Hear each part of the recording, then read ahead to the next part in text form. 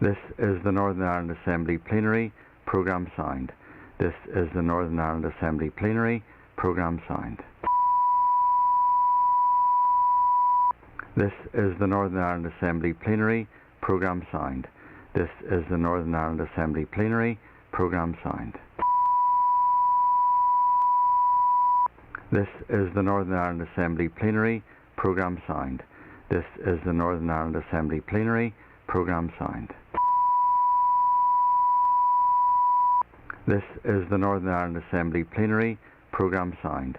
This is the Northern Ireland Assembly Plenary. Programme signed. This is the Northern Ireland Assembly Plenary. Programme signed.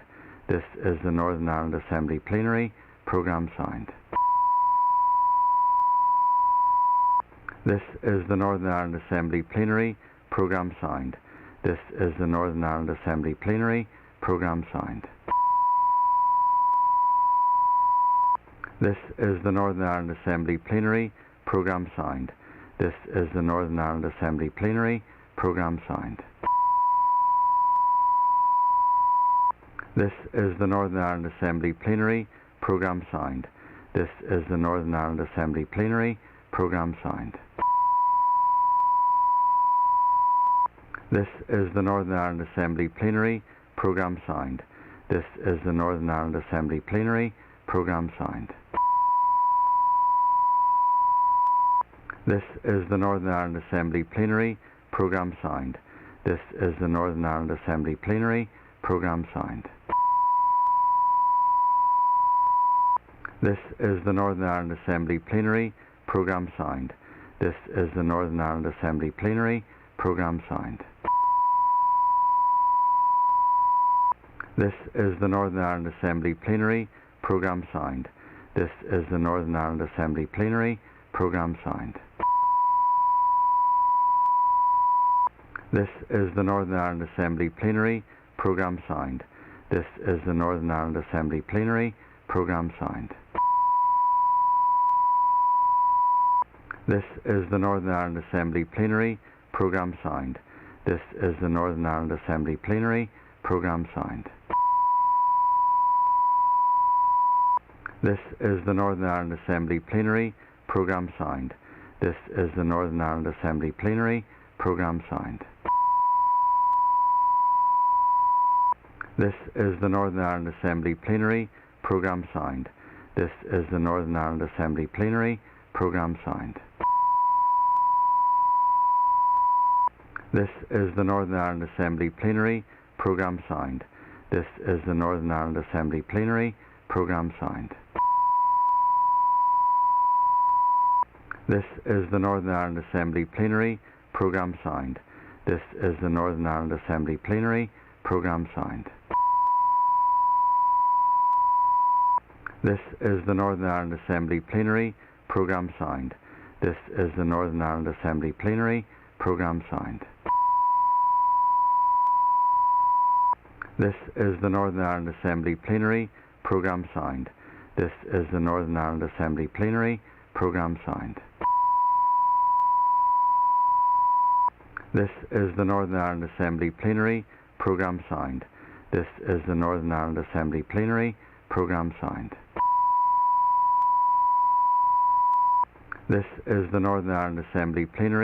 Programme signed. This is the Northern Ireland Assembly Plenary. Programme signed. This is the Northern Ireland Assembly Plenary. Programme signed. This is the Northern Ireland Assembly Plenary. Programme signed. This is the Northern Ireland Assembly Plenary. Programme signed. This is the Northern Ireland Assembly Plenary. Programme signed. This is the Northern Ireland Assembly Plenary. Programme signed.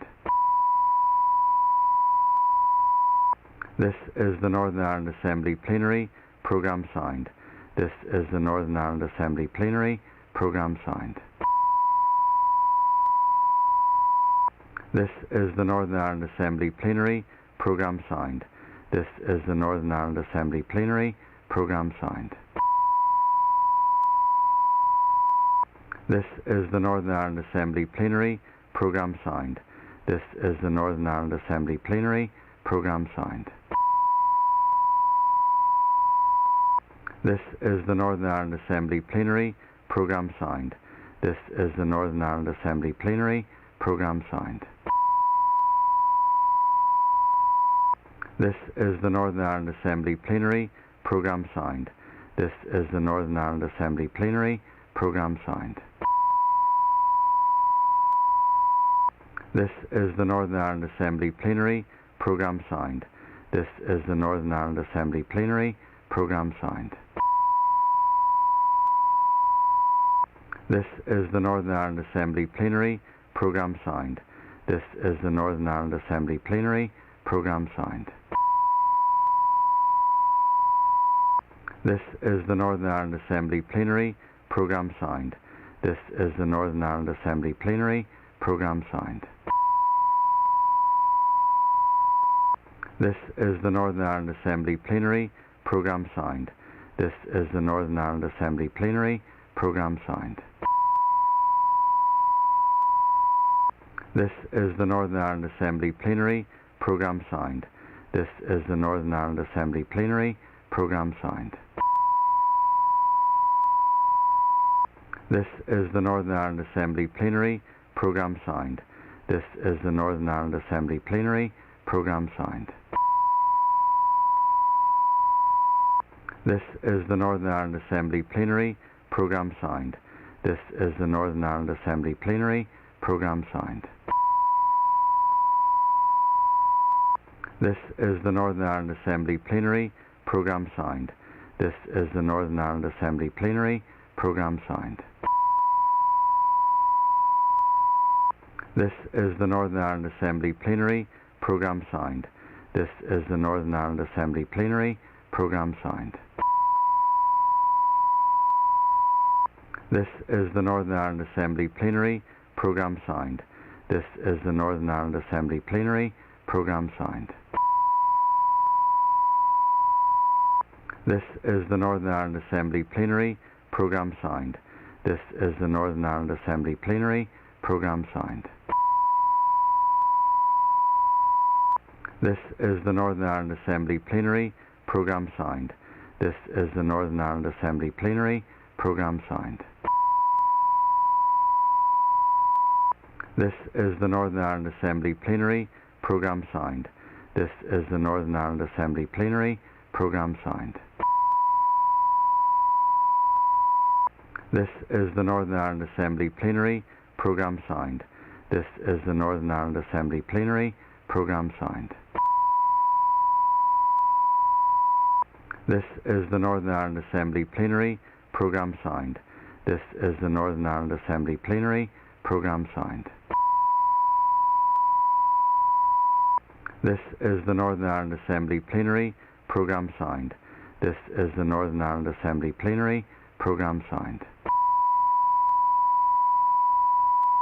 This is the Northern Ireland Assembly Plenary Programme signed. This is the Northern Ireland Assembly Plenary Programme signed. This is the Northern Ireland Assembly Plenary Programme signed. This is the Northern Ireland Assembly Plenary Programme signed. This is the Northern Ireland Assembly Plenary Programme signed.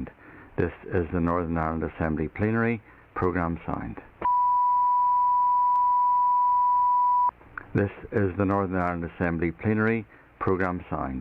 This is the Northern Ireland Assembly Plenary Programme signed. This is the Northern Ireland Assembly Plenary Programme signed. This is the Northern Ireland Assembly Plenary Programme signed. This is the Northern Ireland Assembly Plenary Programme signed. This is the Northern Ireland Assembly Plenary Programme signed. This is the Northern Ireland Assembly Plenary Programme signed. This is the Northern Ireland Assembly Plenary Programme signed. This is the Northern Ireland Assembly Plenary Programme signed. This is the Northern Ireland Assembly Plenary Programme signed. This is the Northern Ireland Assembly Plenary Programme signed. This is the Northern Ireland Assembly Plenary Programme signed. This is the Northern Ireland Assembly Plenary Programme signed. This is the Northern Ireland Assembly Plenary Programme signed. This is the Northern Ireland Assembly Plenary Programme signed. This is the Northern Ireland Assembly Plenary Programme signed. This is the Northern Ireland Assembly Plenary Programme signed. This is the Northern Ireland Assembly Plenary Programme signed. This is the Northern Ireland Assembly Plenary Programme signed. This is the Northern Ireland Assembly Plenary Programme signed. This is the Northern Ireland Assembly Plenary Programme signed. This is the Northern Ireland Assembly Plenary Programme signed. This is the Northern Ireland Assembly Plenary Programme signed. This is the Northern Ireland Assembly Plenary Programme signed. This is the Northern Ireland Assembly Plenary Programme signed. This is the Northern Ireland Assembly Plenary Programme signed. This is the Northern Ireland Assembly Plenary Programme signed. This is the Northern Ireland Assembly Plenary Programme signed. This is the Northern Ireland Assembly Plenary Programme signed. This is the Northern Ireland Assembly Plenary Programme signed. This is the Northern Ireland Assembly Plenary Programme signed. This is the Northern Ireland Assembly Plenary Programme signed. This is the Northern Ireland Assembly Plenary Programme signed. This is the Northern Ireland Assembly Plenary Programme signed. This is the Northern Ireland Assembly Plenary Programme signed. This is the Northern Ireland Assembly Plenary Programme signed. This is the Northern Ireland Assembly Plenary Programme signed. This is the Northern Ireland Assembly Plenary Programme signed. This is the Northern Ireland Assembly Plenary Programme signed. This is the Northern Ireland Assembly Plenary Programme signed. This is the Northern Ireland Assembly Plenary Programme signed. This is the Northern Ireland Assembly Plenary Programme signed.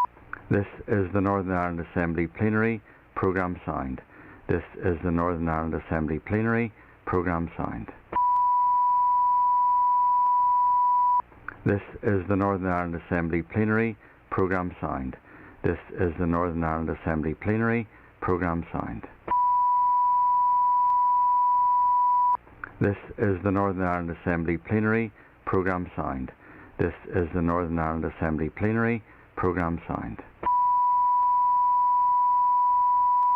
This is the Northern Ireland Assembly Plenary Programme signed.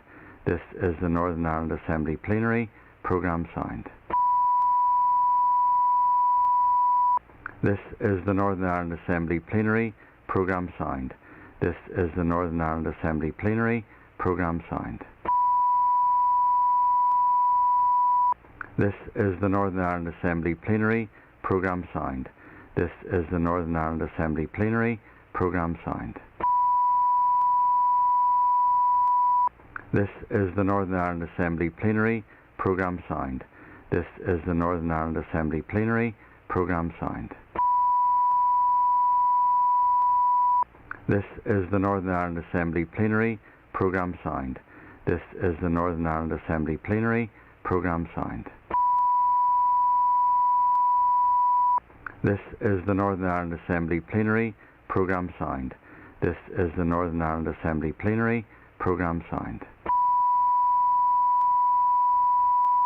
This is the Northern Ireland Assembly Plenary Programme signed. This is the Northern Ireland Assembly Plenary Programme signed. This is the Northern Ireland Assembly Plenary Programme signed. This is the Northern Ireland Assembly Plenary Programme signed. This is the Northern Ireland Assembly Plenary Programme signed. This is the Northern Ireland Assembly Plenary Programme signed. This is the Northern Ireland Assembly Plenary Programme signed. This is the Northern Ireland Assembly Plenary Programme signed. This is the Northern Ireland Assembly Plenary Programme signed. This is the Northern Ireland Assembly Plenary Programme signed. This is the Northern Ireland Assembly Plenary Programme signed. This is the Northern Ireland Assembly Plenary Programme signed. This is the Northern Ireland Assembly Plenary Programme signed. This is the Northern Ireland Assembly Plenary Programme signed. This is the Northern Ireland Assembly Plenary Programme signed. This is the Northern Ireland Assembly Plenary Programme signed. This is the Northern Ireland Assembly Plenary Programme signed. This is the Northern Ireland Assembly Plenary Programme signed. This is the Northern Ireland Assembly Plenary Programme signed. This is the Northern Ireland Assembly Plenary Programme signed. This is the Northern Ireland Assembly Plenary Programme signed. This is the Northern Ireland Assembly Plenary Programme signed. This is the Northern Ireland Assembly Plenary Programme signed. This is the Northern Ireland Assembly Plenary Programme signed. This is the Northern Ireland Assembly Plenary Programme signed. This is the Northern Ireland Assembly Plenary Programme signed. This is the Northern Ireland Assembly Plenary Programme signed. This is the Northern Ireland Assembly Plenary Programme signed. This is the Northern Ireland Assembly Plenary Programme signed. This is the Northern Ireland Assembly Plenary Programme signed. This is the Northern Ireland Assembly Plenary Programme signed. This is the Northern Ireland Assembly Plenary Programme signed. This is the Northern Ireland Assembly Plenary Programme signed. This is the Northern Ireland Assembly Plenary Programme signed. This is the Northern Ireland Assembly Plenary Programme signed. This is the Northern Ireland Assembly Plenary Programme signed. This is the Northern Ireland Assembly Plenary Programme signed. This is the Northern Ireland Assembly Plenary Programme signed. This is the Northern Ireland Assembly Plenary Programme signed. This is the Northern Ireland Assembly Plenary Programme signed. This is the Northern Ireland Assembly Plenary Programme signed. This is the Northern Ireland Assembly Plenary Programme signed.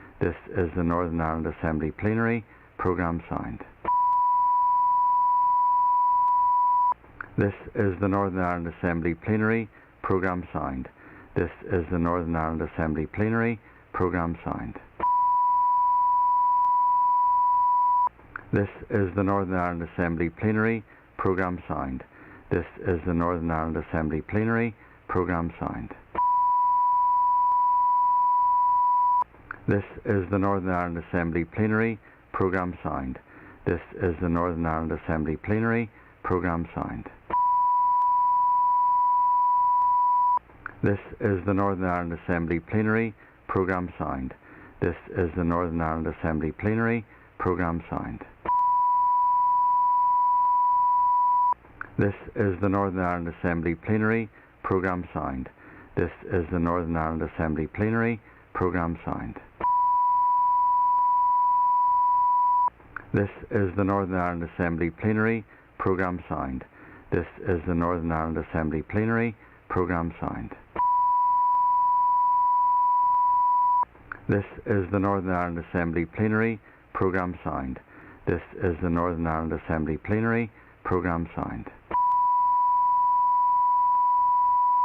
This is the Northern Ireland Assembly Plenary Programme signed. This is the Northern Ireland Assembly Plenary Programme signed. This is the Northern Ireland Assembly Plenary Programme signed. This is the Northern Ireland Assembly Plenary Programme signed. This is the Northern Ireland Assembly Plenary Programme signed. This is the Northern Ireland Assembly Plenary Programme signed. This is the Northern Ireland Assembly Plenary Programme signed. This is the Northern Ireland Assembly Plenary Programme signed. This is the Northern Ireland Assembly Plenary Programme signed. This is the Northern Ireland Assembly Plenary Programme signed. This is the Northern Ireland Assembly Plenary Programme signed. This is the Northern Ireland Assembly Plenary Programme signed. This is the Northern Ireland Assembly Plenary Programme signed. This is the Northern Ireland Assembly Plenary Programme signed. This is the Northern Ireland Assembly Plenary Programme signed. This is the Northern Ireland Assembly Plenary Programme signed. This is the Northern Ireland Assembly Plenary Programme signed. This is the Northern Ireland Assembly Plenary Programme signed. This is the Northern Ireland Assembly Plenary Programme signed. This is the Northern Ireland Assembly Plenary Programme signed. This is the Northern Ireland Assembly Plenary Programme signed. This is the Northern Ireland Assembly Plenary Programme signed. This is the Northern Ireland Assembly Plenary Programme signed. This is the Northern Ireland Assembly Plenary Programme signed. This is the Northern Ireland Assembly Plenary Programme signed. This is the Northern Ireland Assembly Plenary Programme signed. This is the Northern Ireland Assembly Plenary Programme signed. This is the Northern Ireland Assembly Plenary Programme signed. This is the Northern Ireland Assembly Plenary Programme signed. This is the Northern Ireland Assembly Plenary Programme signed. This is the Northern Ireland Assembly Plenary Programme signed. This is the Northern Ireland Assembly Plenary Programme signed. This is the Northern Ireland Assembly Plenary Programme signed. This is the Northern Ireland Assembly Plenary Programme signed. This is the Northern Ireland Assembly Plenary Programme signed. This is the Northern Ireland Assembly Plenary Programme signed. This is the Northern Ireland Assembly Plenary Programme signed. This is the Northern Ireland Assembly Plenary Programme signed. This is the Northern Ireland Assembly Plenary Programme signed. This is the Northern Ireland Assembly Plenary Programme signed. This is the Northern Ireland Assembly Plenary Programme signed. This is the Northern Ireland Assembly Plenary Programme signed. This is the Northern Ireland Assembly Plenary Programme signed. This is the Northern Ireland Assembly Plenary Programme signed. This is the Northern Ireland Assembly Plenary Programme signed. This is the Northern Ireland Assembly Plenary Programme signed.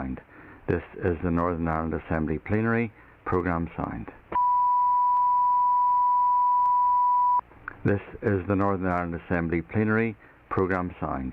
This is the Northern Ireland Assembly Plenary Programme signed. This is the Northern Ireland Assembly Plenary Programme signed. This is the Northern Ireland Assembly Plenary Programme signed. This is the Northern Ireland Assembly Plenary Programme signed. This is the Northern Ireland Assembly Plenary Programme signed. This is the Northern Ireland Assembly Plenary Programme signed. This is the Northern Ireland Assembly Plenary Programme signed. This is the Northern Ireland Assembly Plenary Programme signed. This is the Northern Ireland Assembly Plenary Programme signed. This is the Northern Ireland Assembly Plenary Programme signed. This is the Northern Ireland Assembly Plenary Programme signed. This is the Northern Ireland Assembly Plenary Programme signed. This is the Northern Ireland Assembly Plenary Programme signed. This is the Northern Ireland Assembly Plenary Programme signed. This is the Northern Ireland Assembly Plenary Programme signed. This is the Northern Ireland Assembly Plenary Programme signed. This is the Northern Ireland Assembly Plenary Programme signed. This is the Northern Ireland Assembly Plenary Programme signed. This is the Northern Ireland Assembly Plenary Programme signed. This is the Northern Ireland Assembly Plenary Programme signed. This is the Northern Ireland Assembly Plenary Programme signed. This is the Northern Ireland Assembly Plenary Programme signed. This is the Northern Ireland Assembly Plenary Programme signed. This is the Northern Ireland Assembly Plenary Programme signed. This is the Northern Ireland Assembly Plenary Programme signed. This is the Northern Ireland Assembly Plenary Programme signed. This is the Northern Ireland Assembly Plenary Programme signed. This is the Northern Ireland Assembly Plenary Programme signed. This is the Northern Ireland Assembly Plenary Programme signed. This is the Northern Ireland Assembly Plenary Programme signed. This is the Northern Ireland Assembly Plenary Programme signed. This is the Northern Ireland Assembly Plenary Programme signed. This is the Northern Ireland Assembly Plenary Programme signed. This is the Northern Ireland Assembly Plenary Programme signed. This is the Northern Ireland Assembly Plenary Programme signed. This is the Northern Ireland Assembly Plenary Programme signed. This is the Northern Ireland Assembly Plenary Programme signed. This is the Northern Ireland Assembly Plenary Programme signed. This is the Northern Ireland Assembly Plenary Programme signed. This is the Northern Ireland Assembly Plenary Programme signed. This is the Northern Ireland Assembly Plenary Programme signed. This is the Northern Ireland Assembly Plenary Programme signed. This is the Northern Ireland Assembly Plenary Programme signed. This is the Northern Ireland Assembly Plenary Programme signed. This is the Northern Ireland Assembly Plenary Programme signed. This is the Northern Ireland Assembly Plenary Programme signed. This is the Northern Ireland Assembly Plenary Programme signed. This is the Northern Ireland Assembly Plenary Programme signed. This is the Northern Ireland Assembly Plenary Programme signed. This is the Northern Ireland Assembly Plenary Programme signed. This is the Northern Ireland Assembly Plenary Programme signed.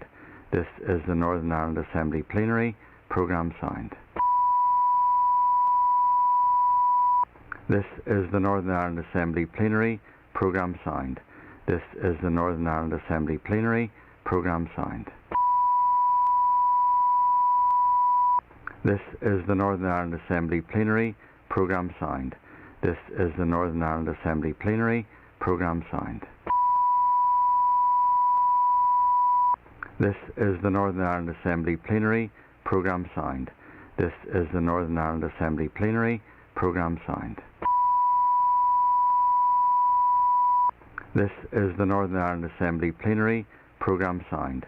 This is the Northern Ireland Assembly Plenary Programme signed.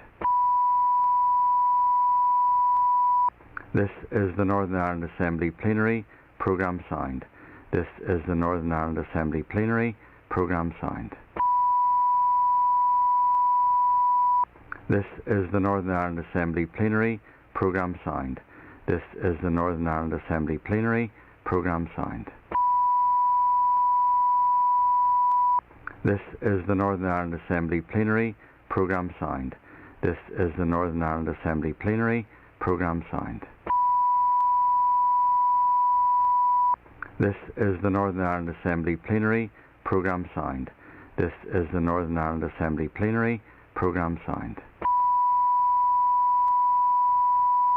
This is the Northern Ireland Assembly Plenary Programme Signed.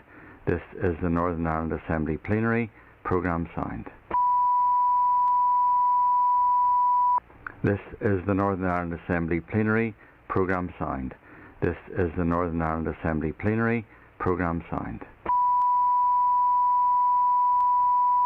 This is the Northern Ireland Assembly Plenary Programme Signed. This is the Northern Ireland Assembly Plenary Programme Signed. This is the Northern Ireland Assembly Plenary Programme Signed. This is the Northern Ireland Assembly Plenary Programme Signed. This is the Northern Ireland Assembly Plenary Programme Signed. This is the Northern Ireland Assembly Plenary Programme Signed. This is the Northern Ireland Assembly Plenary Programme Signed. This is the Northern Ireland Assembly Plenary Programme Signed. This is the Northern Ireland Assembly Plenary Programme Signed. This is the Northern Ireland Assembly Plenary Programme Signed. This is the Northern Ireland Assembly Plenary Programme Signed. This is the Northern Ireland Assembly Plenary Programme Signed. This is the Northern Ireland Assembly Plenary Programme Signed. This is the Northern Ireland Assembly Plenary Programme Signed. This is the Northern Ireland Assembly Plenary Programme Signed. This is the Northern Ireland Assembly Plenary Programme Signed. This is the Northern Ireland Assembly Plenary Programme Signed. This is the Northern Ireland Assembly Plenary Programme Signed. This is the Northern Ireland Assembly Plenary Programme Signed. This is the Northern Ireland Assembly Plenary Programme Signed. This is the Northern Ireland Assembly Plenary Programme Signed. This is the Northern Ireland Assembly Plenary Programme Signed. This is the Northern Ireland Assembly Plenary Programme Signed. This is the Northern Ireland Assembly Plenary Programme Signed. This is the Northern Ireland Assembly Plenary Programme Signed. This is the Northern Ireland Assembly Plenary Programme Signed. This is the Northern Ireland Assembly Plenary Programme Signed. This is the Northern Ireland Assembly Plenary Programme Signed. This is the Northern Ireland Assembly Plenary Programme Signed. This is the Northern Ireland Assembly Plenary Programme Signed. This is the Northern Ireland Assembly Plenary Programme Signed. This is the Northern Ireland Assembly Plenary Programme Signed. This is the Northern Ireland Assembly Plenary Programme Signed. This is the Northern Ireland Assembly Plenary Programme Signed.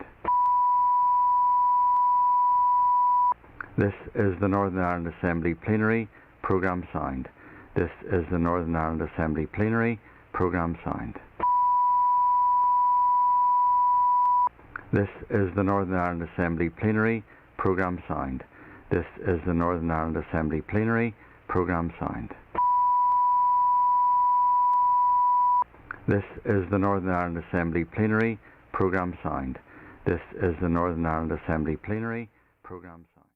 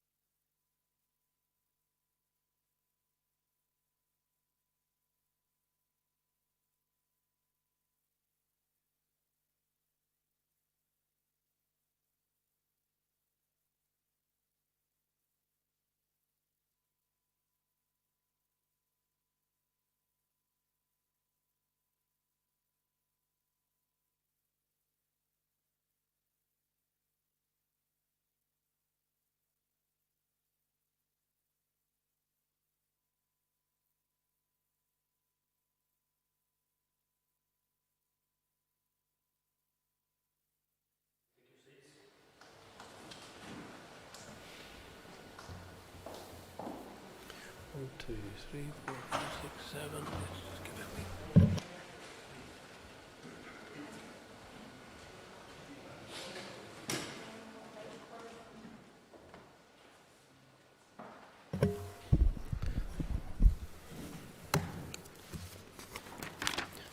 Members, before we commence, I advise the House that I have received a letter of resignation from Sean Lynch as a member of the Assembly for Fermanagh and South Tyrone constituency.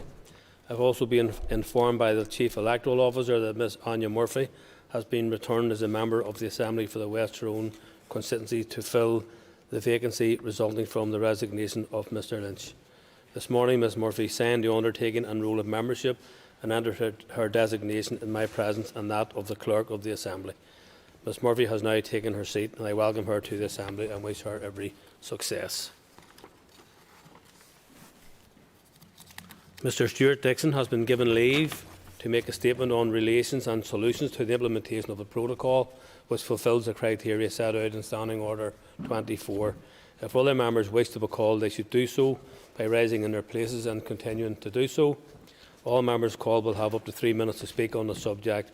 I would remind members that interventions are not permitted, and I will take any points of order on this or any other matter until the item of business has been finished. And I call Mr Stuart Dixon. Thank you, Mr Speaker, and thank you for the opportunity to speak on an important issue which really failed to make any impact in terms of the discussion or media across the United Kingdom, or particularly here in Northern Ireland at the weekend, when one would have thought that when for probably the first time for any serious acknowledgement, the United Kingdom and the European Union reached a significant area of agreement and discussion between themselves in relation to the implementation of the Northern Ireland Protocol, in that they agreed with one another to allow for a further extension of the grace period in relation to chilled meats and some other arrangements. Significant, Mr Speaker, because this is the first indication of a serious engagement between the two parties to allow and to recognise the difficulties that Northern Ireland finds itself in as a result of the outworkings of a protocol.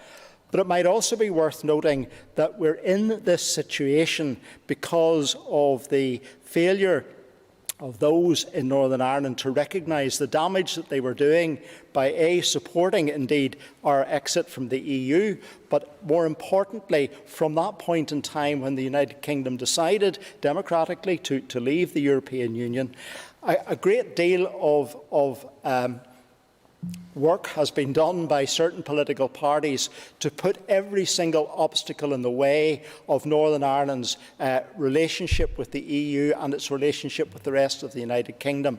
Instead of working collaboratively and collectively together, working to deliver the very best outcome for Northern Ireland, there are those, and sadly represented in this chamber, who have been determined to highlight the difficulties and have done little or nothing, and indeed are in denial that there are incredible opportunities for Northern Ireland given our unique position in respect of our position both in the United Kingdom and in the European Union.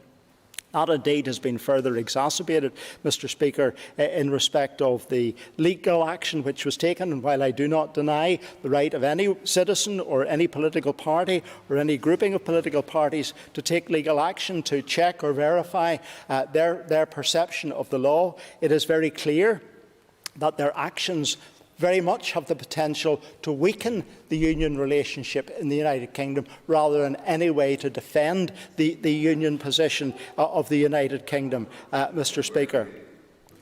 The reality is that if they had, and these are people who voted for Brexit, these are people who knew right from 2015 what they were seeking to achieve.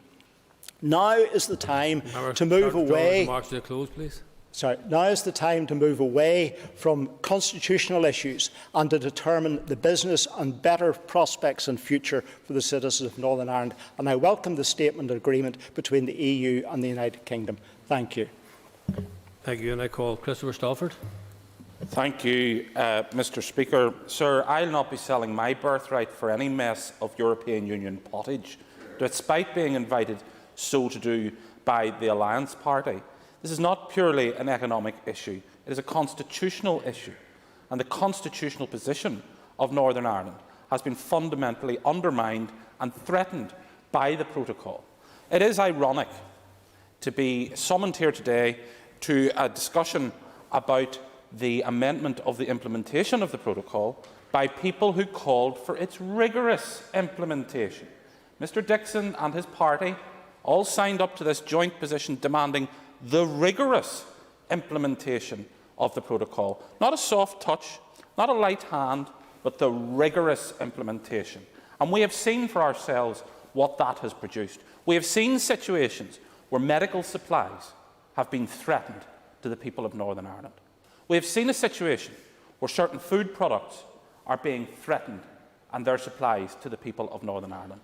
And therefore, those who signed up to the protocol, those who were scuttling around Brussels demanding the provisions of the protocol, should take ownership of it. The protocol is not as a consequence of Brexit. The protocol is as a consequence of a Remainer rearguard action to deny the outcome of the Brexit referendum in 2016. And they fought for it, they argued for it, they demanded it, and now they seek to tell their constituents that it wasn't really us, Gov. We didn't do it. No, it was all those evil people who campaigned to leave the European Union. Northern Ireland is being used as a political football by the European Union, and the European Union's cheerleaders in Northern Ireland should take ownership of that fact. They argued for the provisions of this protocol. The protocol doesn't need to be amended. The protocol needs to go, because it is impacting upon the lives of our people in a negative way, whether it's in terms of supplies or economic activity. The consequence of the protocol is to make people in Northern Ireland less well off by denying them their rights as United Kingdom citizens. And the European Union's cheerleaders, who fought to prevent the implementation of the Brexit referendum result and who cheered Brussels on every step of the way in this process, because they owe a higher fealty to the European Union than they do to their own constituents and the interests of their own constituents. We will not be lectured on doing what's right for the people of Northern Ireland by those who are actively campaigning to make them poorer. Thank you, sir. Thank you. And I call Keith Archibald. Concordia, and good to see you back. Last week we saw the grace period in chilled meats extended until the end of September, which obviously provides welcome temporary relief for businesses. However, it's clear that we now need to see progress between now and then to put in place permanent solutions to provide the type of clarity and certainty and stability that businesses are telling us that they want and need. And the reality is, for all of the shouting and the protestations from unionist parties in this chamber and beyond, the protocol is a consequence of Brexit. The loudest opponents of the protocol, ironically, being the biggest champions of Brexit. A Brexit, of course, that was championed against the democratically expressed wishes of people here in the North.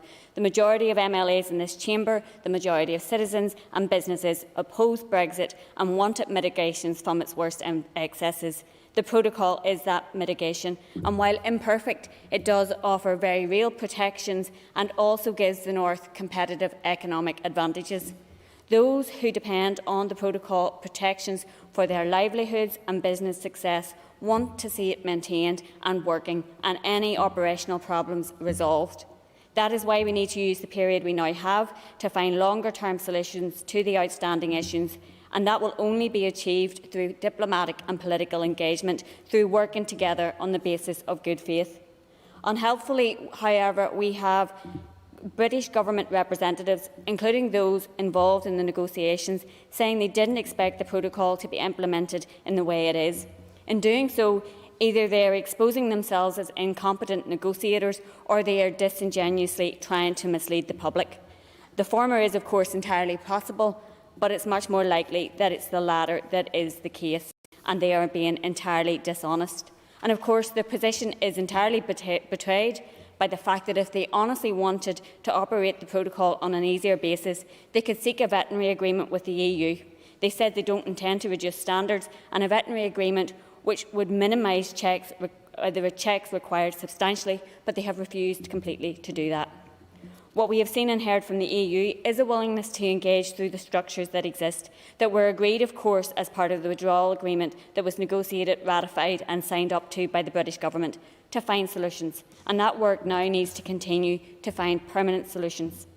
Despite a lack of recognition from the British Government and Unionist parties, there has been flexibility shown by the EU on a number of issues, as Mr Dixon outlined last week, including the removal of the obligation for green cards for car insurance and around medicines and pets. What we need is honesty from the British Government about what it signed up to, and good faith engagement over the next number of weeks and months to provide a stable trading environment for our businesses, where they can maximise the unique position that the protocol affords the North of continued access to the EU single market, and which allows the Executive and Invest NI to attract inward investment, to create jobs and strengthen our economy. Thank you, and I call Matthew O'Toole. Thank you, Mr Speaker. Of course, it's regrettable that we're here in the first place. It's regrettable that Brexit happened at all. It is somewhat or extremely bizarre to hear people argue that the protocol is somehow unrelated to Brexit. I'm afraid for Mr Stalford, the 70% of people in South Belfast who voted Remain, and probably many of the people who voted Leave, won't have chuntering from a sedentary position, I'm afraid, from the member, won't strengthen his position, which people in South Belfast know is absurd. But to go to the subject of the matter of the day, and I'm delighted that it was, and I'm delighted that it was raised. And I should just say, actually, the reason, since you drew my co-option to the Assembly, to the Assembly's attention, the reason I was co-opted, Mr Stalford, is because your party was routed out of South Belfast because of its absurd position on Brexit, because of forcing through a hard Brexit against the wishes of people in South Belfast and all of Northern Ireland. So reflect on that the next time that you chunter at me from a sedentary position. Okay, Thank you, Mr Speaker.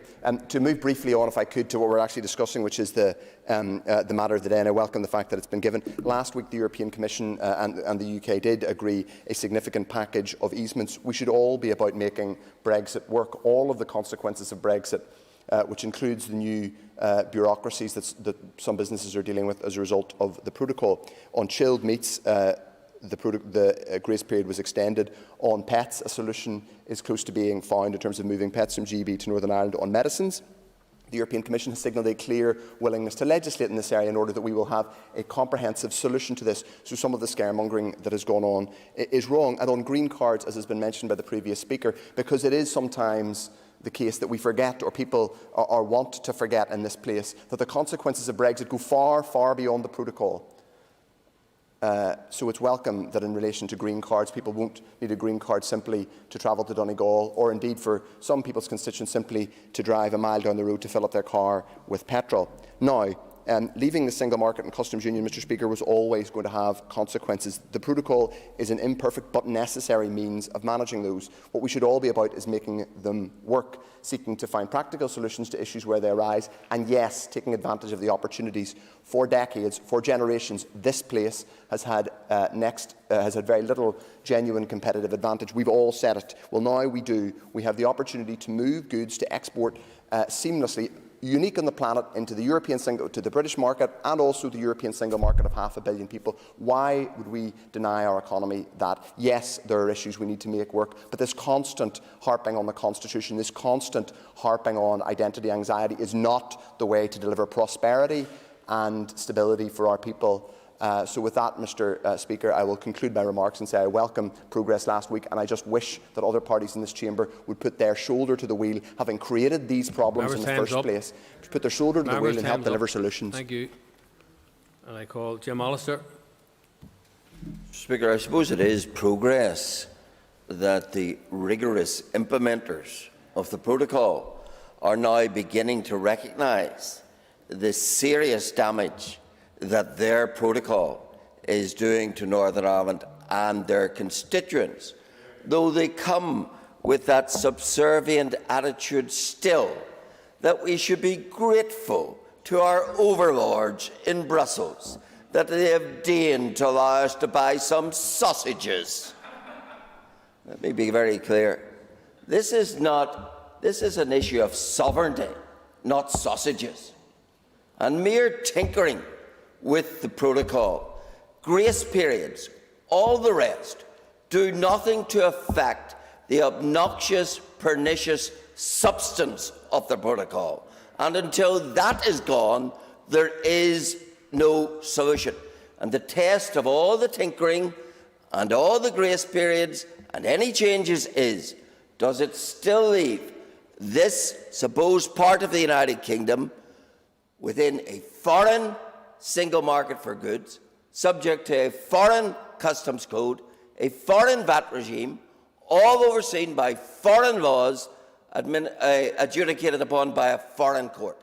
And if any changes still do that, then it has not changed the substance of the protocol. And of course, the real consequence of that is that this assembly, this so-called legislative assembly, is prohibited by the protocol in legislating on much of what governs our economy. Much of what governs our economy are laws made now not in Belfast, not in London, but in a foreign jurisdiction. And yet those who proclaim themselves as Liberal Democrats are those cheerleading that fundamental transfer of sovereignty.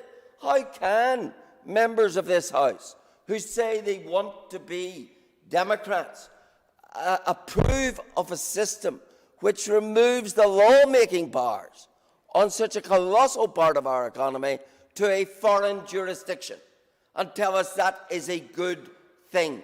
No one who has any blood of democracy in their veins can embrace such a state of vassalage, and yet that is what the protocol has brought to us. And therefore, those who are beginning to waken up to the damage, who are in retreat from rigorous implementation, need to come to the point of recognising that this protocol cannot be salvaged. It cannot be fixed. It is doomed because it transfers fundamental sovereignty from this place and from London to a foreign place with no control. Mr. Dixon can shake Member's time is up. But there is no control now over Member's many time of the is laws up. made. And that Member's is an time is up, abomination. Mr. Allister. Thank you very much. And I call Alan Chambers. Thank you, Mr. Speaker.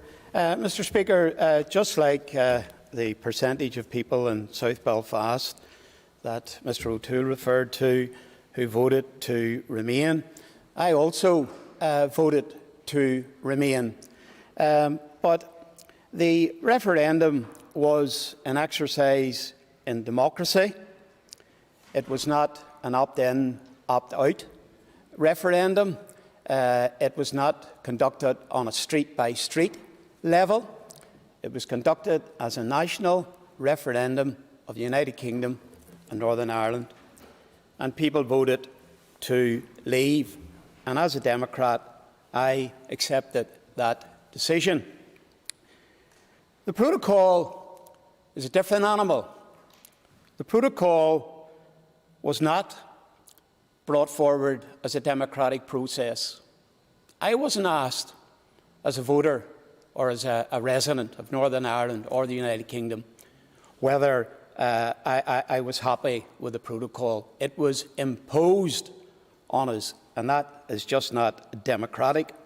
And I do remember in the middle of the COVID restrictions, when travel was much more restricted and regulations a lot tighter than maybe what they are today, I recall the leaders of some of the political parties in this chamber rushing down to Dublin to the Department of Foreign Affairs to get their photographs taken standing outside on the steps. And they were there as champions of the protocol. They were there demanding the full implementation of the protocol. Now they seem to have stepped back a little bit, But I tell you, the easements that are getting quoted that we've achieved in the protocol are not down to the efforts of those champions who rushed to Dublin to get their photographs taken. It has been others who have fought and showed the iniquitous nature of some of the parts of the protocol that have led to them being changed. And I have to say, Mr Sukovic addressed a committee of this Assembly last Monday, and I picked up some words that he was reported as having used. He said that, and this was in relation to medicines, the most basic thing that people need, medicines. And he said, "We are willing to consider taking bold steps if the UK government demonstrate a clear and concrete commitment to implementing the protocol in full." Now, to me, that sounds like some form of blackmail. And it's certainly, to use the words of Mr Stalford earlier, about Northern Ireland being used as a political football. That's exactly what we have been getting used with. Thank you, Mr Speaker. Thank you, Mr Chambers. And I call Gordon Lyons. Mr Speaker, I hadn't intended to speak during this matter of the day, as my party's position was very clearly set out by Mr Stalford. However, I have to say that I have been astounded by what I have heard from some of the Remainer parties, in particular Mr O'Toole, who is essentially saying to us this morning, stop harping on about the protocol, stop complaining about it. Well, I'm going to continue to complain about it, because there are constitutional issues with the protocol, there are economic issues with the protocol, and we have seen that there are social issues with the protocol as well. It's not working and it needs to go, and I'm not going to be silenced by other members of this House who say just get on with it, because this situation cannot continue. I do not think it is generous of the European Union to allow trade to continue between Great Britain and Northern Ireland. I do not think it's generous to say that in the future we may be able to work out a plan that will allow you to get your vital medicines that you may need. And we need to see real change, and we need to see real progress on this issue. And I am glad that we have not heard rigorous implementation anymore from the Alliance and from the SDLP or from Sinn Féin. I think that the penny has dropped, and they are starting to realise, and the British Government, I hope, is starting to realise, and the Irish Government and the EU, of the problems that exist with the protocol, and we need to see action in relation to that. But these, of course, as well, are the parties that have spoken so much about the Good Friday Agreement and the need to protect the Good Friday Agreement. Well, I think it's very, very clear that the protocol does not protect or support the Good Friday Agreement in any way. And I would say to people in this House, if you're serious about wanting to share power, if you're serious about seeing all communities working together and moving forward together, then you need to recognise the concern that the protocol is causing in unionist communities. But, Mr Speaker, it would be a mistake to say that this is just impacting upon the unionist community in Northern Ireland, because it's implementing on everybody that tries to do business with the rest of Great Britain, everybody that is a manufacturer that is trying to bring goods in from Great Britain. So rather than double down and rather continue with the failed protocol, it's time to find new solutions, and I hope that other parties would recognise that as well. Thank you. Thank you, and I call Rosemary Barton. Thank you. Mr Speaker, it's ironic that once again we're here today discussing this protocol, a totally undemocratic process with little or no consideration being given for the people of Northern Ireland here when it was introduced by the European Government. Look at the problems we've had with this protocol, with our pets, and the possibilities that our pets will be vaccinated for diseases that no longer exist within the United Kingdom. What nonsense. With the importation of flowers and plants just because of soil on them from Great Britain. Again, how has the soil changed prior to December 2020? Look at the issues we have in the agricultural community with our rules and regulations regarding the importing of animals, keeping animals in Great Britain for 6 months before they can be brought into Northern Ireland, decimating our parts of our agricultural economy. Look at the issues already mentioned with drugs. Mr Speaker, this protocol has got to go. It is impacting upon everybody in here in Northern Ireland, and there's no need for it. Thank you. Thank you, and I call Andrew Muir. Thank you very much, Mr. Speaker, and welcome back. Hopefully, I would hope that you would be welcome back to a more conciliatory tone today, but there it goes. In terms of the matter of the day before us this afternoon, I think it's important to recall what the actual statement came out on Wednesday and what it covered. It covered a mutually agreed extension of grace period on chilled meats. It also covered practical solutions on a number of issues which have previously been raised in this place, such as medicines, guide dogs, the green card, which some people didn't seem to see was a significant issue, but for me it is, and the obligation for that is waived, and also the movement of certain animals. I've heard today, and I hear in the days previous, so what? Well, so what? The reality is that the United Kingdom leaving the European Union was never going to be easy, and the impact upon Northern Ireland was always going to be particularly acute. And I hear the comments here today, but I also recall when two former Prime Ministers came to Derry, Londonderry, a number of years ago, and outlined the real serious concerns that if Brexit occurred and what the impact would be on Northern Ireland. And hey-ho, we're having the debate today in terms of those concerns now being played out. We have to focus upon solutions, not problems. Far too often in here and other places, we're constantly debating the problems.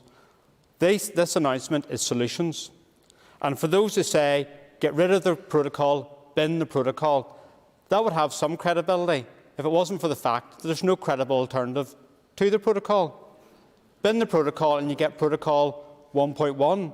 There's no credible alternative. We were here for years debating this issue in Westminster. The DUP had a position of influence and power which would be able to have a much better outcome in relation to this, but aided and abetted by the ERG, we ended up getting a hard Brexit and the impact coming out of this. So that's a reality, and for those who say they don't consent to this, Northern Ireland didn't consent to Brexit. The majority of people in Northern Ireland voted to remain. But we are where we are now. We have to focus upon solutions. And one of those solutions in front of us is a common veterinary agreement.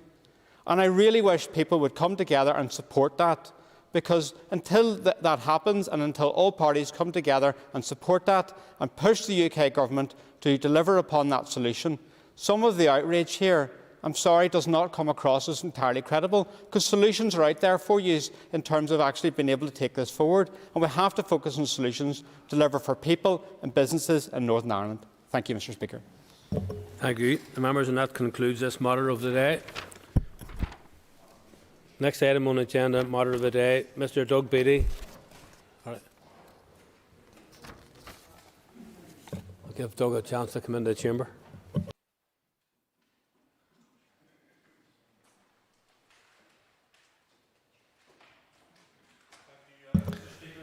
Sorry, let me introduce the item. So, Mr. Doug Beattie has been given leave to make a statement on the awarding of the George Cross to health and social care workers, which fulfils the criteria set out in Standing Order 24. If other members wish to be called, they should do so by rising in their places and continuing to do so. All members called will have up to 3 minutes to speak on the subject. And I would also remind members that interventions are not permitted, and I will not take points of order on this or any other matter until the item of business has finished. And I call Mr. Doug Beattie. Thank you, Mr. Speaker. The NHS is an extraordinary institution. They are our doctors, our nurses, our care workers, our paramedics, the drivers. They are those who do the laundry. They are the domestics. They are the people who clean the bottles, the sterilisation unit. There is a whole range of people which stretches out to our general practitioners and even stretches out to our pharmacists. They are incredible, and they are incredibly brave.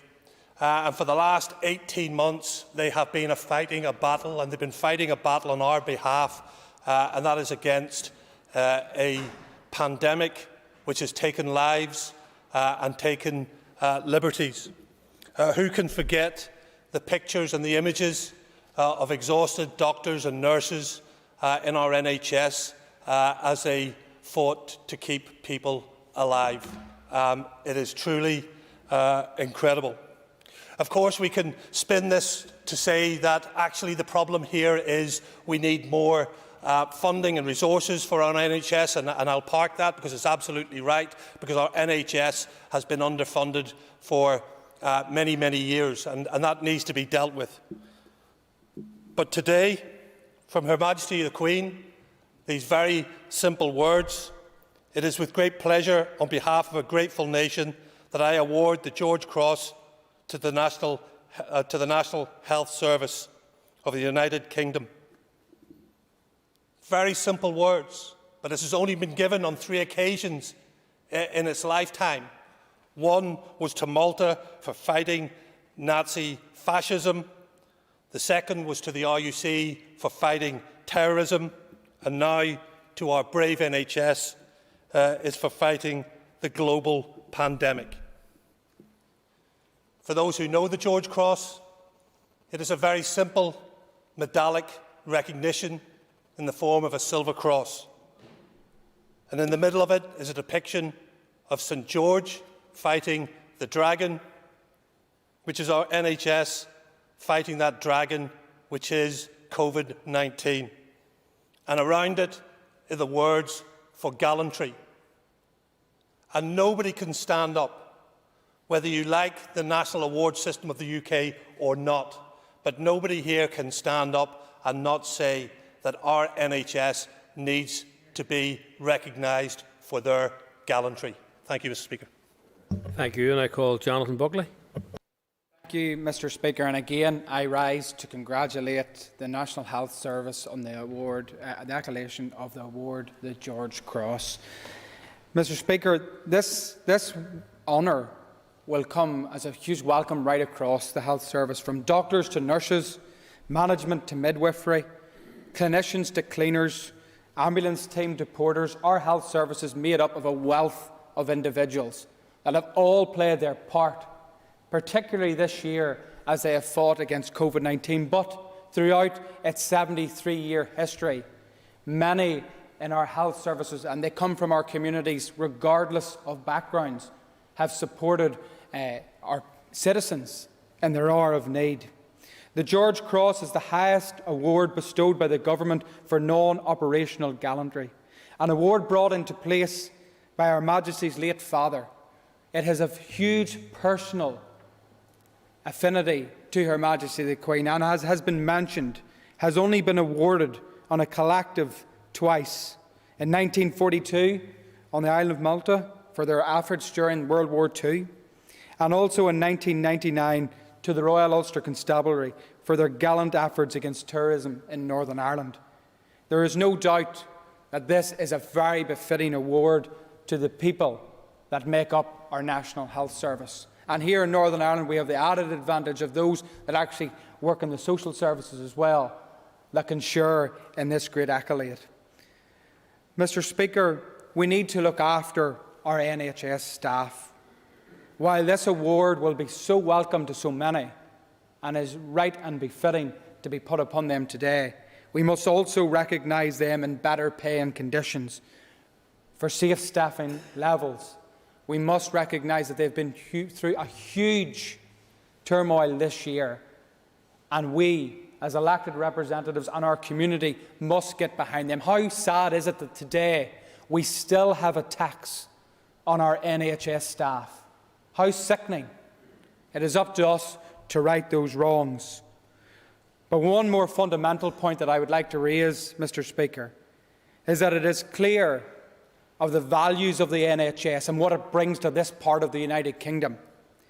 But the current fundamental building block of the NHS, that being free at the point of need, is at threat. And it is up to us as members to look upon the NHS model and do what we can to ensure that the NHS success is our community's success, is us building on the vital work of those that are saving lives, not only during the pandemic, but in the recovery from COVID that will be needed. I commend this motion to the House and thank Mr Beattie for bringing it. Thank you, Mr Buckley. And I call Colm Gildernew. Concordia, I note the award announced for NHS staff, and I am sure that for some health and social care staff it will be a very welcome announcement that will provide some comfort and reassurance and indeed recognition. Concordia, in my time as Health spokesperson and Health Committee Chair, I have had many chats, discussions and meetings with staff, with trade unions and their professional bodies. My experience has certainly been a call for true and proper recognition of the skills and commitment shown by all of our staff in their duties. I have heard from staff about issues such as needing to see safe staffing levels and legislation to ensure that happens, addressing the workforce crisis and vacancy problems, tackling the reliance and spend on agency staff, the need to reduce waiting lists and transform services, and genuine and supportive psychological help, and even members at a basic level, to ensure that when staff are on shift, that there was somewhere warm and safe for them to eat, for them to get their lunches, get their breaks and change their clothes. I have also heard very clearly calls for a pay award and an uplift. A pay award which will be fair and decent and meaningful to recognise and reward our cherished health and social care staff. And indeed, members, I have heard, and I am sure I am not the only one here who has, but staff are contacting me on a daily basis and contacting my office and contacting me on social media directly, asking for details around the recognition payment. I note that the Minister mentioned publicly that he hoped the long-awaited COVID-19 recognition payment to staff would be in staff bank accounts by the end of the month. And I wonder if the Minister could share any further details on that issue as soon as possible. Finally, I would like to acknowledge that it is right and proper to recognise the work and services provided by health and social care staff during the COVID-19 pandemic. I would like to see that recognition in every interaction we have with staff. I would like to see and hear it in a simple thank you after getting treated, said to the nurse, to the doctor, to the social worker, the porter, the cook or the social care worker. I want to see the removal of abuse, both verbal and physical, from all of our healthcare settings, whether it's in the emergency department, on the phone to your local GP receptionist or walking down the street.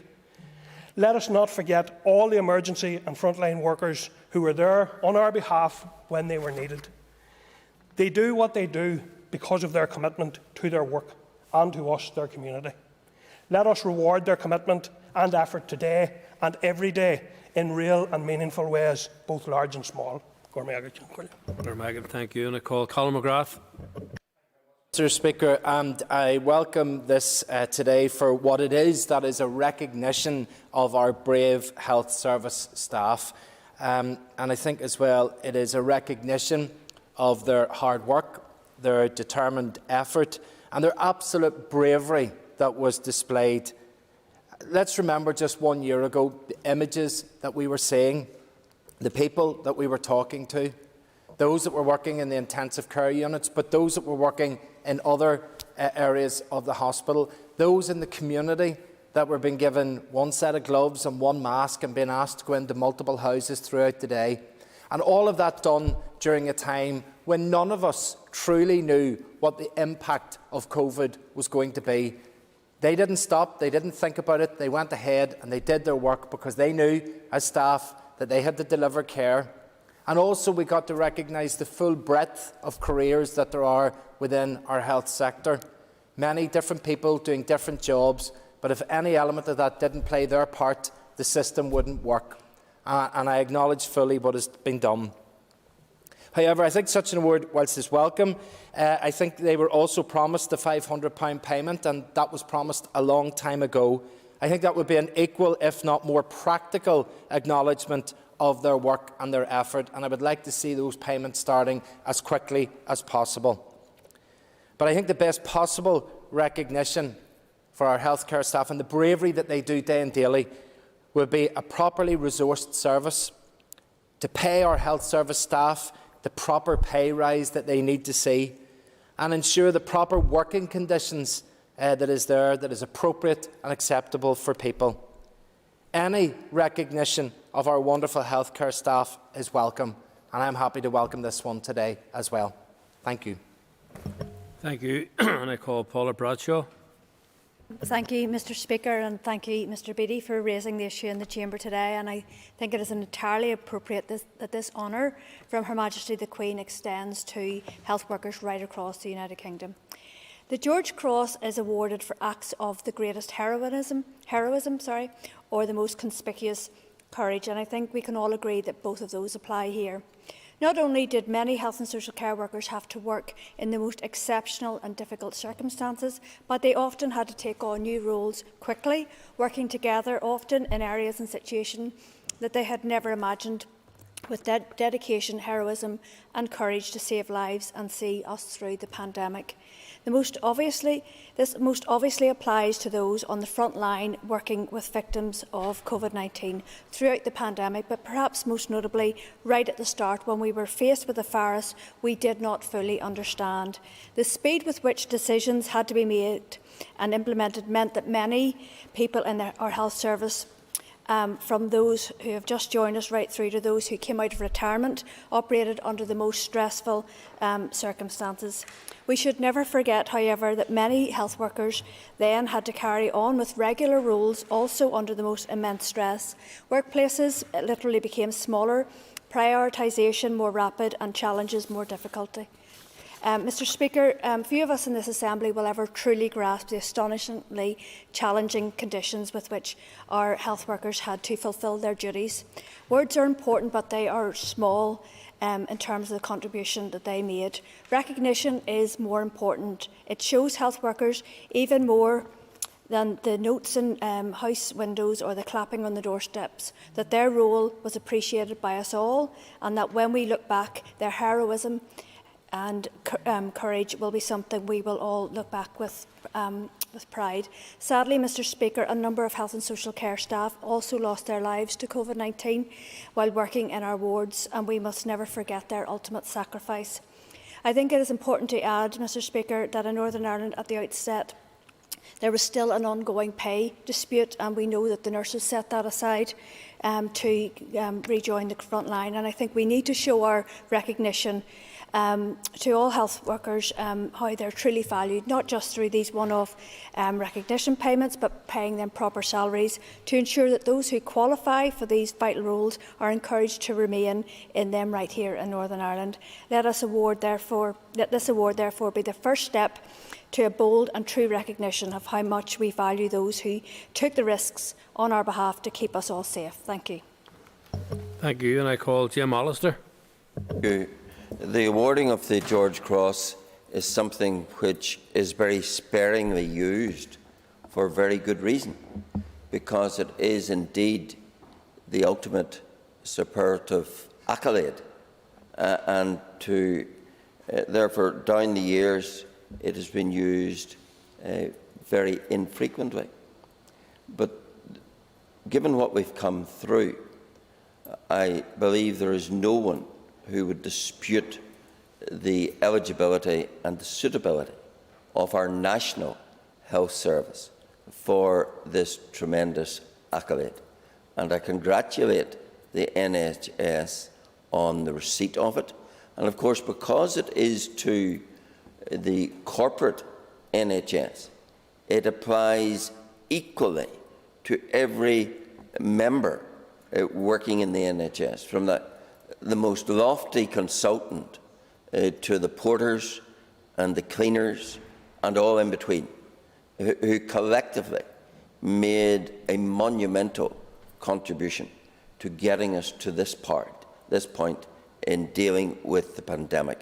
And I think all of us should recognise, and do, I trust, the debt of gratitude that we owe to them. And as Ms Bradshaw said, remember too those who in the course of their duties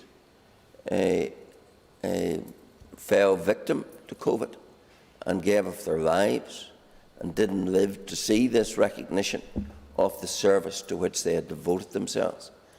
So I think it is a fitting tribute, a very well-deserved tribute, and something which I believe can cause every member of the NHS to hold their heads up high, knowing that what they did has national recognition and that they delivered as the national service that they are. Thank you. Thank you, and I call Alan Chambers. Mr. Speaker, I certainly wish to be associated and concur with all the complimentary remarks that have been made about our wonderful NHS and social services staff. But slightly disappointed, Mr. Speaker, that I'm sort of detecting among some of the contributions almost a sense of begrudgery and even a degree of political distraction around this award. But I don't intend to dwell on that particular subject or element, Mr. Speaker. I served in the RUCR and the RUC were subsequently awarded the George Cross, and I feel a great sense of pride every time I see this fact in print and to be able to feel that I was perhaps a small part of what that organisation contributed to Northern Ireland. And today, all our NHS and social services staff will experience this sense of pride. And under the leadership of our Health Minister, Robin Swan, this staff, they've gone not just the extra mile, they've gone an extra 100 miles individually to nurse, to restore to health and protect our citizens with the ongoing vaccination programme. And I just conclude by saying it might be a nice touch if every member of our NHS and social services staff could receive a memento of this fantastic award, perhaps even a replica, a small replica of the actual medal, if protocol permitted that. Thank you, Mr. Speaker. Thank you, Mr. Chambers, and I call Andrew Muir. Thank you very much, Mr. Speaker, and I would echo the comments by many people today in welcoming the award of the George Cross, which is fully deserved, and we do hold a deep debt of gratitude to all people working in health and social care. I think for many of us within this chamber, people working in the health and social care system within Northern Ireland are family and also friends. In my case, it's my mother who worked for decades in the NHS and retired in the end of last year, but also a very close friend who's worked in the Accident and Emergency Department of the Ulster Hospital in very, very challenging circumstances, but also people working in admin and IT roles, which are essential for the operation of the NHS. To me, hearing the announcement this morning and then reading the letter from Her Majesty the Queen from Windsor Castle really did bear out a real quite significant tribute to all the staff who have served us so well. And if it's okay, Mr. Speaker, I will read into the record, which I thought was the letter from Her Majesty the Queen, which had a significant effect for me, really. It is with great pleasure, on behalf of a grateful nation, that I award the George Cross to the National Health Service of the United Kingdom. This award recognises all NHS staff, past and present, across all disciplines and from all nations. Sorry, apologies, it is handwritten. It's a bit like a doctor's handwriting, so I'm trying to go through it. For more than 7 decades, and especially in recent times, you have supported the people of our country with courage, compassion and dedication, demonstrating the highest standards of public service. You have our enduring thanks and appreciation. Her Majesty the Queen. Thank you. I'm going to call George Robinson. Thank you, Mr. Speaker. Our NHS has always been there for all our citizens, no matter creed or class, and in particular over the last year and a half to help fight this vicious pandemic, which we never endured over our lifetime. In my opinion, this is due recognition to the life-saving work that those dedicated NHS staff, be they doctors, nurses, cleaners, ambulance crews, etc., who have all went the extra mile, and in some cases where even they lost their own lives trying to save others. Well done, in recognition of the George Cross to all our brave NHS staff. Thank you, and that concludes this item of matter of the day. Members, I previously announced that I had been informed by the Chief Electoral Officer that Ms Anya Murphy had been returned as a member of the Assembly for the West Tyrone constituency. Of course, Ms Murphy has in fact been returned as a member of the Assembly for the Fermanagh and South Tyrone constituency, and I apologise for this error and panic in any members in case they're worried. The next first item actually of business on the order paper is a motion on a nomination to the Regional Chamber of the Congress of Local and Regional Authorities of the Council of Europe. It will be treated as a business motion and there will be no debate. Clerk, please read the motion. That this Assembly nominates Mr Stuart Dixon to continue as a full member of the Regional Chamber of the Congress of Local and Regional Authorities of the Council of Europe until the end of the current Northern Ireland Assembly mandate. And I call Kelly Armstrong to move the motion. So moved. The question is that the motion standing on the order paper be agreed. All those in favour say aye. Contrary, no. The ayes have it. The ayes have it. The next item of business on the order paper is a motion regarding committee membership.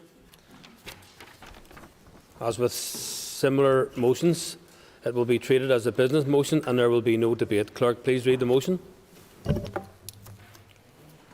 That Mr Gordon Lyons replace Mr Jonathan Buckley as a member of the Assembly and Executive Review Committee, and that Mr Stephen Dunn replace Mr Gary Middleton as a member of the Committee for the Economy. And I call William Humphrey to move the motion. Thank you, Mr Speaker. I so move. Thank you. And the question is that the motion standing on the order paper be agreed. All those in favour say aye. All those in favour say aye. Contrary, no. The ayes have it. The ayes have it. Thank you. Members, just take your ease a moment, please, before we move on to the next item.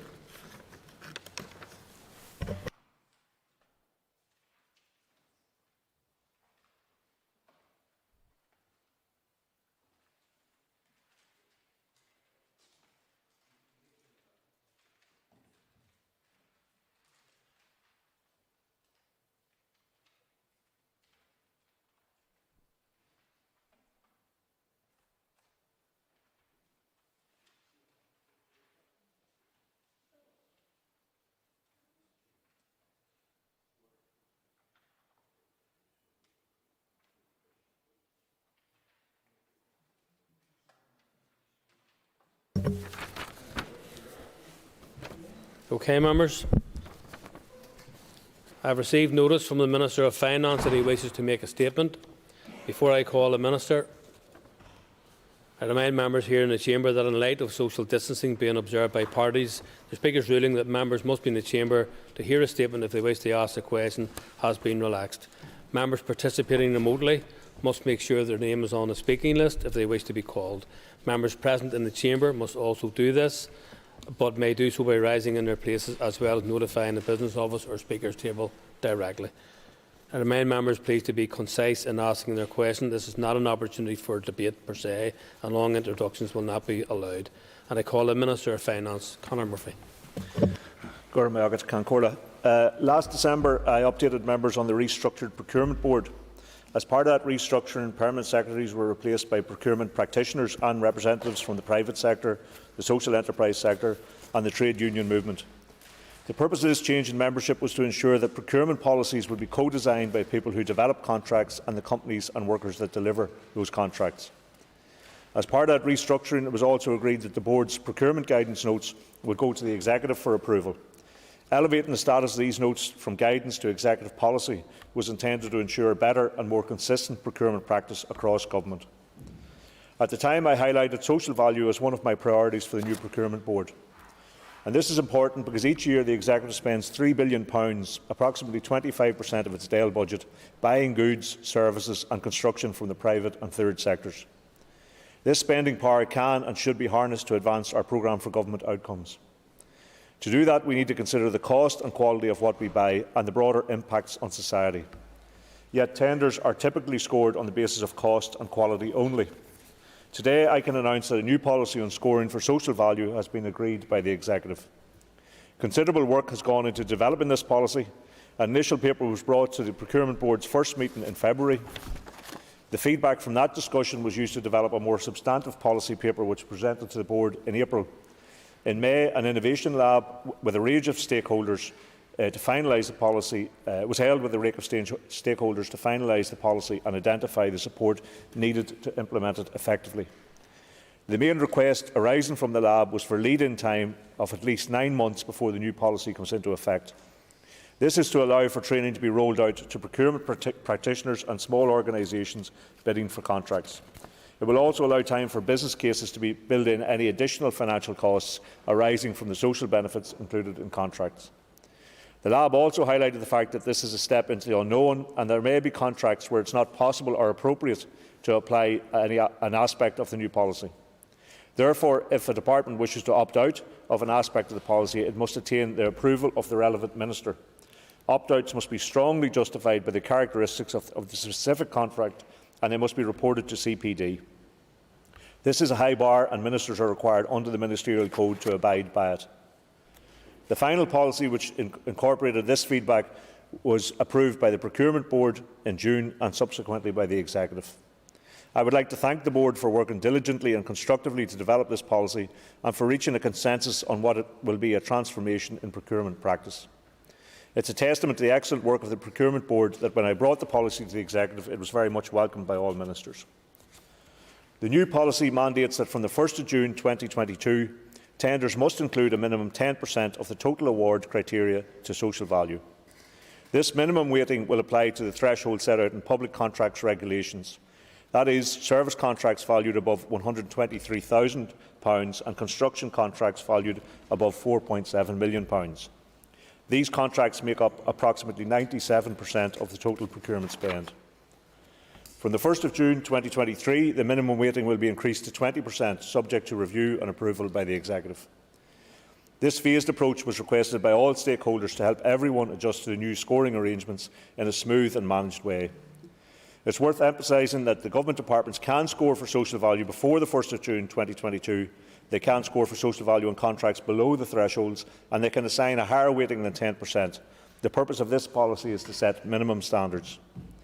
The new policy underlines the importance of considering social value at the earliest possible stage. It encourages departments to think about social value as part of the business case process before the procurement phase gets underway. It recommends that departments consult with communities affected by the procurement to identify the most feasible and beneficial way to promote social value. Departments are also required to consider the potential to reserve contracts for businesses whose primary aim is the social integration of disabled or disadvantaged persons. My department recently used this provision to award a contract to UCL, and when I visited UCL a few months ago, I witnessed at first hand how it is delivering an excellent service to government while adding social value by employing people with disabilities. I encourage all departments to make greater use of this facility, and to that end, Social Enterprise ANI is developing a directory of social enterprises that could benefit from reserved contracts. A strong message from our consultation with stakeholders was the desire for a standard framework for scoring social value. The purpose is to ensure that social value is assessed in a predictable and consistent manner. At the same time, departments must have flexibility to select measures of social value that are appropriate to the specific contract. To balance these two objectives, this policy provides a framework of indicators which departments can draw on as is relevant to the contract at hand. These indicators are linked to the Programme for Government Outcomes, ensuring that procurement spend contributes to the Executive's objectives. They include contracts that create jobs for people in deprived areas, maximise security of supply, for example by minimising proximity of supply chains to point of delivery, deliver environmental benefits including those that facilitate the transition to net zero, safeguard the mental health of workers, and allocate a percentage of the budget to artwork or cultural activities. While departments will select the indicators relevant to the contract at hand, some social value considerations will be mandatory. Príomh Cancórda, if we are to eradicate poverty, if we are to create a fair and cohesive society, then we have to tackle low pay. The Living Wage Foundation provides an annual estimate of the minimum hourly wage that would provide a full-time worker with a reasonable standard of living. It currently stands at £9.50 per hour, compared to the legal minimum of £8.91 per hour. From June 2022, payment of the living wage as calculated by the Living Wage Foundation will be mandatory for all contracts. Given the Executive's significant spending power, this is a major step forward in ending poverty pay. Any additional costs arising from this condition should be incorporated into the business cases so that they are borne by government and not the business. Companies will also be required to adopt fair work practices for workers, defined by the Carnegie Trust as including terms of employment, work-life balance and workers' representation.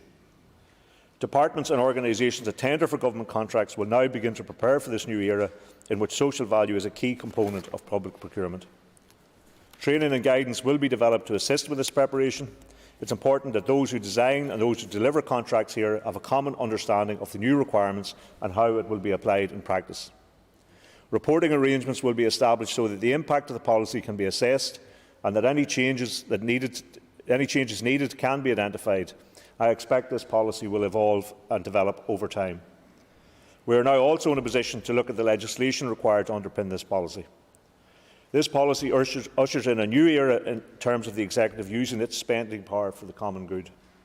Scoring for social value will be of particular interest to social enterprises and community groups which exist to deliver social benefit. However, it will also be good for many private enterprises that want to pay their workers a living wage, that want to protect the environment, but are worried that if they do the right thing, it will be undercut by a lower bidder. Under this policy, good companies will be rewarded rather than penalised when they bid for government contracts. Rather than encouraging a race to the bottom, it sets high standards for how private and social enterprises conduct their business. I commend this policy and would welcome members' questions. Thank you. I call Mr Keith Buchanan. Thank you, Mr Principal Deputy Speaker. I would like to thank the Minister for his remarks and for meeting with myself previously today to discuss the statement. The committee has previously taken evidence on social value in procurement and had hoped to see related legislation brought forward in this mandate. Further clarity in respect of the scoring of social value in the evaluation of public contracts would therefore be welcome. I have one question with two parts to it, if I may. Mr Deputy Speaker, you refer to page 3 of your statement regarding training to be rolled out to procurement practitioners and small organisations. What will that be in general terms, and has it commenced? And then on page 6 in your statement, you referred to the Living Wage Foundation, obviously in the cost increasing from £8.91 per hour to £9.50 per hour. Have you any approximate estimate of what that will equate to across the public sector in its totality, per year approximately? Thank you. Thank the member for his comments, and I also thank the Finance Committee for their cooperation in the development of this policy. The question in relation to training will be developed by the SIB, the Strategic Investment Board, and they have been tasked with working to develop a level of training for this, and also to develop what will ultimately become reporting and monitoring in relation to it. So that will be made available to obviously both those who are designing contracts, but also those who may be on the receiving end and bid for those in relation to that. The other issue in terms of the living wage, of course, as I said in my statement, we want to see the Living Wage Foundation definition of the living wage, which is more than the minimum wage, and that would be built into the terms of the contract, the business case for the contract, so the burden would not necessarily be imposed on the contractor themselves. It would depend contract to contract what the total cost of that would be added on to that, so that it wouldn't be possible to give a standard cost to that. It would very much depend on the size of the contract and the nature of the contract. Mr Manisha McHugh. Agus bhhailumsa dus just buhasiana fahian the ratchets faster. And Minister, I'd also like to welcome your statement as well. It's a very, very important message in many respects, and in particular when it comes to scoring for social value. But can I ask you, Minister, will the policy be extended to councils?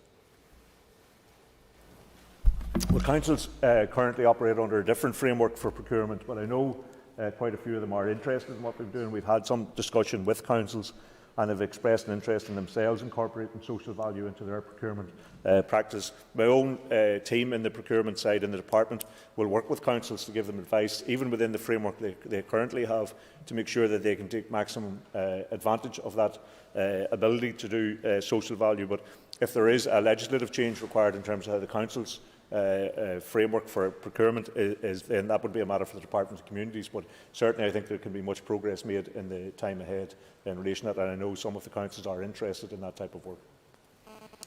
Mr Pat Catney. Thank you, Mr Principal Deputy Speaker, and thank you, Minister, for your statement. I also welcome the statement as it is. But, Minister, have you engaged with the small and micro business sector, many of whom create huge social value, but are too often frozen out of government procurement? What is the Minister doing to unlock the social value and that could be created by these small businesses? as a member knows, that we did change the nature of the Procurement Board itself. We brought people on, and they aren't there just on their own individual capacity, they're there as representatives of sectors. So some of the sectors, including the social enterprise sector itself, now have a voice there, but those people are to act as a conduit too, and there are people representing small and medium enterprises as well, and we want them to act as a conduit to that sector, so that if there are issues that people who are involved in micro businesses are raising about inaccessibility of government contracts, we would like to hear those. Of course, they can talk to our procurement team in the department as well, but they can also ensure that they have a voice at the Procurement Board through the representatives of various sectors, and we want to ensure that there is a fairness in awarding of contracts, that people do have a reasonable chance of accessing these, and that they recognise in this policy that we want to add value in terms of social value to all that we're doing, to make sure that it reflects the Executive's priorities as well. Mr John Stewart. Thank you, Principal Deputy Speaker. Can I thank the Minister for this statement today? I'll declare an interest as a member of the All-Party Group on Social Enterprise. This is something we've been calling for some time, and it is a good news story in that respect. I'll agree with other members. I would like to see this extended to both arm's-length bodies and to the Council, and also to see training facilitating those small businesses who can avail of this. Just in terms of a question, do you believe that this will be extended within the next 2 years, or in terms of percentage-wise, will people be able to avail 100% of that, or will it be capped out at the 20% by 2034? I think this is very much an evolving policy. So what we're setting is a scoring target for a contract. So initially, starting next June, and this was in consultation with the people on the Procurement Board who represent various sectors. The initial target is 10%. That's a minimum target. So there's nothing to stop departments going better than that. There's nothing to stop them starting it now if they had the capacity to do that. And that in June 2023, then that we move to 20% as a minimum target again.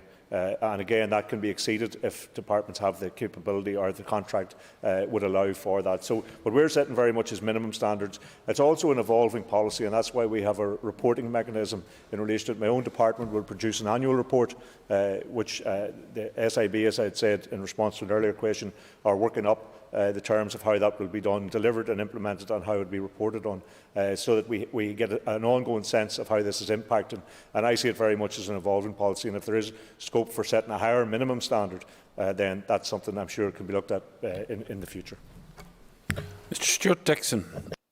Thank you very much, Principal Deputy Speaker, and thank you, Minister. And I also declare an interest as Chair of the All-Party Committee on Social Enterprise. And can I welcome this positive move towards embedding social value in all central government and third-party contracts. I think this is an important step forward. However, Minister, we have an objective and goal in the All-Party Committee, and that is to see this embedded in legislation. So can you tell us when there will be a timeline for a social value bill and ultimately an act here in Northern Ireland? Well, I know the member has a keen interest in this, and I've welcomed his input into this over the last period. What we had wanted to do, obviously, was get the policy in place first, get it to the Executive. He knows that, as all government ministers, this is a conversation around the Executive table most weeks. The tight time frame we have for legislation, the significant amount of legislation that's coming through. It is my ambition to legislate for this within this mandate. We need now that the policy is in place to go back and check that that can be done, and if it can be done, we will do it. But if it's not possible within this mandate, with other competing Executive bills and the shortened time frame that we have left in terms of the rest of the mandate, then I certainly want to bring this to a place where legislation can follow quickly in the new mandate. But if it can be done within this mandate, we will do it. Mr Philip McGuigan. I welcome this statement and the content actually of the statement. I mean, others have talked about aspects of it, living wage, creating jobs in deprived areas. I mean, as my party's environmental spokesperson, can I welcome the policy in terms of delivering benefits, environmental benefits, and transitioning towards net zero. In page 5 of the statement, it says that a strong message from the consultation with stakeholders was a desire for a standard framework for social scoring social value. Can I ask the Minister maybe if he could outline how the scoring for the social value policy will be enforced? Well, and I think that's a key part of it that is identified, is that we have a standard process, so that there is, across all departments, people are then become very familiar with how this works, and also people who are bidding for contracts then are very familiar with how the process works as well, and that has a much better chance of having an outcome in relation to that. Of course, it will be enforced in that sense because it will be built into contracts. It will be part of a contract award, and if people default on the contract, then depending on the nature of it, there will be penalties for that. And we want to make sure that that standard approach across all the departments is maintained, and that's why we will have a report every year from the Department of Finance in relation to how this is working, where departments have sought deviation from it in very specific circumstances, how and why that has worked and how that has come about. So there intend to be an ongoing monitoring and reporting mechanism, but enforcement of this will be done in the way all contracts are enforced, and people subscribe to the terms of that contract and get the contract, then they're expected to adhere to it and honour it. Ms Gemma Dolan.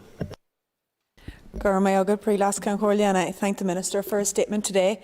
Minister, can you outline what other issues that the restructured Procurement Board is working on? Well, they're working on a range of issues, some of which are to go through existing procurement guidance and update that, and to discard any that hasn't already been is not relevant to the current era. So there are a number of areas, as I say, reviewing that guidance.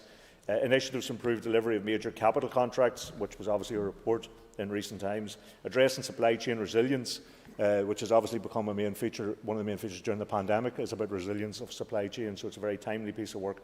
And measures to improve commissioning of community-based services are some of the ongoing, but there is a programme for work which is outlined in the department, is available, I'm sure, to members of the committee. Mr Matthew O'Toole. Mr Principal Deputy Speaker, Minister, you outlined and first of all, I welcome this, and my party does obviously.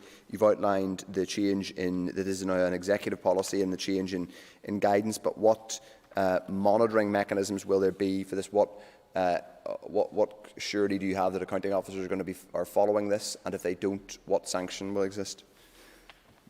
Well, as I said in response to a previous question, obviously if someone wins a contract and this is built into the contract, then they are duty bound to honour that contract, and so there will be the normal contracting procedures in relation to this. But in terms of how this is applied right across the board in a more general sense, the SIB are developing the implementation process, which will include a monitoring and reporting process, and the intention is that my own department will report annually on this to make sure that it's been standardised and followed through across all departments and all contracting bodies as well. But we would expect that if somebody wins a contract on the basis of what they're going to do in terms of this policy requirement, then that they honour that.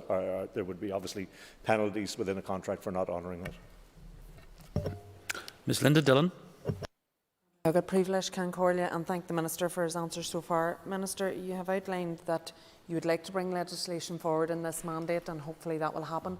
Do you think that there's enough support across the House, and that I'm speaking to the ministers within the Executive, that regardless who has this ministry in the next mandate, that they would have some commitment to this? I know you can't speak on behalf of a future minister, but at least indications from other parties and other ministers. Well, one of the changes we made, we reconstituted the Procurement Board, but another one of the changes that we brought in was that rather than procurement policy becoming the property just of the Finance Department and our attempt to get other departments in to adhere to that and to follow through with that, we were bringing procurement policy to the Executive for approval. So this policy now has executive approval in this executive matter, so all ministers are duty bound to abide by it. And unless someone brings a different policy to the Executive to undo that, then an incoming Finance Minister is bound by this policy as well. So we fully expect that. Of course, I look forward to the time when it's actually further strengthened in terms of legislation, but if it's not possible to do that mandate, this policy is now executive policy, and that was part of the reason of bringing that type of change to procurement, to make sure that it had that whole executive endorsement. I have to say that with my executive colleagues there was a very warm response to this particular policy. Mr Andrew Muir. Thank you very much, Mr Principal Deputy Speaker. The Minister previously outlined the issue in terms of local government and how it has a separate procurement policy. Is the Department giving consideration to making representations to NILGA and Solace in terms of what yourselves are doing centrally within government and encouraging them to replicate that? Well, there is a different piece of legislation which comes from under the responsibility of the Department of Communities, which applies to procurement for councils, and some would argue that it actually places a value on value for money rather than on social value. Now, I think even within that, there are opportunities for councils to develop. Some of them have already been in dialogue with us. Some of them are encouraged by this and want to uptake on that. We remain willing, from the department's perspective, to talk to councillors and the council organisations such as Nilga and Solace to see how they can make sure and build in as much social value as they can, because they, again, are significant procurers in terms of contracts across the community and would have a significant impact were they to be on board with this as well. So I think there is a willingness there. If it does require legislative change, that would obviously fall to the Department of Communities. But even within the current framework, I think there is room for improvement in terms of what the councils are doing. And I know there is an interest, certainly among some of the councils. And I think perhaps when they see the rollout of this, then that might increase. But we will work with them in the time ahead if they wish to explore how to do this. Thank you. Before I call the next speaker, can I welcome the new member for Fermanagh and South Tyrone to her place? I call Ms Anya Murphy. Minister, it's great news that from June 22 the payment of the living wage will be compulsory for all contracts. No one should have to work less for the living wage, and I warmly welcome the Minister's commitment to delivering that. Is the Minister aware of any other government on these islands that requires contractors to pay their staff the living wage, and which sectors are likely to benefit? Well, I also welcome the member to her seat. Delighted to see her join us.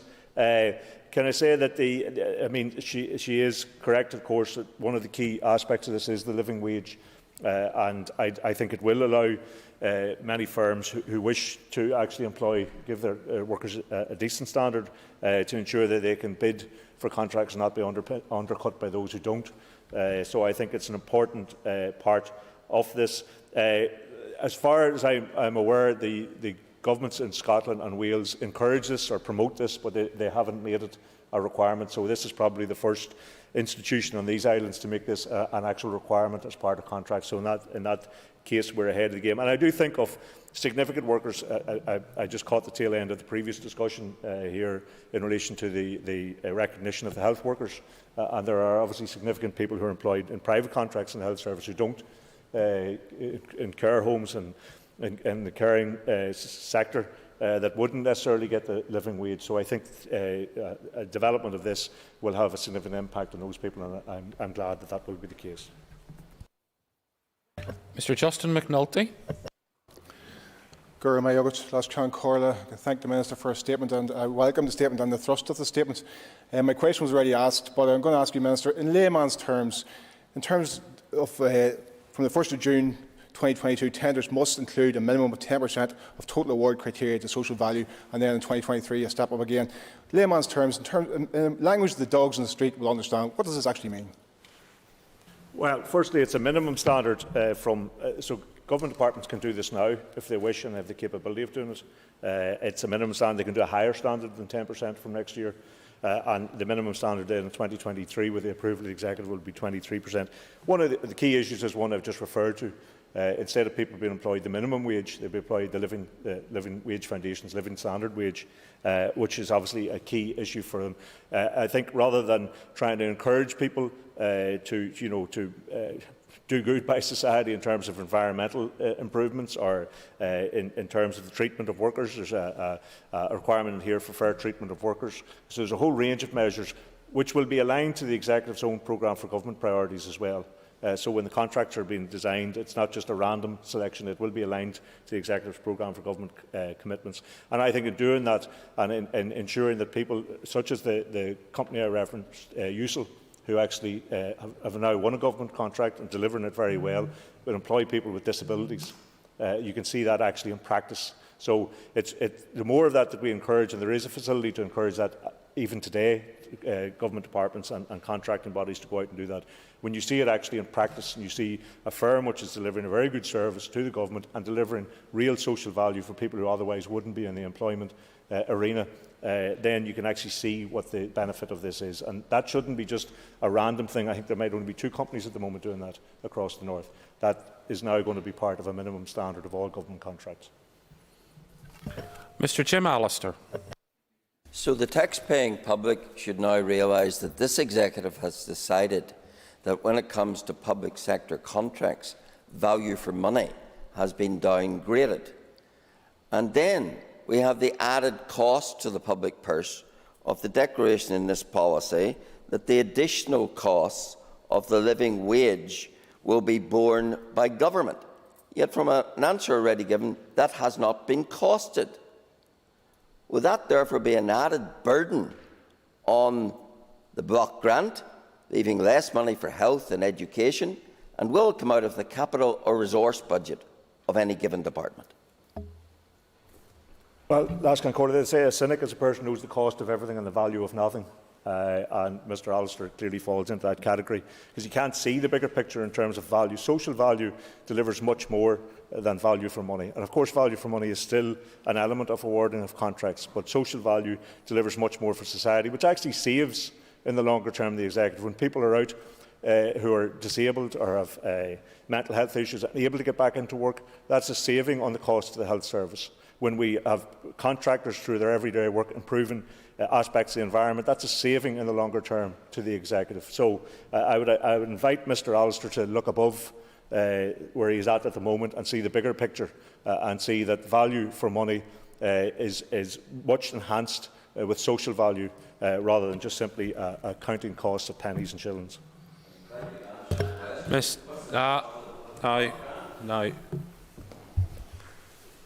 Mr. Jerry Carroll. Thanks, Minister, for the statement. The Minister mentioned about spending power for the common good. It's something I would absolutely agree with. I'd like to ask him, with the consideration and development of this policy, what consideration has been given to the no longer rewarding of government contracts to organisations such as Capita, who are found to have been guilty of systemic maladministration and who many people would regard aren't worthy of any social value.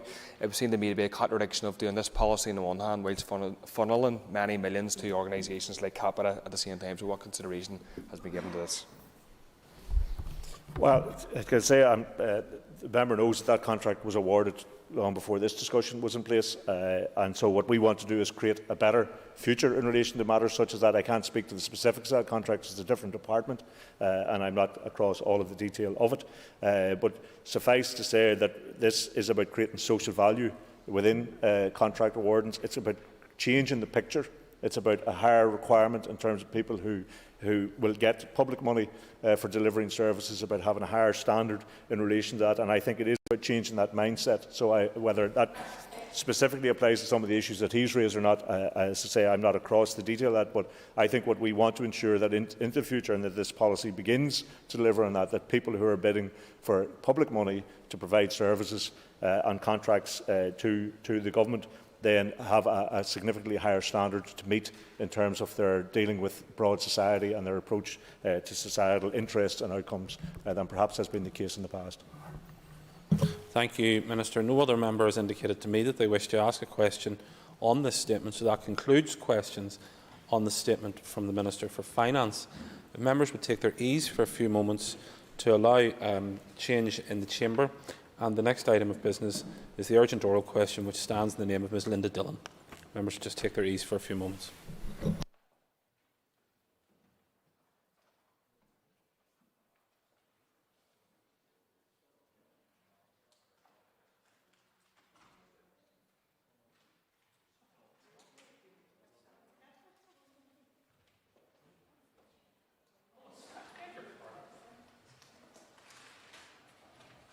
Members, I beg your pardon, that is not the next item of business. The next item of business I should resign, yes. I apologise. The next item on the order paper is a motion to approve a statutory rule. I ask the clerk to please read the motion.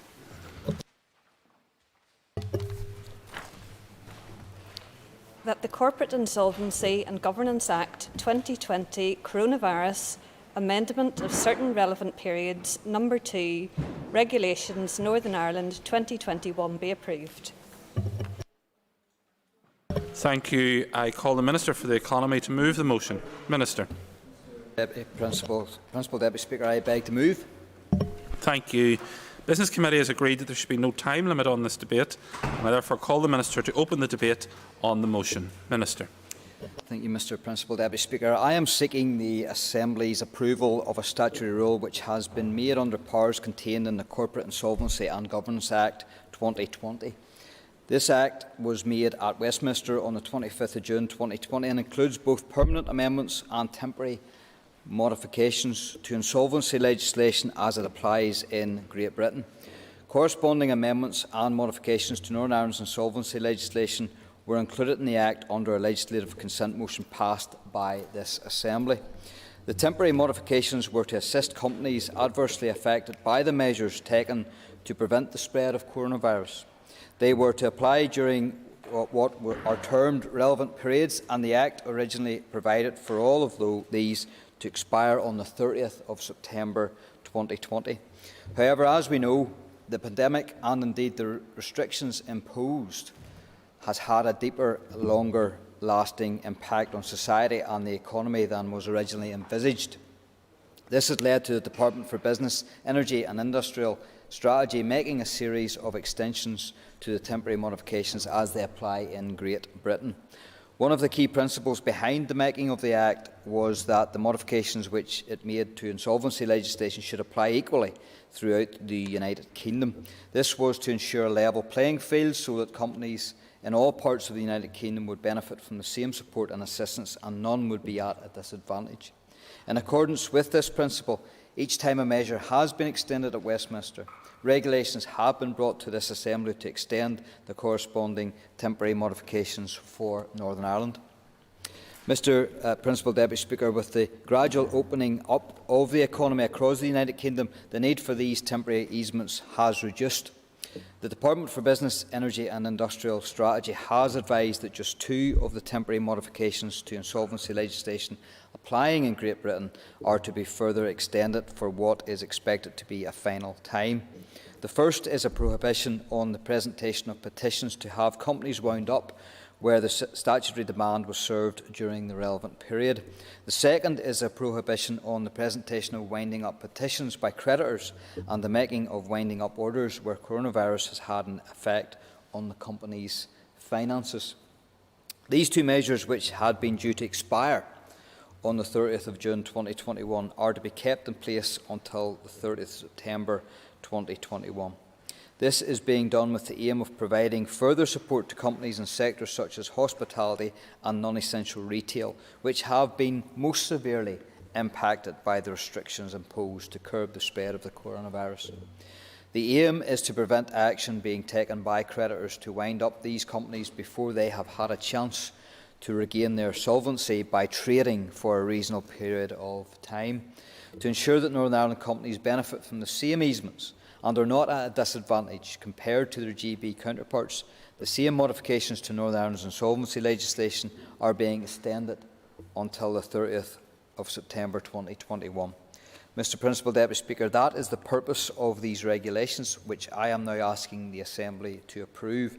The regulations have been agreed by the Economy Committee and the Executive was advised prior to this debate. I therefore ask that this Assembly approves these regulations today. Thank you, Minister. I call Dr. Kiva Archibald, who is the Chair of the Economy Committee. Dr. Archibald. And I rise to speak just briefly as Chair of the Economy Committee to support the motion on its behalf. As the Minister has indicated, the amendment of certain relevant periods regulations will assist companies affected by the coronavirus pandemic. The regulation extends the duration of the temporary measures restricting the use of statutory demands and winding up petitions introduced by the Act from the original date of the 30th of June to the 30th of September 2021. The Committee agreed the statutory rule at its meeting on the 23rd of June, subject to the report of the Examiner of Statutory Rules, and the rule came into operation on the 29th of June. The Examiner of Statutory Rules has no issue with the rule, and I support the motion to confirm on the Committee's behalf. And just very briefly, at Privlas Concordia, on behalf of Sinn Féin, as has been set out, this is one of a number of SRs that has been brought forward during the course of the pandemic, designed to provide some relaxations and assistance to businesses. And as we know, the pandemic has continued much longer than many expected or anticipated, and it's important that we therefore continue to support businesses to enable them to be in a position to recover. So therefore we support this SR. Thank you. No other members indicated to me that they wish to speak in this debate. I therefore call the Minister to wind. Minister.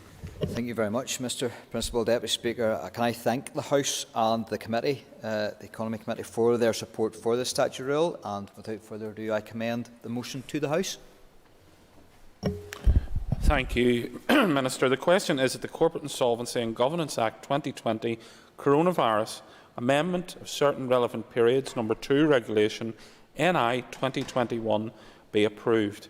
All those in favour say aye. Contrary, if any, no. I think, excuse me, I think the ayes have it. The ayes have it. If members would just take their ease for a few moments before we move on to the next item of business.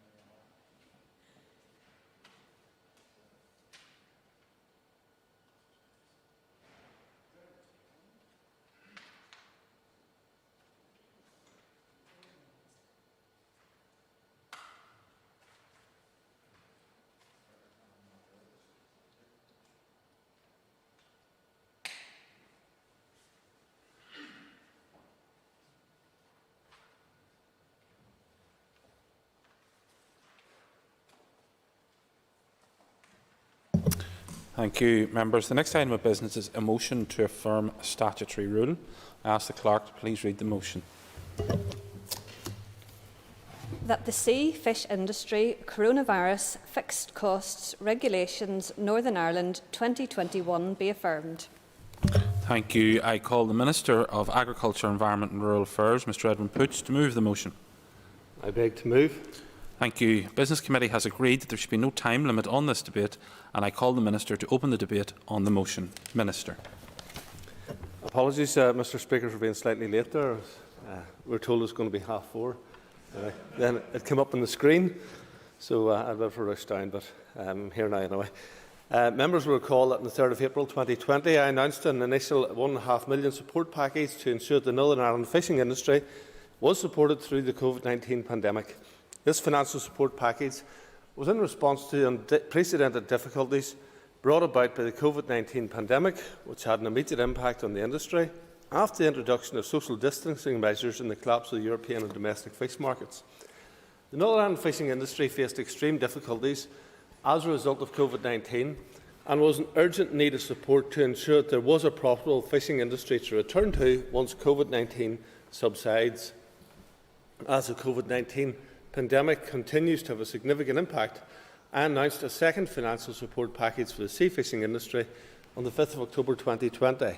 Part of this second package was a scheme specifically to assist with the fixed costs of the fishing vessels of commercial fishermen which deployed static gear, pots and creels, to typically target crabs and lobsters.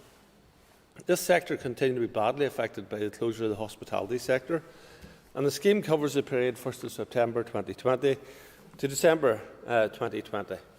The regulations which are subject of this motion provide for the scheme of the financial assistance and were developed in consultation with the main sea fishing industry organisations in response to my announcement on the 5th of October 2020.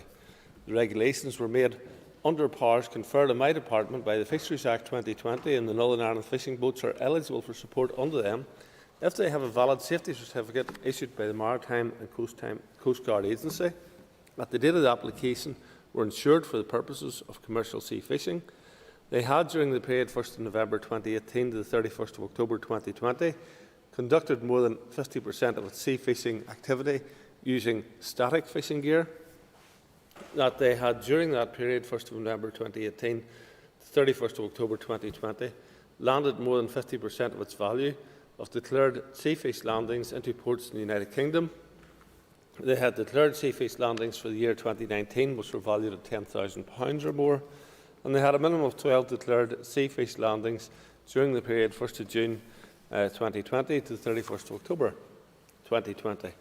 The financial assistance available to eligible Northern Ireland fishing boats under this scheme for the potting fleet was calculated at 50% of the average monthly fixed costs, as evidenced in their previous 3 financial years. The support covered a maximum of 4 months, and the total amount payable for each month was capped at £1,250, a total of £5,000 over the 4-month period. Under the scheme was specifically designed to assist the smaller inshore vessels which target shellfish such as crabs and lobsters. 51 vessels will receive just over £142,000 in total. The regulations that you are asked to affirm today replaces a previous scheme which was made under the confirmatory procedure in March 2021. Unfortunately, that scheme was made citing repealing primary powers and had to be remade and led under powers in the Fisheries Act 2020. Before it was brought to my department's attention that the previous scheme had no legal effect, my department had made payments of £139,000 to 49 vessel owners. As soon as my department was aware of this issue, with this scheme, my department had to stop making payments under it and bring in the replacement regulations. These regulations allow the remaining eligible vessels to be paid. This will bring the total amount of payments to the potting fleet to just over £142,000. Since the pandemic, my department has been actively engaging with all sectors within the sea fishing industry to deliver a number of financial assistance packages to overcome the immediate impacts of COVID-19 on their businesses. This latest scheme brings the total amount of support to the sea fishing industry to £2.87 million, of which £287,000 was specifically for aquaculture. I would like to thank the Agriculture, Environment and Rural Affairs Committee for its prompt scrutiny of the SL1 for this particular statutory rule, which provides a financial assistance to the potting fleet. Thank you, Mr. Principal Deputy Speaker. Thank you. I call the Deputy Chairperson of the Agriculture, Environment and Rural Affairs Committee, Mr. Philip McGuigan. And I welcome the opportunity to speak today as Deputy Chairperson of the Committee for Agriculture, Environment and Rural Affairs and to outline the views of the committee. The committee considered these regulations at SL1 stage on the 10th of June 2021 and welcomes the introduction of this scheme, which extends a compensatory package initially introduced in October 2020 in order to support sea fishing vessels in respect of their fixed costs. These specific regulations will enable 2 additional vessels to claim compensation, in addition to 49 vessels that have already had successful applications. The committee is aware of the significant challenges placed on the local sea fishing industry due to COVID-19 that has led to a sharp and dramatic fall in demand for fish and shellfish products, leading to a huge drop in market prices and economic challenges for fishing communities. The significant financial support provided to the sector from local and national government throughout the last 18 months is welcome, and these specific regulations will go some way to extending that support. However, the committee is conscious that the industry is still facing stark challenges in terms of price recovery, given the phased easement of restrictions in hospitality and tourism and different levels of lockdown across Europe. Therefore, financial support will be required both in the short and medium term to stabilise the sector and ensure a viable recovery from the impact of the pandemic. The committee was content with the merits of the policy at SL1 stage and had no issues to raise. At its meeting on the 24th of June, the committee considered the advice of the Examiner of Statutory Rules who drew no specific attention or issues of concern to the committee. Therefore, the committee is content with the proposals from the Department and recommends that statutory rule is confirmed by the Assembly. Thank you. I call Mr William Urban. Thank you, Mr Principal Deputy Speaker. Can I welcome the motion before the House today? As I have stated many times in this House over the past year, the issue of COVID-19 and dealing with its effects, both from a health and from an economic perspective, has been hugely challenging for everyone, and not least our departments here in this Assembly and Executive. While undoubtedly some industries have thrived during the pandemic, that said, even those industries have had to adapt to keep pace with what has been a very challenging picture. Our agri-food sector, as I have said previously, really stepped up to the moment. And when industries were having to wind down, the agri-food sector in many ways had to redouble their efforts to meet increasing demand, panic purchasing and ensuring that food was able to be placed on the shelves. This, of course, brought many challenges. However, as with our sea fishing community, COVID-19 did have an impact, and in line with other payments to other industries and sectors, it was important that our hard-working fishermen were also included in financial aid. To this end, it is important to note that our fishing sector has received the greatest level of support within the British Isles, the sector, and I thank Minister Poots and his officials for listening to the needs of the industry and moving towards a scheme of support that responded to those needs in a practical manner. I would be interested to inquire of the Minister what additional support will be made available in terms of COVID recovery and also for his views on the UK-wide seafood response scheme. I support the motion before the House and welcome the views of the Minister on points raised. Thank you. Mr Andrew Muir. Thank you, Mr Principal Deputy Speaker. The global COVID-19 pandemic had an immediate and significant financial impact on the sea fish catching sector. The collapse of the European and domestic fish markets as a consequence of restrictions on movements in line with public health guidance, as well as further restrictions on the hospitality sectors, have made or did make trading virtually impossible. My colleagues Stephen Farry MP, John Blair MLA and Councillors Patrick Brown and Andrew McMurray have continued to engage with and meet with representatives of the fishing industry to discuss future opportunities for developing the fishing and the seafood sector in Northern Ireland and identify prospects to further promote our excellent local food product.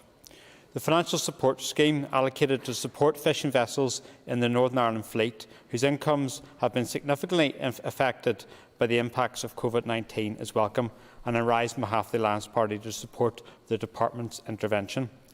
My colleagues and I remain hopeful that some outstanding matters, including a permanent commitment that Northern Ireland boats can land products in local ports without checks, and also addressing the exclusion of Northern Ireland boats from all but 2 ports in Northern Ireland, can be resolved. The Alliance Party will continue to engage with the Department on these matters to secure a successful outcome for Irish sea fisheries, and support our fishing communities and to safeguard the future of Northern Ireland fishing for future generations. As outlined in the recent Alliance Party Green New Deal document, we are committed to supporting the fishing industry for them to prosper and to achieve environmental sustainability in the long term, ensuring the capacity of fleets is both economically viable and does not compromise the marine ecosystems and overexploit marine stocks. Mr Principal Deputy Speaker, on behalf of the Alliance Party, I support the regulations to support the sector, deliver economic, social and employment benefits and contribute to the availability of our food supplies. Thank you. Thank you. No other members indicated to me that they wish to speak. So if I could call the Minister to wind on the debate. Minister. Thank you very much, Mr Principal Deputy Speaker, and I appreciate the comments that have been made by the various members in response to the issues today that I have brought to their attention. A couple of questions was raised about additional funding for COVID-19, and the UK-wide Seafood Response Fund was a further bonus for the local fleet, both potters and trawlers, and that covered support towards fishing vessels fixed costs during the first quarter of 2021. In total, 144 Northern Ireland fishing vessels owners secured £1.212 million in financial assistance, and the scheme was administered by the Marine Management Organisation across the UK, and my officials are currently considering a submission from the Northern Ireland Fishermen's Federation for further COVID-19 support for the period April to June 2021. And then on the Fishing and Seafood Development Programme, I published the final report of that on the 5th of May 2021. It was a strategic review of the opportunities for developing the sea fishing and seafood sectors in Northern Ireland as a whole, including the potential role of new public investment in infrastructure. The report focuses on recommendations in relation to capital investment at the main fishery harbours and highlights a number of challenges and opportunities for the wider industry that could be addressed through a future fisheries financial support scheme. The report marks the beginning of a new chapter in the history of the fishing industry here. It highlights the considerable investment that is required to help the industry to adapt to the challenges it faces and grasp the opportunities presented following the UK's exit from the European Union. And Northern Ireland needs to build a stronger and more resilient fishing and seafood industry that can adapt to change. Of course, this will not be easy, but I hope that with government and industry working together, we can build new infrastructure, become more prosperous, improve the marine environment and enhance our reputation as suppliers of quality, sustainable seafood. My department is currently finalising the business case to inform decisions about procuring detailed environmental and technical studies which will be needed to take the harbour proposals forward. So thank you, Mr Speaker, and thank you for all the members who commented. Thank you, Minister. The question is that the Sea Fish Industry Coronavirus Fixed Cost Regulations NI 2021 be affirmed. As many as are of that opinion say aye. Contrary, if any, no. I think the ayes have it. The ayes have it. The next item of business is the introduction of the Climate Change No. 2 Bill. I call the Minister of Agriculture, Environment and Rural Affairs to move the first stage. I beg to introduce the Climate Change Bill. Can I ask the Clerk to please read the long title? A bill to set targets for the years 2050, 2040 and 2030 for the reduction of greenhouse gas emissions, to provide for a system of carbon budgeting, to provide for reporting and statements against those targets and budgets, to confer power to impose climate change reporting duties on public bodies, to provide for reports and advice from the Committee on Climate Change, and for connected purposes. Thank you. That constitutes the bill's first stage, and it will now be printed. Members, it's 10 to 2. Question time is due to start, obviously at 2 o'clock. So, by your leave, we'll suspend the sitting until then. Thank you.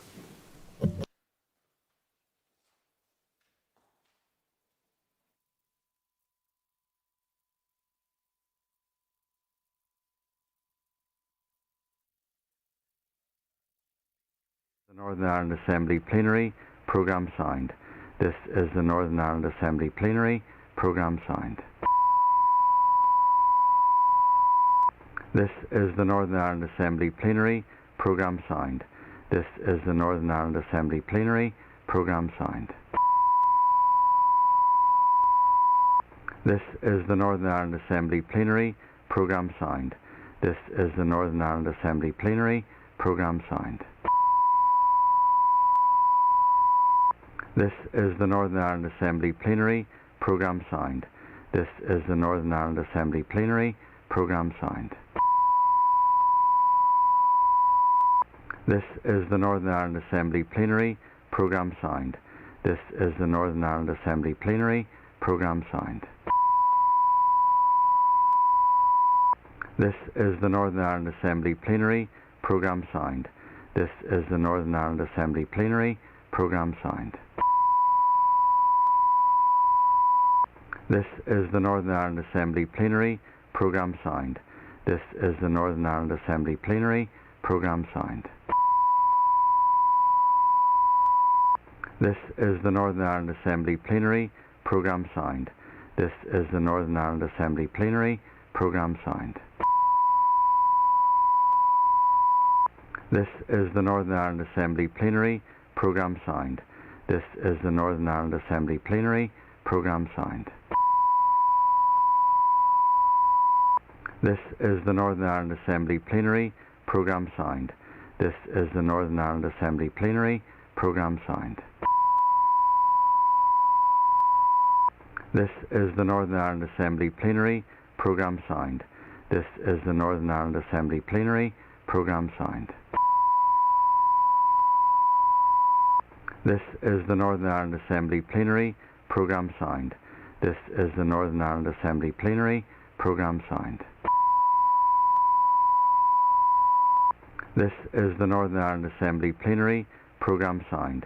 This is the Northern Ireland Assembly Plenary. Programme signed. This is the Northern Ireland Assembly Plenary. Programme signed. This is the Northern Ireland Assembly Plenary. Programme signed. This is the Northern Ireland Assembly Plenary. Programme signed. This is the Northern Ireland Assembly Plenary. Programme signed. This is the Northern Ireland Assembly Plenary. Programme signed. This is the Northern Ireland Assembly Plenary. Programme signed. This is the Northern Ireland Assembly Plenary. Programme signed. This is the Northern Ireland Assembly Plenary. Programme signed. This is the Northern Ireland Assembly Plenary. Programme signed. This is the Northern Ireland Assembly Plenary. Programme signed. This is the Northern Ireland Assembly Plenary. Programme signed. This is the Northern Ireland Assembly Plenary. Programme signed. This is the Northern Ireland Assembly Plenary. Programme signed.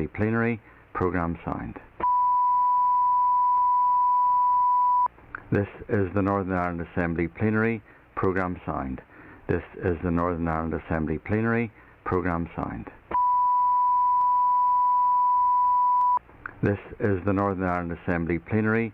Programme signed. This is the Northern Ireland Assembly Plenary. Programme signed. This is the Northern Ireland Assembly Plenary. Programme signed. This is the Northern Ireland Assembly Plenary. Programme signed. This is the Northern Ireland Assembly Plenary. Programme signed. This is the Northern Ireland Assembly Plenary. Programme signed. This is the Northern Ireland Assembly Plenary. Programme signed. This is the Northern Ireland Assembly Plenary. Programme signed. This is the Northern Ireland Assembly Plenary. Programme signed. This is the Northern Ireland Assembly Plenary. Programme signed. This is the Northern Ireland Assembly Plenary. Programme signed. This is the Northern Ireland Assembly Plenary. Programme signed. This is the Northern Ireland Assembly Plenary. Programme signed. This is the Northern Ireland Assembly Plenary. Programme signed. This is the Northern Ireland Assembly Plenary. Programme signed. This is the Northern Ireland Assembly Plenary. Programme signed. This is the Northern Ireland Assembly Plenary. Programme signed. This is the Northern Ireland Assembly Plenary. Programme signed. This is the Northern Ireland Assembly Plenary. Programme signed. This is the Northern Ireland Assembly Plenary. Programme signed. This is the Northern Ireland Assembly Plenary. Programme signed. This is the Northern Ireland Assembly Plenary. Programme signed. This is the Northern Ireland Assembly Plenary. Programme signed. This is the Northern Ireland Assembly Plenary. Programme signed. This is the Northern Ireland Assembly Plenary. Programme signed. This is the Northern Ireland Assembly Plenary. Programme signed. This is the Northern Ireland Assembly Plenary. Programme signed. This is the Northern Ireland Assembly Plenary. Programme signed. This is the Northern Ireland Assembly Plenary. Programme signed. This is the Northern Ireland Assembly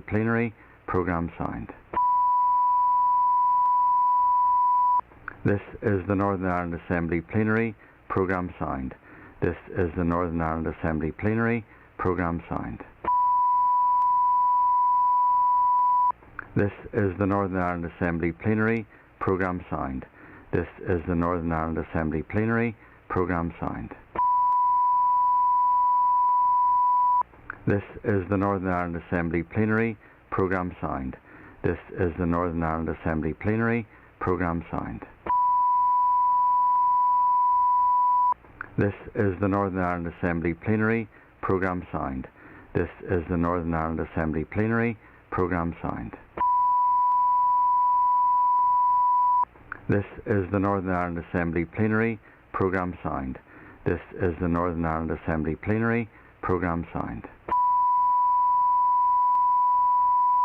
This is the Northern Ireland Assembly Plenary. Programme signed. This is the Northern Ireland Assembly Plenary. Programme signed. This is the Northern Ireland Assembly Plenary. Programme signed. This is the Northern Ireland Assembly Plenary. Programme signed. This is the Northern Ireland Assembly Plenary. Programme signed. This is the Northern Ireland Assembly Plenary. Programme signed. This is the Northern Ireland Assembly Plenary. Programme signed. This is the Northern Ireland Assembly Plenary. Programme signed. This is the Northern Ireland Assembly Plenary. Programme signed. This is the Northern Ireland Assembly Plenary. Programme signed. This is the Northern Ireland Assembly Plenary. Programme signed. This is the Northern Ireland Assembly Plenary. Programme signed. This is the Northern Ireland Assembly Plenary. Programme signed. This is the Northern Ireland Assembly Plenary. Programme signed. This is the Northern Ireland Assembly Plenary. Programme signed. This is the Northern Ireland Assembly Plenary. Programme.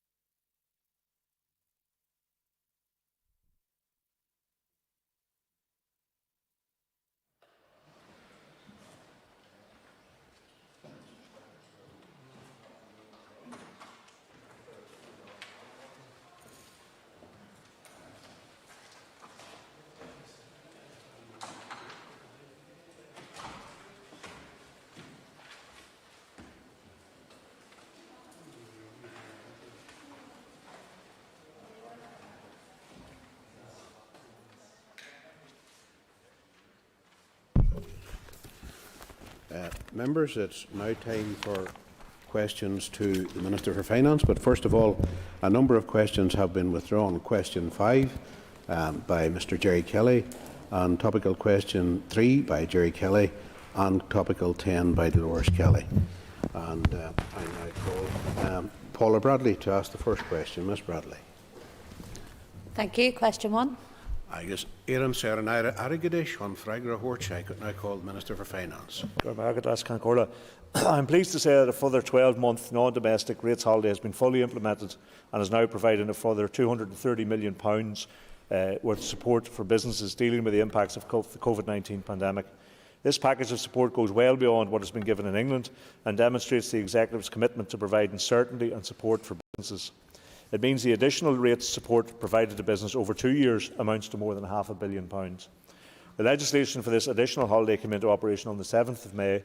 The regulations provide details of the businesses who are eligible for this support, helping to ensure that some 29,000 businesses continue to have a rates-free period.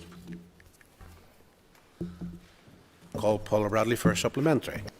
Thank you, and thank the Minister for his answer. Minister, can I just ask then, have we any indication how this will affect the overall budget going forward, especially that for local councils? Well, the local council's intake and rates is protected, as it was during the last financial year as well.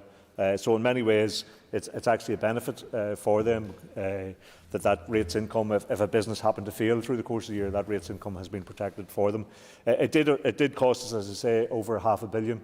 That was from COVID money that came to us as Barnett consequentials from Lutton, so it wasn't out of the original baseline budget, it was additional COVID money. But nonetheless, it's very important for those businesses, and quite a lot of them had identified that as one of the primary requests that they had in order to secure some certainty for them going forward that bill was taken off the table for them. Here Mayor Melissa McHugh for your cash. I call Melissa McHugh. Gormagat last Concorda, agus buhis leis Ira Fosta found the rights. Minister, just given the executive's reliance on rates, do you agree that the Fiscal Commission provides an opportunity to consider other sources of funding in an effort to raise revenue here within 6 counties? Well, the Fiscal Commission has just begun its work. I was pleased to meet it last week, just to get an update from what was happening with it. And of course, it will be looking at the totality of fiscal powers that may become available to an executive. And of course, that would involve, if such a proposal was put forward and agreed by the executive, it would involve then a negotiation with Treasury. But rates bring us in about 10% of our budget, and clearly they're a very important source of revenue for the executive and are used to support our public services. But I think, yes, it is very timely that we do have the Fiscal Commission looking at the broad range of powers that may become available to us, and that there is an informed debate within the Assembly and in the public generally in relation to those. Called Kelly Armstrong. Thank you, Deputy Speaker. Minister, will you work with the Minister for Communities to lobby the Treasury to allow councils to utilise capitalisation schemes given the additional financial strain caused by the pandemic? And can you reassure the House that businesses won't face a cliff edge at the end of reliefs in April 2022? Well, firstly, if we regularly engage with Treasury on behalf of a range of departments, so if the Department of Communities have such a request, we're more than happy to work with them on that and to engage with Treasury. I mean, we've had the initial year-long rates holiday, and then we were able to extend that. At the start, we thought it may be just for 6 months. We were then, because of additional COVID money, able to extend that for another. So that's two full years rates holiday, which is a very significant contribution to a lot of businesses at the cost of around £500 million. We don't have any projection for any further additional COVID money going forward. So I have to say that I think beyond that period it's very unlikely that we will have money, that type of money to give for support for business. Of course, we have fully funded the rates recovery, or the economic recovery package that the Department for the Economy are bringing forward, and that hopefully will stimulate businesses so that they can get back to a level of trading, which means they're in a better position to meet any other bills that are coming in. Here, Mayor Pat Catney for your cash. I call Pat Catney. Thank you, Mr. Speaker. Minister, we do welcome whatever help has went out to small businesses, but looking at the re-examination of non-domestic and regional rates, it must feed into that broader examination of Northern Ireland's fiscal powers and how they match the long-term economic challenges. It's to give businesses any chance in recovering from this pandemic, Minister. Well, the look at non-domestic rates is ongoing, and we are beginning a revaluation exercise at a much shorter time frame than ever has been done here before. And that again was a request from businesses that they didn't want that sudden jump in rates, that sudden redistribution as the revaluation exercise do between various sectors. So it will take account of the pandemic. Of course, we continue to engage with businesses, and I did over the last number of weeks engage with some of them in relation to ongoing review and reform of the rates generally. with the rates holiday, it was almost unnoticed that there was an 18% reduction in non-domestic rates, which was very much welcomed by other businesses who couldn't avail of the rates holiday. But we'll continue to engage with business, we'll do the revaluation exercise, and we look to how we can improve the rates picture, because we know it's a vital part of income for us in terms of public services, but it is a significant bill for a lot of businesses. Mayor Karen Mullen, for your cast, I call Karen Mullen. Thank you. Question number 2, Minister. I'm planning to keep non-domestic rates under close scrutiny as we emerge from the pandemic. My department's 2019 review of business rates was undertaken in completely different circumstances to that now faced by our economy. The review did provide some important insights, and I'm pleased that significant progress has been made in respect of many of the issues highlighted during the public consultation. The overall high level of business rates and the balance of business rates to domestic rates were raised as issues during the public consultation. In response, I have reduced the regional business rate by 18% for 2020-21, and in addition to this, I have held the rate at the reduced amount for 21-22. I extended the small business rate relief scheme and restored the rural ATM relief scheme in response to feedback received.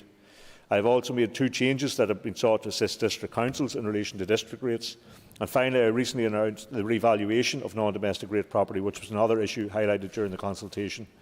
As you are aware, rates are one of the few revenue-raising powers available to the Executive to generate funding for vital public services. I have established a fiscal commission to examine the case for increasing fiscal powers available to us. Karen Mullen, supplementary question for Karen Mullen. I thank the Minister for his answers so far, and I also welcome the Minister's commitment to ensuring that the rates bill for businesses has taken into account the impact of the pandemic over the last 18 months. Can the Minister also provide an update on Reveal 2023? Well, I recently announced that revaluation for non-domestic properties, and that was delivering on a commitment that there was to more frequent revaluations. The pandemic has had a dramatic impact on the economy, resulting in changes between business sectors, and this will feed through to changes in the rental values of many properties. The last revaluation exercise was just over a year ago, but I've asked Land and Property Service to bring forward another revaluation in the shortest possible time. Reval 2023 will maintain fairness and ensure businesses are paying rates which take account of the impact of the pandemic, and values will be based on rental evidence on the 1st of October 2021. Call Peter Weir for a question. Thank you, Mr Deputy Speaker. Can I ask the Minister? The Minister obviously outlined the levels of reliefs that have been there during the COVID, which I think are very welcome. Can I ask the Minister what thinking has been given to transitional arrangements so that whenever that 18%, as he mentioned, that has been reduced suddenly doesn't escalate in one jump to a position in which they're resuming to a much higher level of rates having to be paid? Well, I think that the reduction was in response to a very long-term lobbying before I came into the position of Finance Minister, that there was a recognition in the department that our business rates are much higher, comparable to basically anywhere else, are much higher. And so the 18% reduction was an attempt to address that. I don't see any argument or logic, albeit the Executive needs all the finances available to it, he would understand, but I don't see any logic in trying to put that back up again, particularly in response to undoubtedly an economic downturn that's going to follow on the back of the pandemic. And so I think the objective of the Executive, as he will know from his time there, was to try and keep businesses afloat, trying to keep our high street and our local businesses as best as we could. So I wouldn't see the Executive agreeing an exercise which would put a lot of businesses in significant danger of going out of business altogether. So I don't foresee the circumstances where that sudden increase that he talks about will come about. Of course, the revaluation exercise is a redistribution of the rates burden between businesses, and the importance of doing it on a frequent basis is to make sure there isn't that sudden jolt from a value maybe 7, 8, 9 years ago up to a new value. That can create sometimes a higher level of change. And so I think we will continue with the objective to try and support businesses in the time ahead, including through the rates. Call Andrew Muir. Thank you very much, Mr Deputy Speaker, and I thank the Minister for his responses thus far. And I do acknowledge the different issues that have been taken over the last period of time, such as the actual percentage decrease, the commitment to reval 2023, and also the reliefs that have been put in place. But the last review was done in relation to this was by LPS. It was done in-house in 2019. Will the Minister not accept, in order for the business community to have confidence in terms of the rating system, there needs to be an independent review of a rating system, like occurred in Scotland under the Barclay Review?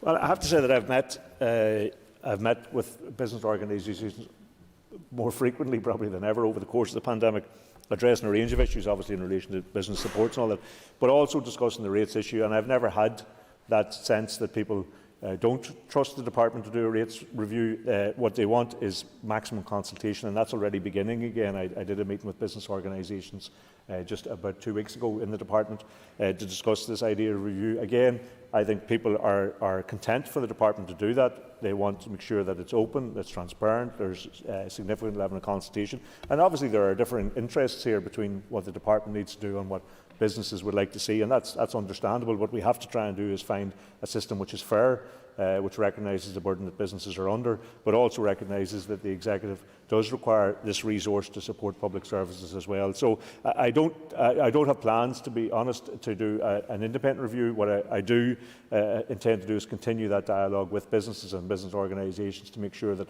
whatever the department is doing is transparent and accessible to them in order that they can make their points of view known. I call Rachel Woods. Mr Deputy Speaker, the Minister's outlined the rate review and sort of policy issues that had been looked at, but can I ask, has the process for calculating business rates changed either by policy or by legislation in the last number of financial years? Not that I'm aware, certainly not in my time. Now, I presume that if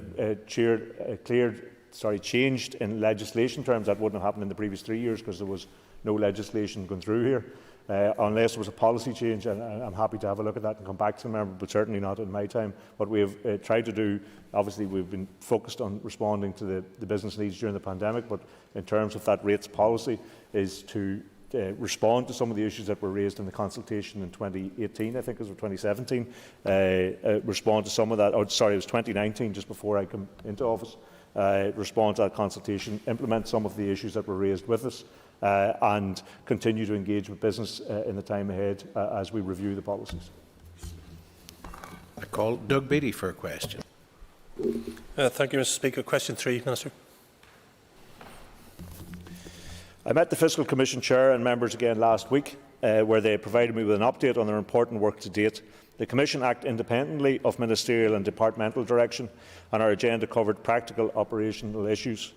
They indicated that as part of their work programme they have now begun meeting a wide range of stakeholders, which I understand included a discussion with yourself on the 21st of June as part of their engagement with political parties. I am pleased with the progress they set out at our last meeting and that they are on target to deliver their final report to me before the end of the current mandate, setting out their recommendations for future tax varying and revenue raising powers here. The incoming executive can then use it as a basis for setting a future position on fiscal devolution issues. Supplementary for Mr Beattie. Thank you, Minister. And you're right, I did meet them and I thought it was a fascinating meeting, I've got to say. And one of the criteria that they raised about this extra tax revenue raising powers was the stability of this institutions here. Could I just ask the Minister for his assessment on how stable we are? I'm not asking about whether we will tipple or not, but is our instability actually pretty much going to stop us being able to use extra tax raising powers? Well, if there is a recommendation to an incoming executive that we do that, that then begins a discussion with Treasury and a negotiation with them. And I presume that one of the issues would come up would be a stability of the institutions. He knows as well as I do in politics, nothing's ever certain. And while you can assume that you know, things are going along on an even keel, events often come in to upend those. And we've had a fairly unstable, aside from the pandemic, which was in some ways destabilising in terms of our public service, but also I think it was a solidifying exercise for the executive to have to pull together to face that emergency, and the parties that are in the executive have to pull together to face that emergency. But nonetheless, there has been a significant instability as well, particularly within one of the executive parties, and that has had an impact. So this will be a long enough process because it will be a report that will come back to us. It will have to be considered. I am hoping it will generate a debate not only in this institution but a wider public debate. An incoming executive will have to take a view, and then that begins a period of dialogue with Treasury. So I think there will be ample chance to prove the stability of this institution over the course of that. Ceist ag Philip Wiggin. Last Collier, the Minister will be aware that the way businesses, companies and consumers carry out transactions is changing and obviously will continue to change. So I thank the Minister for his update on the work of the Fiscal Commission. Can I ask him further to that update if, as part of its wider remit, the Fiscal Commission will consider an online sales tax to help level the playing field between bricks and mortar type businesses and online sales? Well, this is an issue that has been raised many times, I think, because there is a sense of unfairness, particularly over the course of the pandemic, when businesses, our high street business, had to close their doors and online became all the more important, and they don't have the kind of same rates burden that perhaps a lot of smaller, more local businesses have. I understand that the Treasury are looking at the idea of taxation issues currently, or the remit of the Treasury. I understand they're looking at this area in relation to online businesses, so it'll be very interesting to see what comes out of that.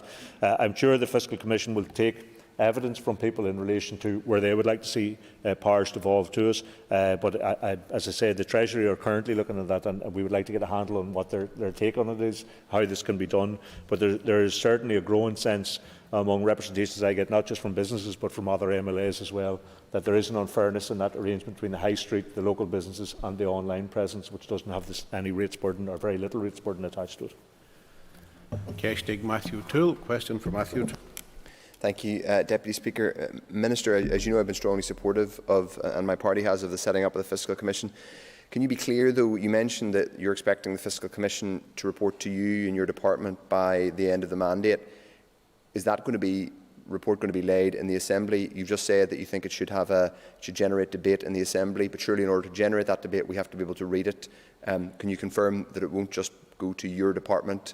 And I'm not accusing your department of malfeasance. I'm just saying it would be good for it to be laid here in the Assembly so that we can all read it when it's ready to go. Well, I'm glad to hear that. But from my conversation with them the other day, I mean, they are an independent body. We will give them whatever support they need, but we're not directing them in any fashion.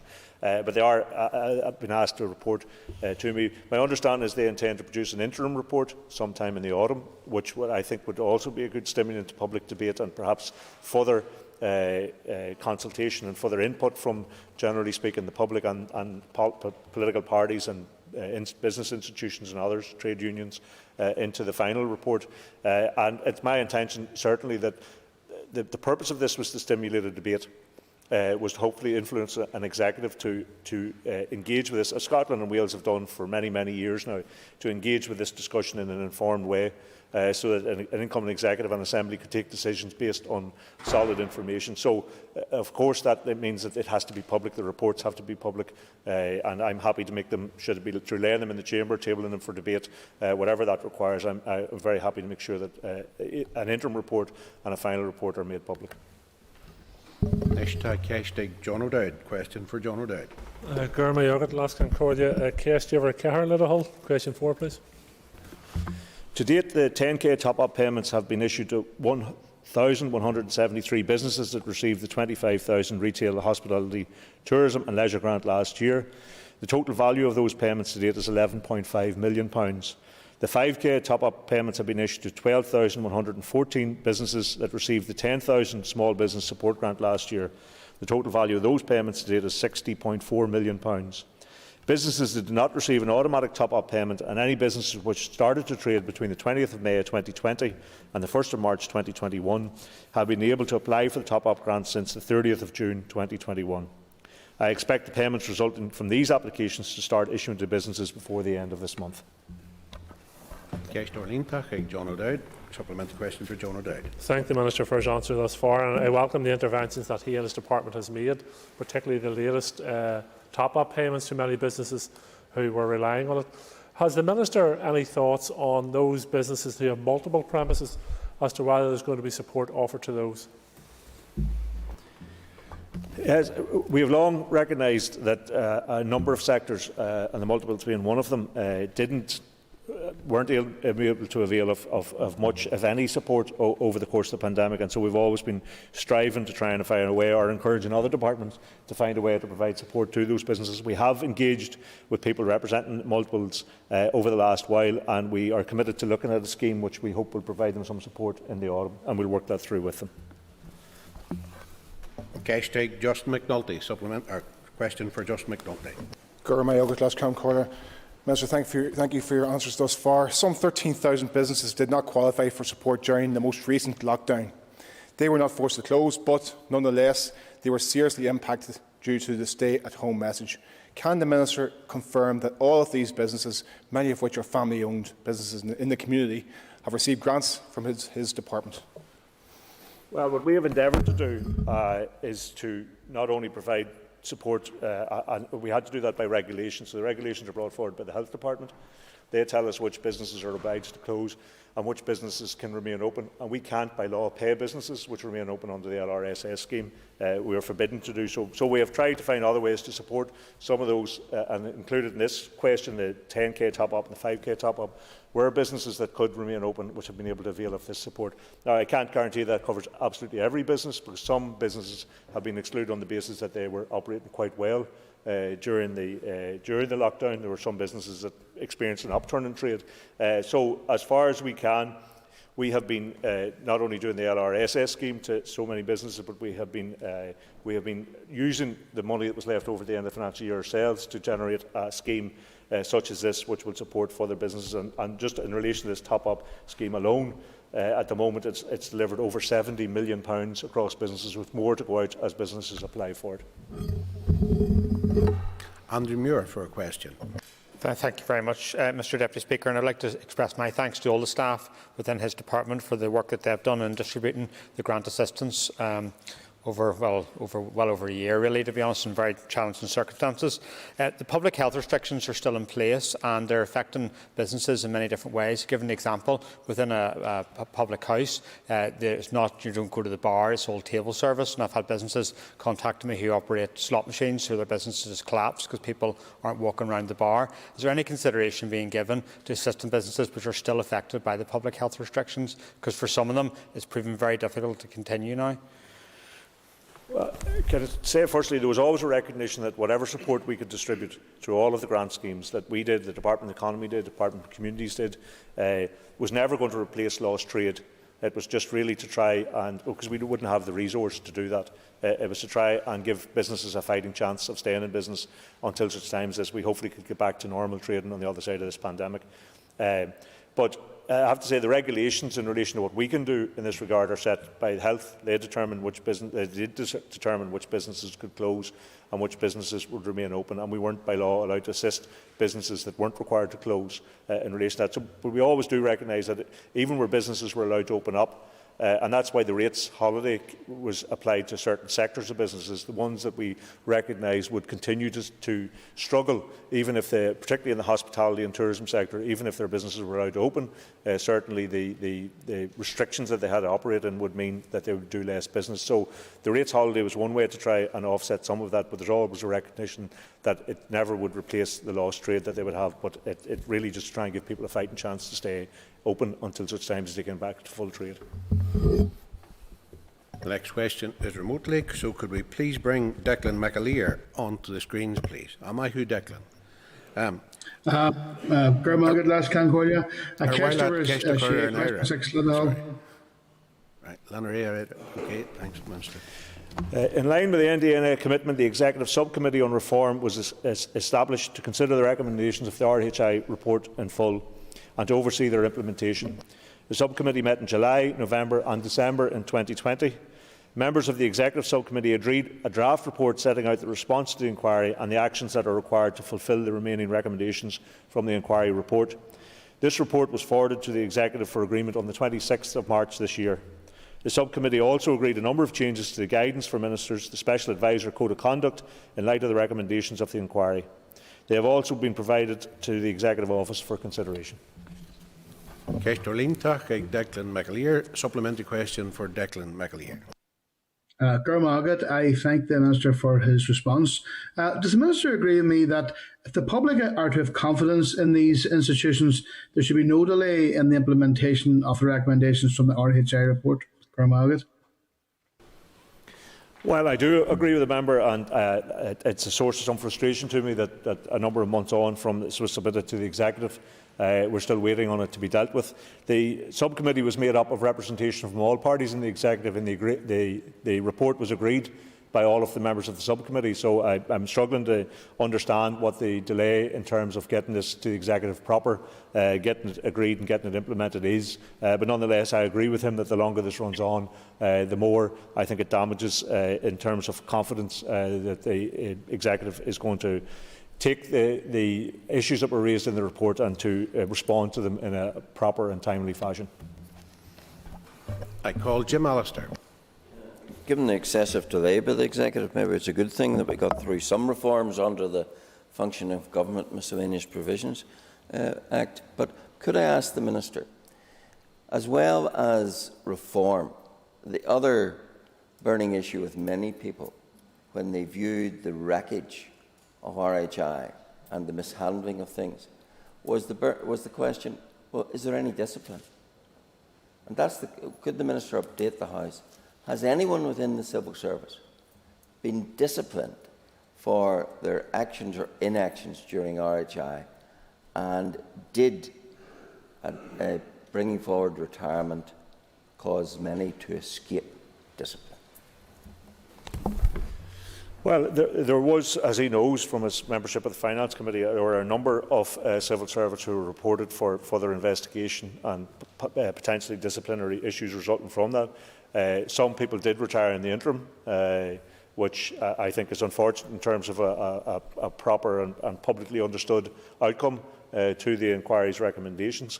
There are still ongoing matters because there are some legal matters being challenged in relation to that. So they have not yet concluded, and of course we have undertaken to provide the committee with as much information as we can provide them, subject to legal advice in relation to ongoing legal matters in the time ahead. I call Kelly Armstrong. Thank you very much, Deputy Speaker. Can the Minister provide his initial assessment of the impact of the Functioning of Government Miscellaneous Provisions Bill on the workings of the Executive and Special Advisers? Well, I spoke against the bill. I made my views very clear in relation to it. I thought some of the propositions within it were impractical, and some of them actually probably contradicted a delivery of good government. But nonetheless, the bill was passed in the final format once amendments were sorted through by the Assembly here, and the Department immediately, as it was obliged to do, has provided a report to all departments on what they need to do to make sure and observe the legislation that was passed. And that has caused some changes in terms of reporting and other matters and recording. A lot of issues which were already addressed in the RHI and report itself and would have been coming through in terms of the Executive Subcommittee and the Executive response anyway. But we have ensured that the matters which flowed from the bill have been distilled down, distributed to all departments to make sure that people fully understand the requirements that are now in law. Agus tá mugin if you cast gasta. We have time for a quick question. Eirmir Cahill-Boylan in the hall. Last week, cast over shot. Let hold question number 7, please. New Decade New Approach commitments envisage that the number of arm's-length bodies will be rationalised and there will be efficiency savings, a strengthening of democratic control and improved accountability. The Executive subsequently agreed to a review of the ALBs to meet this commitment in June 2020. Following this initial analysis, the Executive has now been asked to agree to the way forward in respect of the review of the arm's-length bodies. Subject to the Executive's decision, it will be for individual departments to consider their respective ALBs and the way forward on an organisation-by-organisation basis. In line with the priority in NDNA, the Department of Finance will maintain and publish a record of ALB reviews undertaken and the outcome. The Department of Finance is preparing legislation that would enable departments to make any changes that would be required as a result of the reviews. And that ends the period for listed questions. We'll now move to 15 minutes of topical questions, and I call Doug Beattie. Thank you, Mr. Speaker. Minister, the central access point for abortion services is run by the charity Informing Choices NI, and they're about to run out of their funding. Would the Minister consider assisting them with funding? Well, normally the request for funding will come from a department which has a responsibility for that organisation or has a relationship of some shape with that organisation. So I'm very happy to consider any request that might come forward from a department for assistance in that regard. And I'm sure that there are vital services that are being provided to women. But it would really require, rather than the Department of Finance going out to look for that, it would require a sponsoring department to come forward who would, within the ambit of that department, this organisation would operate. I assume perhaps the Department of Health or perhaps maybe the Department of Justice in that regard, but certainly if such a request comes in, I'm more than happy to consider that with the relevant department and to talk to the Executive. Supplementary question, Mr. Beattie. Thank you, Mr. Speaker. And I thank the Minister because he identifies, I mean, this is a really important service for women. And the monies that we're talking about is relatively small, £150,000, I think, for the year. And given the pressures that the health service is under in regards to waiting lists, in regards to the mental health strategy, and they already ask in regards to that. And I guess I've raised it, so I don't really have a follow-on question, but I absolutely take on board what the Minister has said. As I said, I'm happy to look at that. I also remind him that it's not just departments that can be sources of this. You know, for instance, particularly voluntary and community sector groups, the Dormant Accounts Fund, which has been delivered to the National Lottery, does look at resilience in organisations to make sure that they don't get to the point where they're almost going out of existence because of a lack of support, that they can build up resilience. And a number of other organisations will support the charities and other groups like that. So by all means, I'm happy to look at that, but they should also be looking at other sources of funding too. The member is not in his place for question number 2, and question 3 has been withdrawn, so I therefore call Paula Bradley.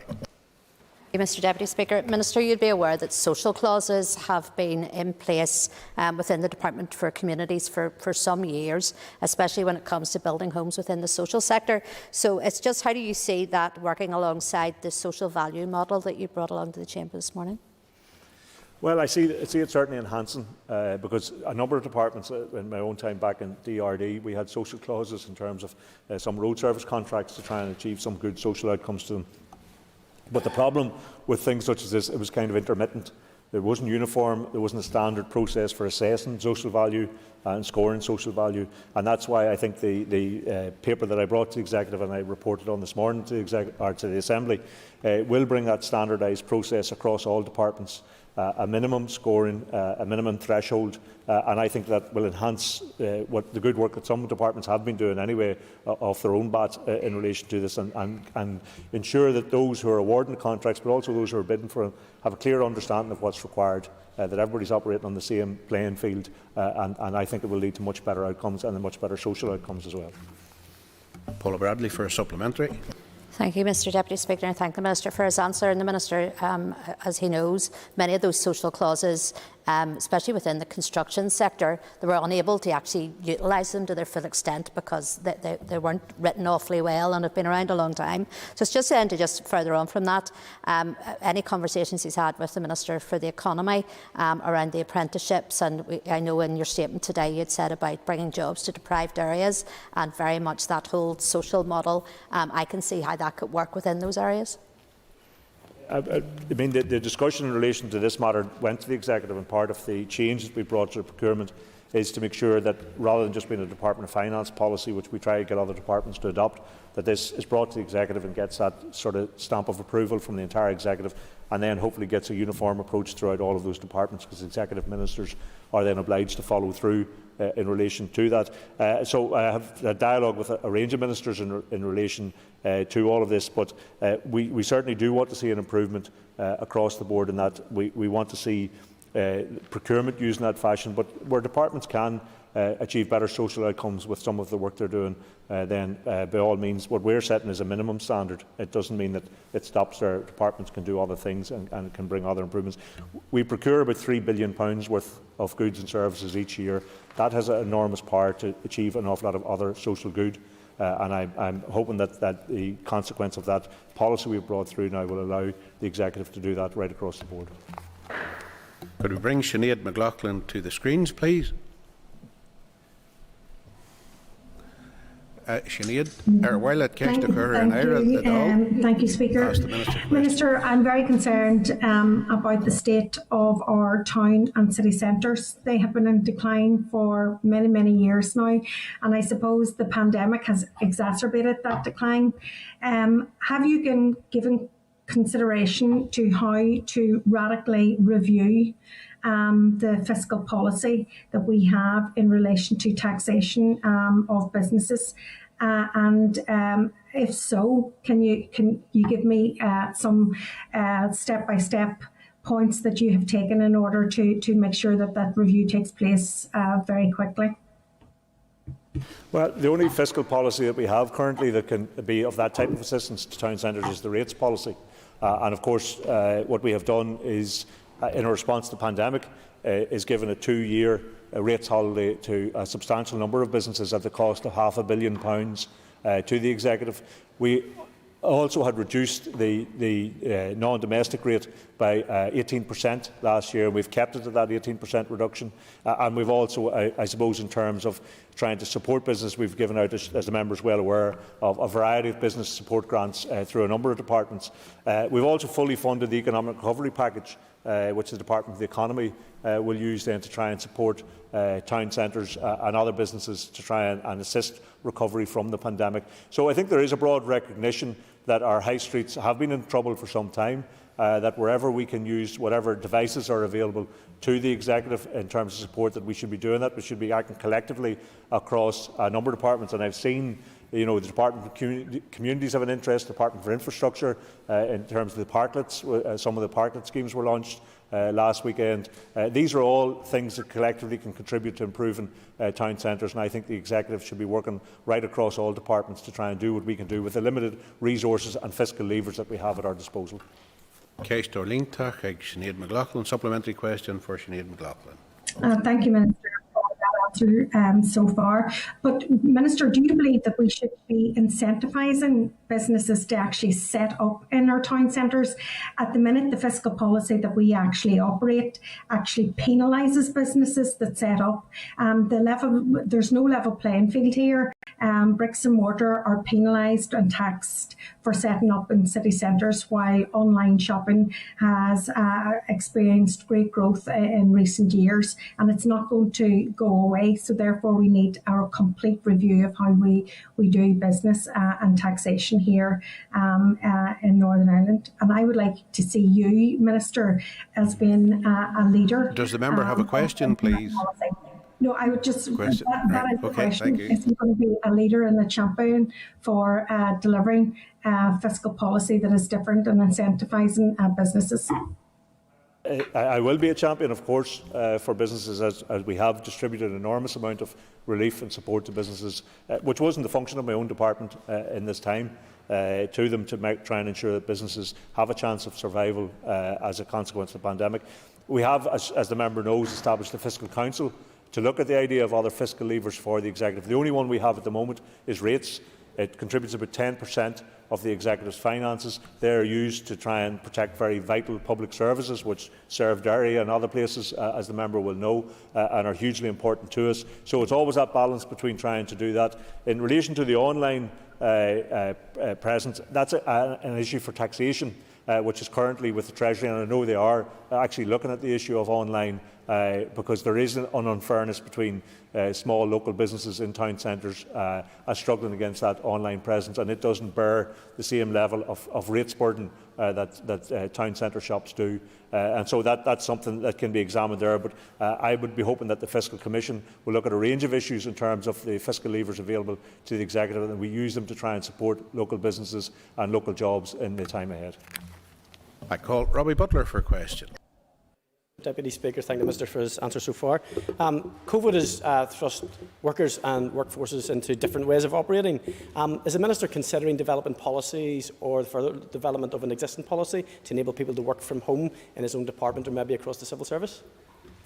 Yes, I mean, a lot of trends which were already happening in terms of workforce, I think, have been accelerated significantly by the experience of the pandemic and the reliance on people and the enforcement of people working from home. And so I think it will have huge implications for the way the civil service works. and implications for the civil service estate as well. And you can see already in terms of private sector, people are reassessing what office space they need and how people will work going forward. And thankfully, in recent reports I've seen, sick levels have actually reduced significantly over the experience of the pandemic, where people have been able to get that work-life balance much better and that home balance better. So we are looking very much to reviewing how we do workforce planning within the civil service. We are looking at that idea of a blended approach, of a mixture between being in the office and being able to work from home. That requires IT support and a range of other matters which we have accelerated over the course of the pandemic. And we've also, I'm sure he'll be aware, begun the establishment of a ring, if you like, of hubs where people can, if they can't work from home or if they prefer to be in an office environment, that they aren't required to travel in and out of Belfast 5 days a week, that there are regional centres where people can go to, and that will have the added impact of ensuring there's an economic boost for those centres as well. So there are a whole range of measures now to be considered in terms of where people work from, what the work-life balance is like, that blended approach to work and the regional hubs and what we require in terms of civil service state and the improvements in IT that can assist all of that. That's all in the mix at the moment and will be part of a longer-term civil service review. Supplementary question from Mr Butler. Thank you, Mr Principal Speaker. I welcome the Minister's very positive answer. Would the Minister agree with me, whilst there's a balance to be struck between enabling working from home and the multiple benefits that you've explained, that there may actually be benefits towards those who find it hard to gain employment, particularly single-parent families and women, and there may be actual benefits further than those that we've already identified? Yes, I agree with him. I think it's recognised that if you have that ability to work from home, then the burden, unfortunately, of a lot of home organisation falls on women unfairly, but that's the way it falls. And I think the opportunity for people to do more blended working then actually makes more accessible, particularly in relation to civil service jobs, which previously would require you to spend an hour on the road in the morning, an hour on the road in the evening, coming in and out of Belfast, or 2 hours, however the journey might be. And I think also the idea of the regional hubs then will mean people from more peripheral areas, then I think suddenly the jobs in the civil service are opened up to them as well. People from border areas, that the idea of that travel in and out, that commute, was a big challenge in terms of considering opportunities within the public sector anyway, and probably similarly within the private sector. So I think it will give us a more diverse and a more balanced workforce and create more accessibility to employment for people. I think that's to be regarded as a good thing in the time ahead.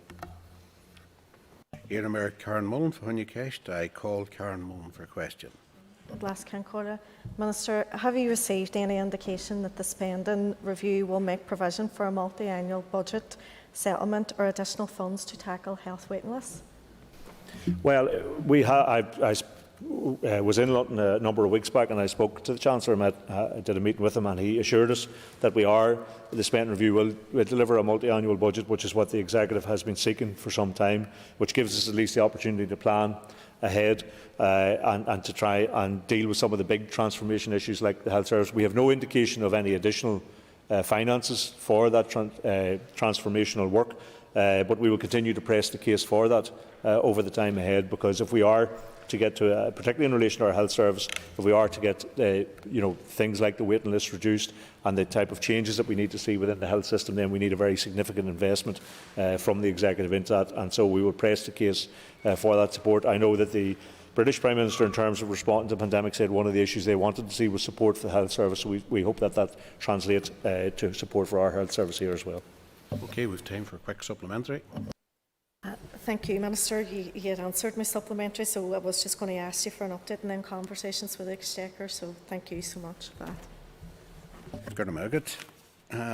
The time is up now, so members just take their ease, please, while we move to the next questions to the Minister for Health.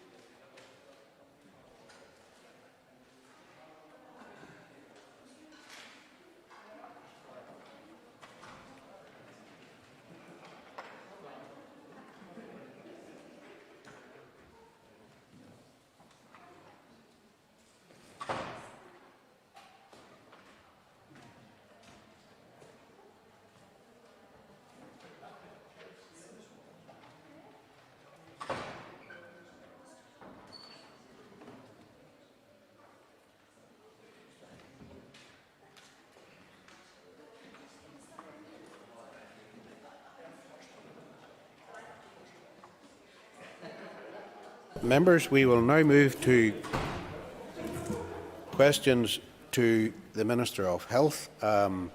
We have a number of questions withdrawn for the topical questions. Number 2, Caroline Killen, and number 6, Alex Easton. And can I call Claire Sugden to the screens, please? Thank you, Deputy Speaker. Question number 1.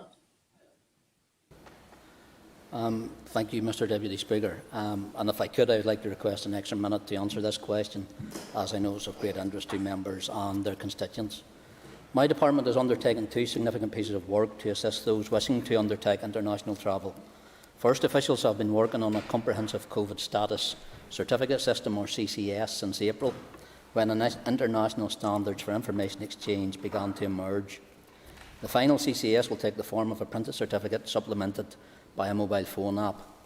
This system will provide internationally accepted proof that either the holder has received both vaccine doses at least 2 weeks prior to travel, or has demonstrated immunity to the virus, or has received a negative PCR test in the preceding 72 hours.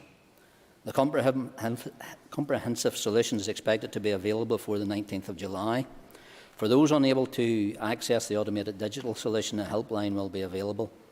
Members will appreciate that IT-based solutions requiring access to personal healthcare records must meet the strictest data protection and cybersecurity standards, and such work cannot be rushed. A second interim solution was developed in an incredibly short period of time. It was made available to the public on Friday evening of last week. The service was developed after some countries unilaterally decided to require vaccination proof ahead of the EU vaccine passport scheme becoming fully functional. The interim solution will enable people from Northern Ireland travelling to international destinations to show that they have received both vaccine doses. This system was available on the NI Direct website on Friday evening, with requests prioritised by attended date of travel. Health and Social Care Board staff are verifying the identity of the requester, locating their vaccine record, and preparing a vaccine certificate for collection from one of 3 vaccine centres, and staff are on hand to assist with difficulties that may arise. There's been an incredible public response to this interim solution. As of 1 p.m. today, there have been 4,500 applications. For 125 of those travelling today, certificates were made available for collection from one of 3 collection points yesterday afternoon. The short-term interim arrangements are only for people travelling to foreign countries who require proof of double-dose vaccination up to the 20th of July. The interim documentation will have a short-term expiry date and will be of no use to anyone travelling at a later date. And I am sure members would like to join me in thanking the staff from the Health and Social Care Board, HSC Trust staff, the system developers and department officials for developing this interim solution in a matter of days and working over the weekend to enable our citizens to meet the changing requirements for international travel. Thank you, Minister. I call Claire Sugden for a supplementary. Thank you, Deputy Speaker, and thank you, Minister. I think that's really great work, and I know I just want to thank the Minister for his attention on this matter. And I've been writing to him on a number of occasions, and I think this information today will be greatly received by all those who need their passport, if you like. Minister, I read earlier today that the second vaccination dose can be made available at the COVID mobile test units. Will this have any implications for the vaccine passport in terms of the information around sharing that so that people can get this documentation? It won't. In fact, it allows members of the public to bring their second vaccine dose actually forward in time in regards from what has been already scheduled. We would encourage people not to, because it does keep our sequence and booking systems functional, but if people prefer to do that, if they follow the guidance, it is something that can be done. We wouldn't encourage it, but it does allow people then to provide for the transport or the vaccine certification and verification documentation at that point in time once they have received their second vaccine. Mayor Justin McNulty from Newcastle. I call Justin McNulty for a question. Minister, well done on this. I think it's a huge release for so many people who want to feel sand and sea and don't want to travel abroad to get away from things after this hard 14 months. Minister, you'll recognise that the race against the Delta variant is on, right? On Saturday there was a temporary COVID vaccination centre set up at the Keys in Uri with huge take-up. I believe in Craigavon they're now allowing people to rock up without an appointment now for vaccination. How important do you see this being in the race against this variant? And will those temporary stations be available more readily on a more weekday basis, weekend basis, so more people can access to get ahead of this Delta variant.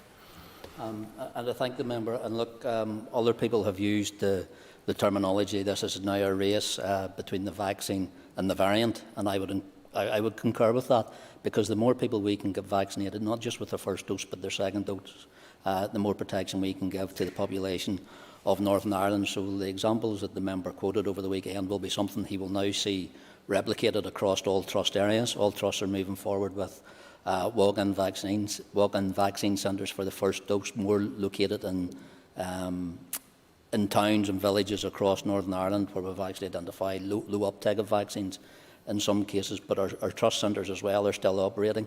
They will move to a walk-in, not just for first vaccines, but also for second vaccines as well, as long as people have left the appropriate time between the first and second doses as well. So we're doing everything we can to encourage as much uptake of the vaccine as potentially possible in Northern Ireland.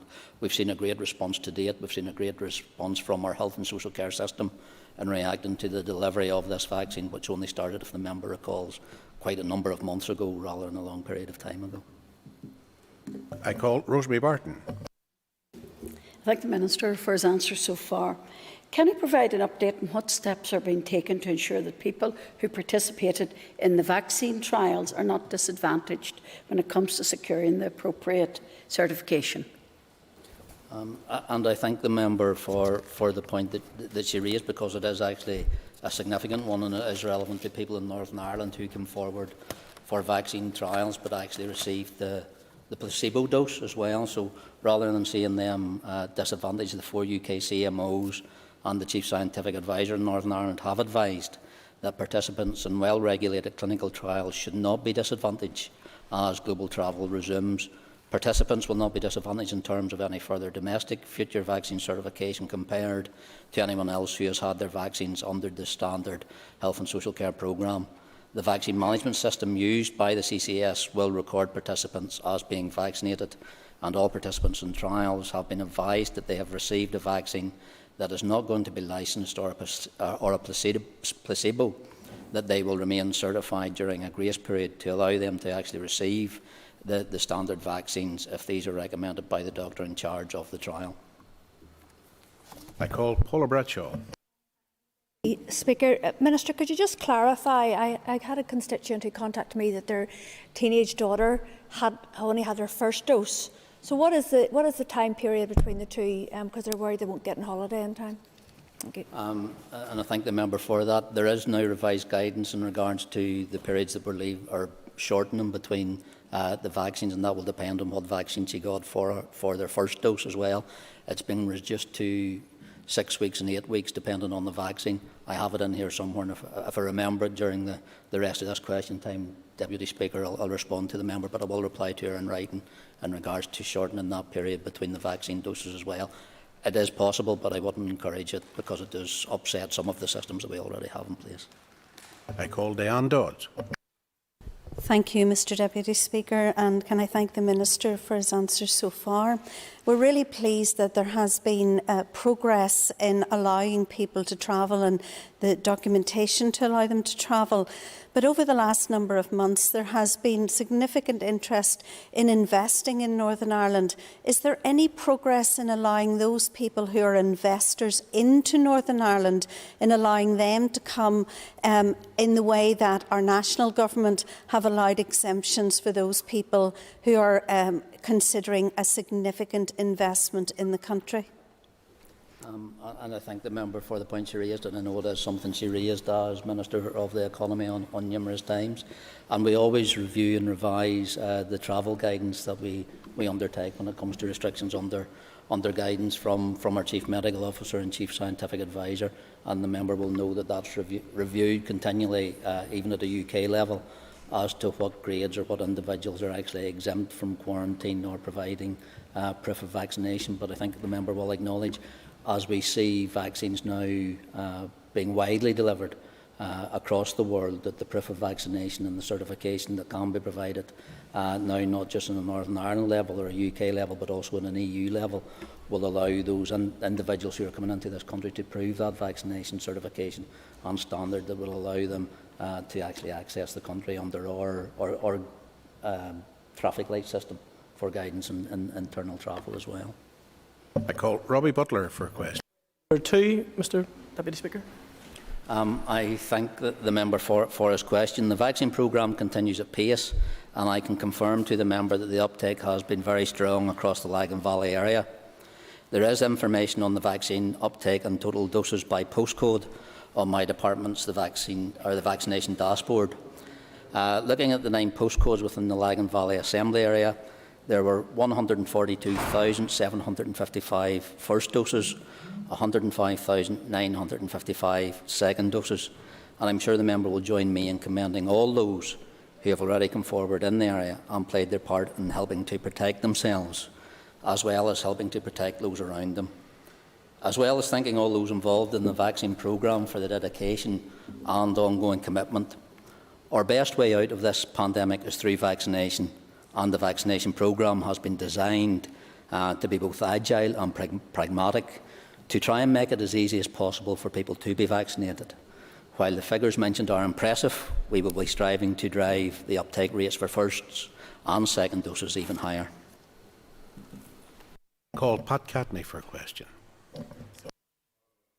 Excuse me, sorry, I forgot to call Robbie there for a supplementary. Excuse me, Mr Butler for a supplementary. I'm sure Mr Catney will defer to you there, okay? Thank you. Thank you, Mr Deputy Speaker. Thank the Minister for his recognition of the sterling efforts of people right across Northern Ireland and indeed Lagan Valley, my constituency, for the level of uptake. I want to thank the Minister, his department and the Trust for the Grab a Job initiative at the weekend. Is it too early to ask the Minister for an update in terms of how popular that's been? And would he like to join me in commending the South Eastern Trust for their Grab a Job, Get a Poke initiative and give them a free ice cream with the job this week? I thank the member for that, but in his last comments, I do have to raise a slight concern, Mr Deputy Speaker, because grabbing a poke from where I come from has actually quite a different meaning.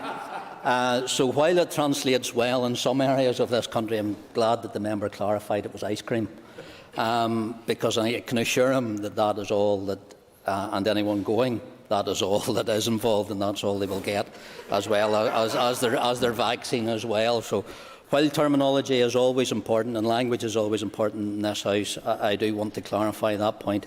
But I would like to thank the member for, I suppose, highlighting the different approaches that we are now seeing across a number of different trusts in regards to that encouragement of bringing actually people forward, and the number of on-street and walk-in vaccine pop-up clinics that we actually saw over the weekend are actually targeting those people who have missed and haven't availed of the more formal programme or more formal settings that we have set.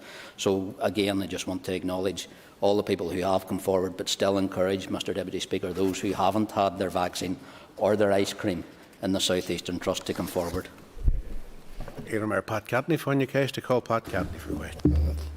Thank you, Mr Deputy Speaker, and thank you, Minister. I'm sorry for jumping in ahead of you there, Robbie, but it didn't cost you any time anyhow, just a wee mistake. Minister, I heard the great figures there that have come from Lagan Valley, just as you asked Mr Butler. Can you tell me, Minister, what messaging does your department have to encourage further uptake of the vaccination, especially amongst our young people? And I thank the member for he does highlight, I suppose, as we referenced, the different avenues that we are taking now and are promoting in regards to reaching those and getting the messaging right. And it is about getting the vaccine, not just to protect yourself, but to protect others. One of the concerns that we do have in regards especially to young people contracting COVID is not the immediate effect, but is what is now established as long COVID. So there's always that chance that anyone who contracts COVID may not end up in hospital now or in ICU now, or may not transmit it immediately to a loved one or a work colleague or a family member. But the long-term effect may be something that they haven't planned for or don't take into consideration. So it's easier for people to come forward and take up the vaccines when they are available and are available now, and in large scale and multi sources across Northern Ireland as well. So I thank the member for encouraging those, especially in the younger age groups, to come forward and get the vaccine while it's available. Call Gordon Lyons. Speaker, and I welcome the high uptake of the vaccine in Lagan Valley, but would the Minister be able to tell us if he has any areas of particular concern geographically about the uptake of the vaccine, and does he have concerns about any potential urban-rural divide? And I thank the member, and actually our vaccine dashboard does indicate, where you can see geographically across Northern Ireland where there are concerns about low uptake. And I think what the member will actually see is that's where we are concentrating some of our mobile testing facilities. So in the middle of Belfast city centre, Castlewell and Newry and the Keys. So all those areas where we've seen low uptake, we are doing that outreach programme now. We've also expanded into various workplace systems, should it be the fishermen in Kilkeel, food processing factories as well, so that we encourage anyone who is eligible, and especially those who are sometimes at higher risk, to come forward and get the vaccine. And we're trying to make that as easy as is possible, and that's what the idea of these walk-in clinics are. Éireann Sir, Anya Murphy, Fáinne Ceist. I call Anya Murphy for a question. Very welcome to see you, and good that you're with us here. So, thank you. Minister, as a new MLA representing a largely rural constituency, I welcome the deployment of mobile COVID vaccination clinics at the weekend. Can I ask the Minister when we will see these mobile COVID clinics being used to deliver vaccinations to dispersed rural communities and to harder-to-reach minority communities in Fermanagh and other parts of the north? Can I first of all welcome the member to her place, and I look forward to working with her over the remaining months of this mandate.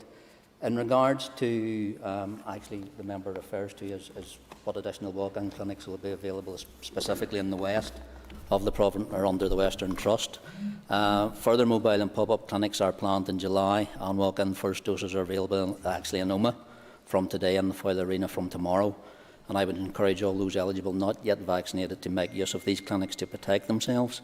Every vaccination counts as we face a potential spike in infections. And throughout the vaccination programme, the Western Trust has operated vaccination centres at 3 locations across the Western Trust: Londonderry, Oma and Enniskillen, to ensure that access covers all. So I would encourage the member to speak to her constituencies as well, to make sure that they do avail of all the opportunities for people to actually uptake and get the vaccine. I call Chris Little. Speaker, given the importance of messaging to vaccination, can I ask the Health Minister why the Executive COVID-19 weekly press conference has ceased despite the ongoing nature and risk of this infectious disease pandemic? I suppose that the substantive response of that would actually come from the Executive Office as to the First and Deputy First Minister heading up those bulletins. In regards to, I suppose, the still regular briefings and media briefings that my department through the CMO and CSA provide, we do that, not at the stand-up podium briefings any longer, but also at a fortnightly media-specific briefing where the CMO and CSA make themselves accessible to all media outlets on a range of substances and questions as well. The member's correct. Look, the more joined-up messaging, the more messaging that we have, especially coming in to this crucial period in how we fight this pandemic, is important. I've said from this place in the past, when we're all given the same message, it all helps, and that's especially in regards to vaccines. And I am pleased that every party, not just in the Executive but across this House, has indicated the importance of vaccination, and for those people to actually get not just their first dose but their second dose. I call Harry Harvey for a question. Thank you very much, Deputy Speaker. Question 3, Minister, please. I thank the member for his question. It is accepted that the COVID-19 pandemic, lockdown and other restrictions have all had a negative impact on our population's mental well-being. The Health and Social Care Board has explored the evidence around the rising demand in mental health care and treatment, and has made a series of initial projections on how this would translate in the Northern Ireland context. It estimates that there will be up to 32% more new referrals to mental health services over the next 3 years. A key element of responding to this emerging mental health need has been the development of a new mental health strategy, 2021-31, which I published on the 29th of June.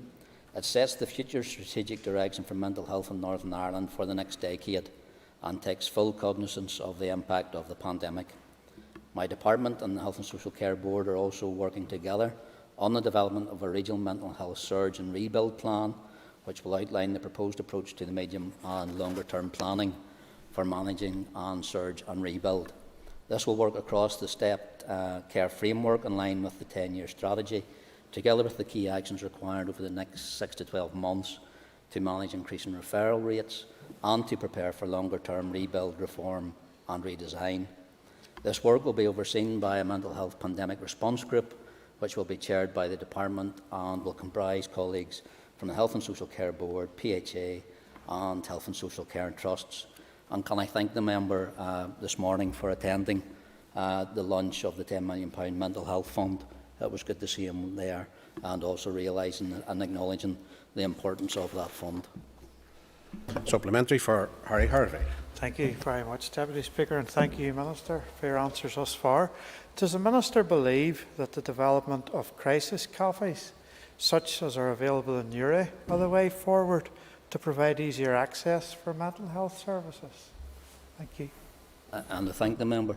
The Newry-based Bean Cafe, which is run by PIPS, Hope and Support, in partnership with the Southern Trust, I think is a good example of that.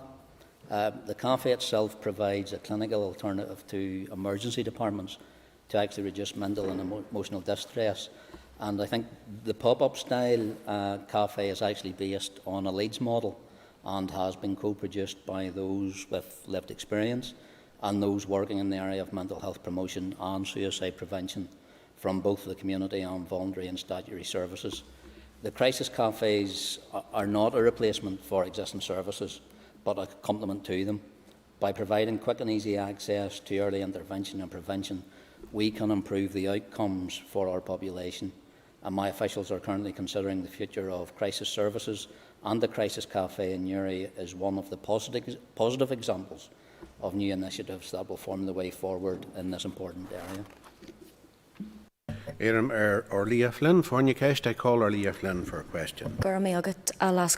And Minister, I'm conscious that I wasn't able to be here in the Chamber last week, and I do want to acknowledge the hugely significant announcement that you did make in publishing the 10-year mental health strategy and funding plan. Maybe just on that, I know that there is some detailed figures within the strategy and the funding plan around different service developments that you hope to progress. And I was wondering if the Minister could outline how you arrived at some of those costs, and if a needs analysis was carried out to, sort of determine to make sure that the demand is being met in whatever way you're breaking down those costs. And I thank the member for that point, because as she will be aware, not only did we actually produce the mental health strategy, I did produce the funded costing plan beside it, because I think it is important to indicate just to the members to this House, but also to executive colleagues, that there is a commitment within my department to really drive forward the changes that we need to see in mental health. Those updates, those costings were done at I suppose, quite a granular level within my department, to ensure that we were being realistic about any financial ask that we were going to have to make to not just the Department of Finance or the Minister of Finance, but also to prove that case to the Executive as well. So that's why that work was underdone and why both documents were produced at the same time. I call Alan Chambers. Deputy Speaker, I thank the Minister for his answers thus far. The recently published 10-year mental health strategy makes clear that mental health is one of the Minister's top priorities, and I thank him for that. I especially welcome today's opening of the Mental Health Support Fund. What sort of impact does he expect it will have in supporting the essential contribution made by our community and voluntary sector organisations? Thank you. And I thank the member, and I was pleased to announce and launch this morning the 10 million Mental Health Support Fund, which I opened this morning. There was nearly 200 representatives of different voluntary and community groups represented there. The fund's open to all charitable organisations that offer support services to people with mental ill health throughout Northern Ireland. Groups are invited to submit proposals on key themes, all of which are linked to improving the mental health and emotional well-being of the population, and the fund itself will equip and enable these charitable organisations to provide a wide range of support services for people with mental ill health and help to ensure that those who need to can continue to access mental health support services in the community. To manage demand, applications will be staggered, and those applications for large projects are actually being accepted immediately, and those for smaller projects will be accepted in September 2021. And the member will be aware the fund itself is being managed by the Community Foundation Northern Ireland and is now accessible via the Community Foundation website. Call Claire Bailey for a question. Deputy Speaker, question 4, please. I thank the member. Firstly, it is important to state that Informing Choices Northern Ireland, formerly the Family Planning Association Northern Ireland, receives substantial public funding from my department and the Public Health Agency to approximately £137,000 each year to support the provision of free sexual health advice and counselling. That service includes phone and web-based non-directive advice, counselling and literature on a range of issues for people who are often young, vulnerable or in crisis, and that includes contraception, STIs, pregnancy choices, as well as sexual health and relationship education for people with learning disabilities. In addition, last year I awarded a further £15,000 grant to Informing Choices as part of an uplift to all core funded bodies in recognition of the financial challenges faced by the volunteering community sector during the COVID-19 pandemic. With regard to the additional funding request, I can confirm that my department is currently considering a request for further funding from Informing Choices to support its decision to provide a central access point into the early medical abortion services which trusts began to provide from April 2020 in line with their statutory responsibilities under law. That remains under consideration, and I have not received final advice on that yet, but I am aware that my officials are engaging with Informing Choices and are carrying out the usual due diligence checks in relation to that request, as you would expect. In light of the extreme funding pressures facing my department at present, I have written to the Northern Ireland Office Minister of State, Robin Walker, to request additional funding to support these services, because as yet the Westminster Government has not provided any additional funding to my department since introducing the abortion regulations in March 2020. And last week, Minister Walker again confirmed that the funding support I have requested will not be forthcoming. Claire Bailey for a supplementary.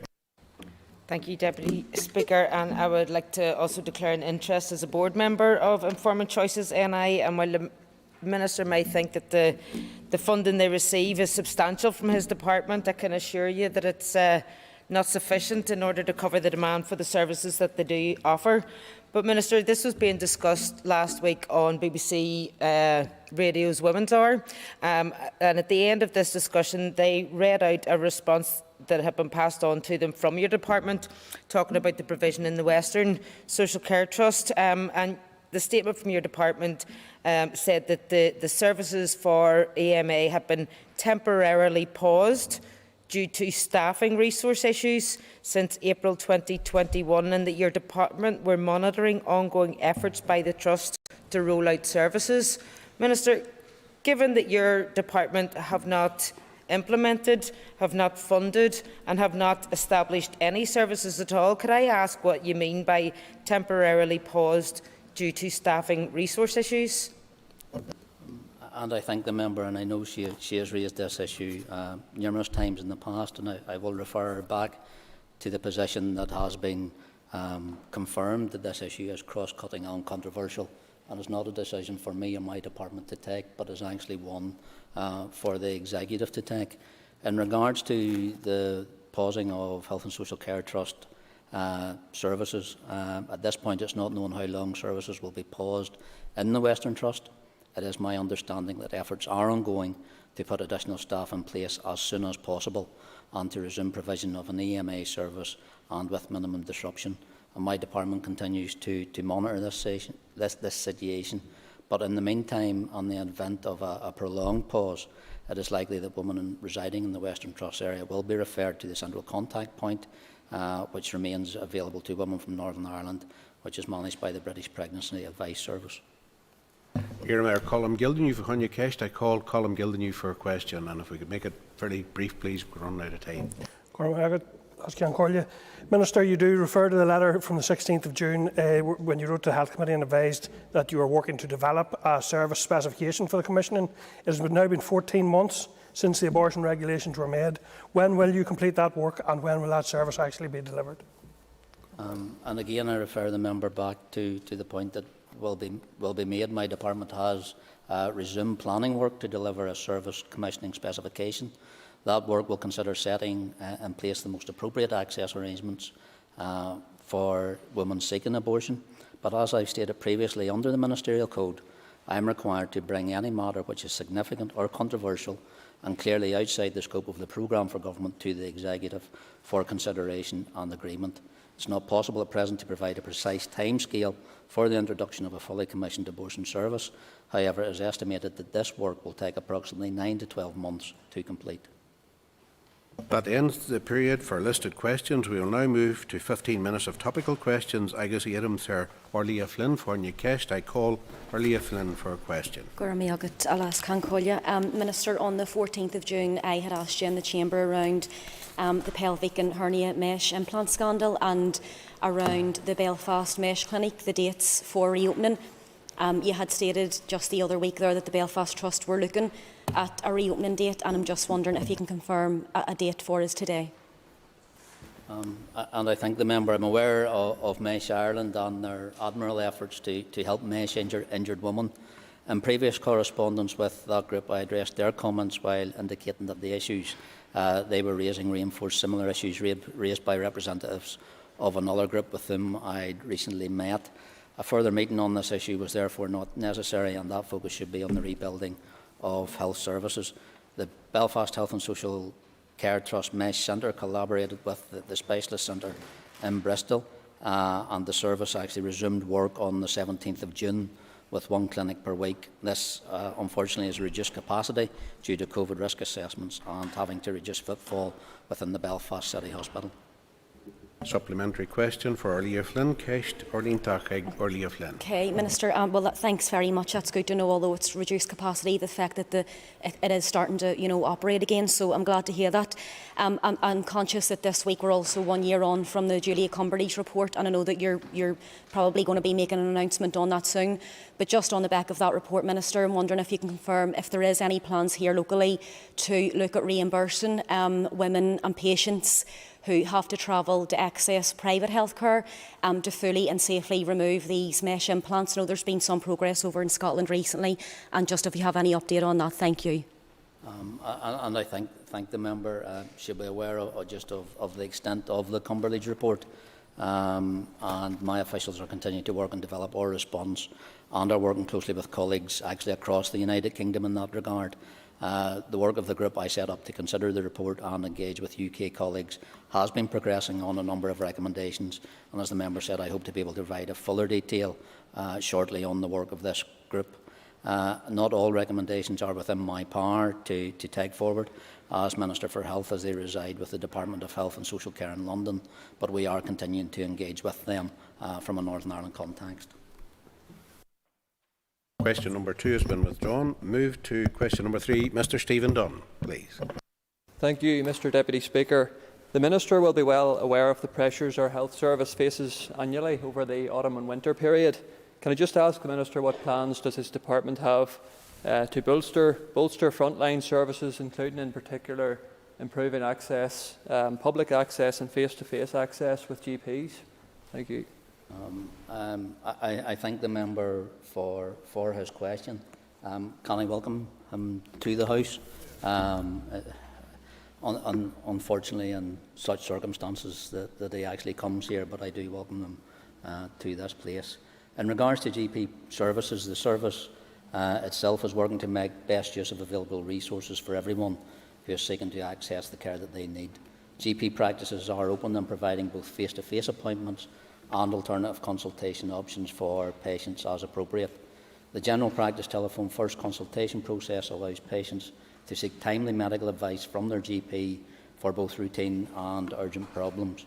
The GP determines the most appropriate approach to safely addressing the patient's needs using their clinical expertise, and the GP then decides if the patient can be managed over the telephone, or if they should be signposted or directed to other appropriate services, or if, based on the GP's assessment, a face-to-face appointment is actually appropriate. It's important to be clear about the extent to which primary care was already facing considerable pressures as well, and that's even before having to cope with the sustained pandemic situation. And that's why we're investing both in technology in regards to supporting GP practices, but also the initiatives such as our multidisciplinary team programme, the introduction of advanced nurse practitioners and additional general practice nurses have already made a difference on how the services are actually being delivered in primary care. Mr Dunn for a supplementary. Thank you, Mr Deputy Speaker, and thank you, Minister, for your answer and for your welcome. There has been some discussion around a booster third jab across Northern Ireland.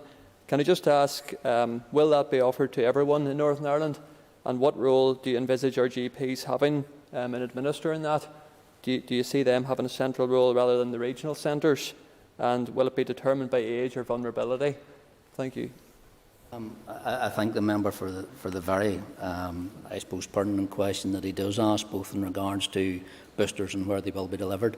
At this moment in time, the JCVI has made an initial readout that boosters will be necessary for those clinically extremely vulnerable and in the older age groups. They are still assessing the need for that, but we are preparing should it be necessary and should they decide that that is the best way to go. And as the member will be aware, we always follow JCVI advice and guidance.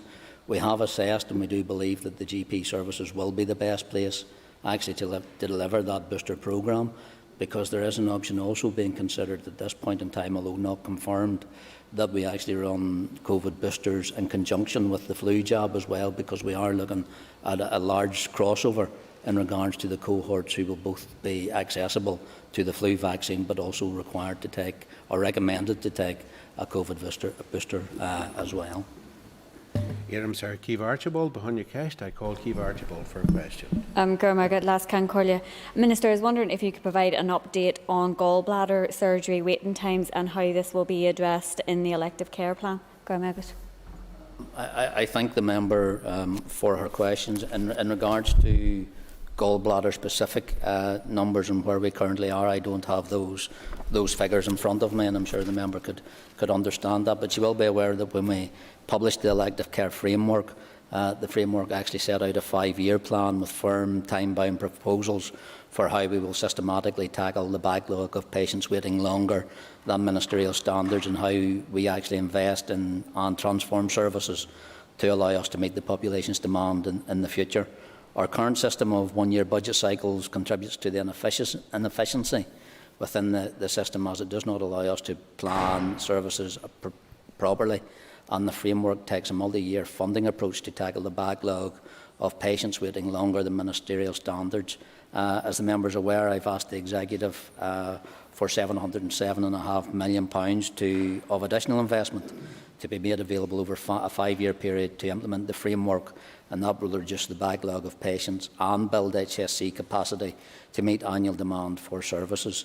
And subject to that funding commitment, the Department made clear is that by March 2026, no one should wait more than 52 weeks for a first outpatient appointment or inpatient day case treatment, or 26 weeks for diagnostic appointment, and that by March 2026 we will have eradicated the gap between demand and capacity for elective care. Keith Archibald, supplementary question for Keith Archibald. And I thank the Minister for his response. I recently received a response from the Western Trust that the waiting time for a gallbladder removal surgery is over 6 years, which I was really taken aback by. It's a very long time for someone to be waiting in pain, and for those who are facing lengthy waits for an appointment or surgery, it can have devastating impacts. So how will the Department or the Trust record or monitor impacts on individual patients associated with such lengthy delays? And I thank the member, and I can assure in regards to the issue and the constituent that she raises, I receive many of those on a daily basis, as does my department, and I'm sure other elected representatives in this House. And that's why we went about and actually published the elective care framework, because of people waiting such extensive period of times.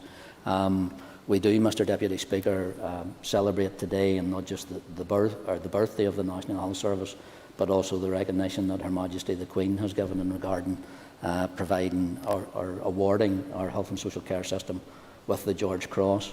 But also we've acknowledged here in Northern Ireland the length of time of our waiting lists, the underfunding of the last 10 years has really challenged that key precept of our National Health Service, which is free at the point of delivery, free at the point of use, and free at the point of need as well.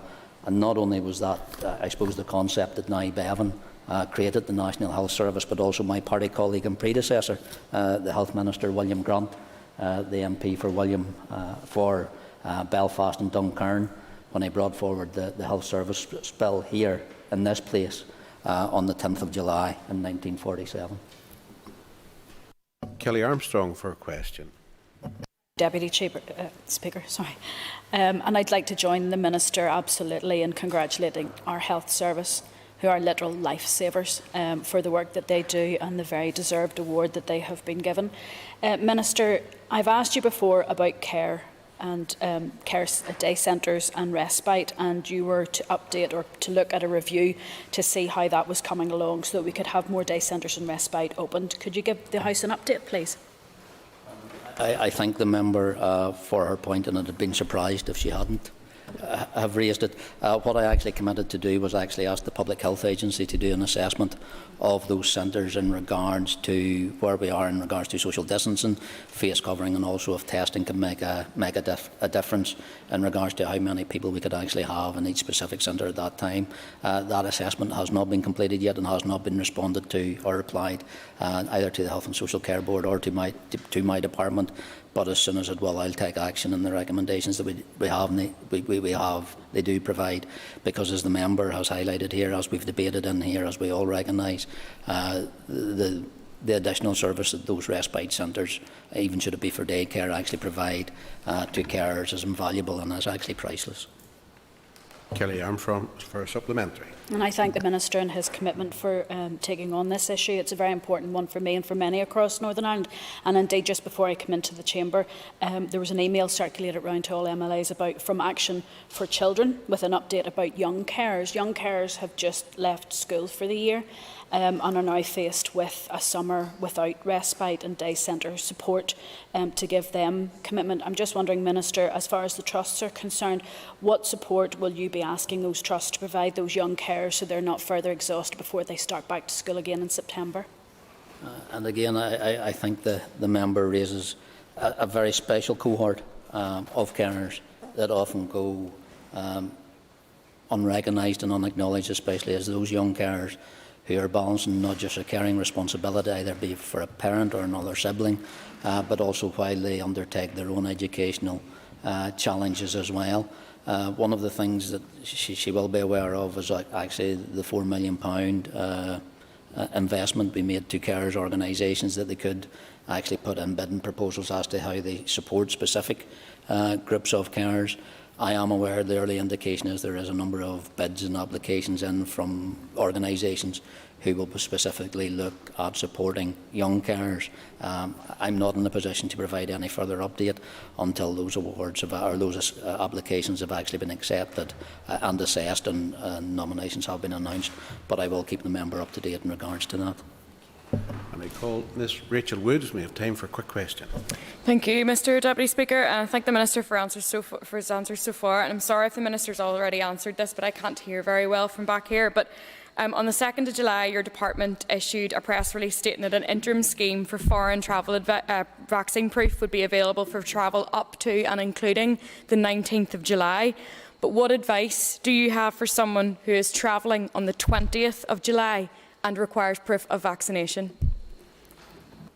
I think the member, if she wants, she can check Hansard. It's the first question that was actually asked under question time. That specific issue wasn't covered. The interim service that we are providing on the paper-based system through our Health and Social Care Board will be effective up until the 20th of July. Our hope and our intention, and everything going well as it currently is, the UK-wide certification programme will be up and running and will actually, by the 20th of July, will actually take into consideration the worst case scenario, which is 10 days of a delivery of a certificate. So that's why we're stepping down our internal Northern Ireland specific process, so that in that case the UK process will be up and running by that point in date. Again, it's something we'll keep under constant review. We have received 4,500 applications for our internal service up until 1 p.m. today, and we are assessing them on the date of travel. So the closer that people are actually travelling to today, those applications are being prioritised. Okay, thank you, Minister. Time's now up. If members just take their ease while we move to the next item, which is an urgent oral question, please.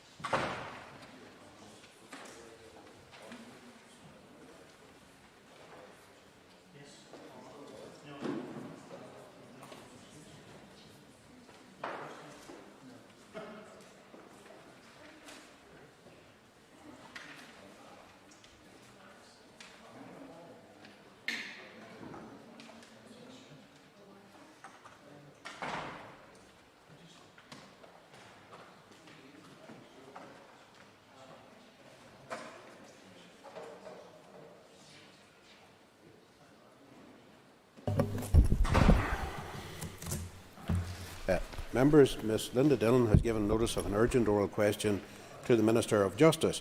I would remind members that if they wish to ask a supplementary question, they should rise continually in their places. The member who tabled the question will be called automatically to ask a supplementary. Clerk, would you please read the question?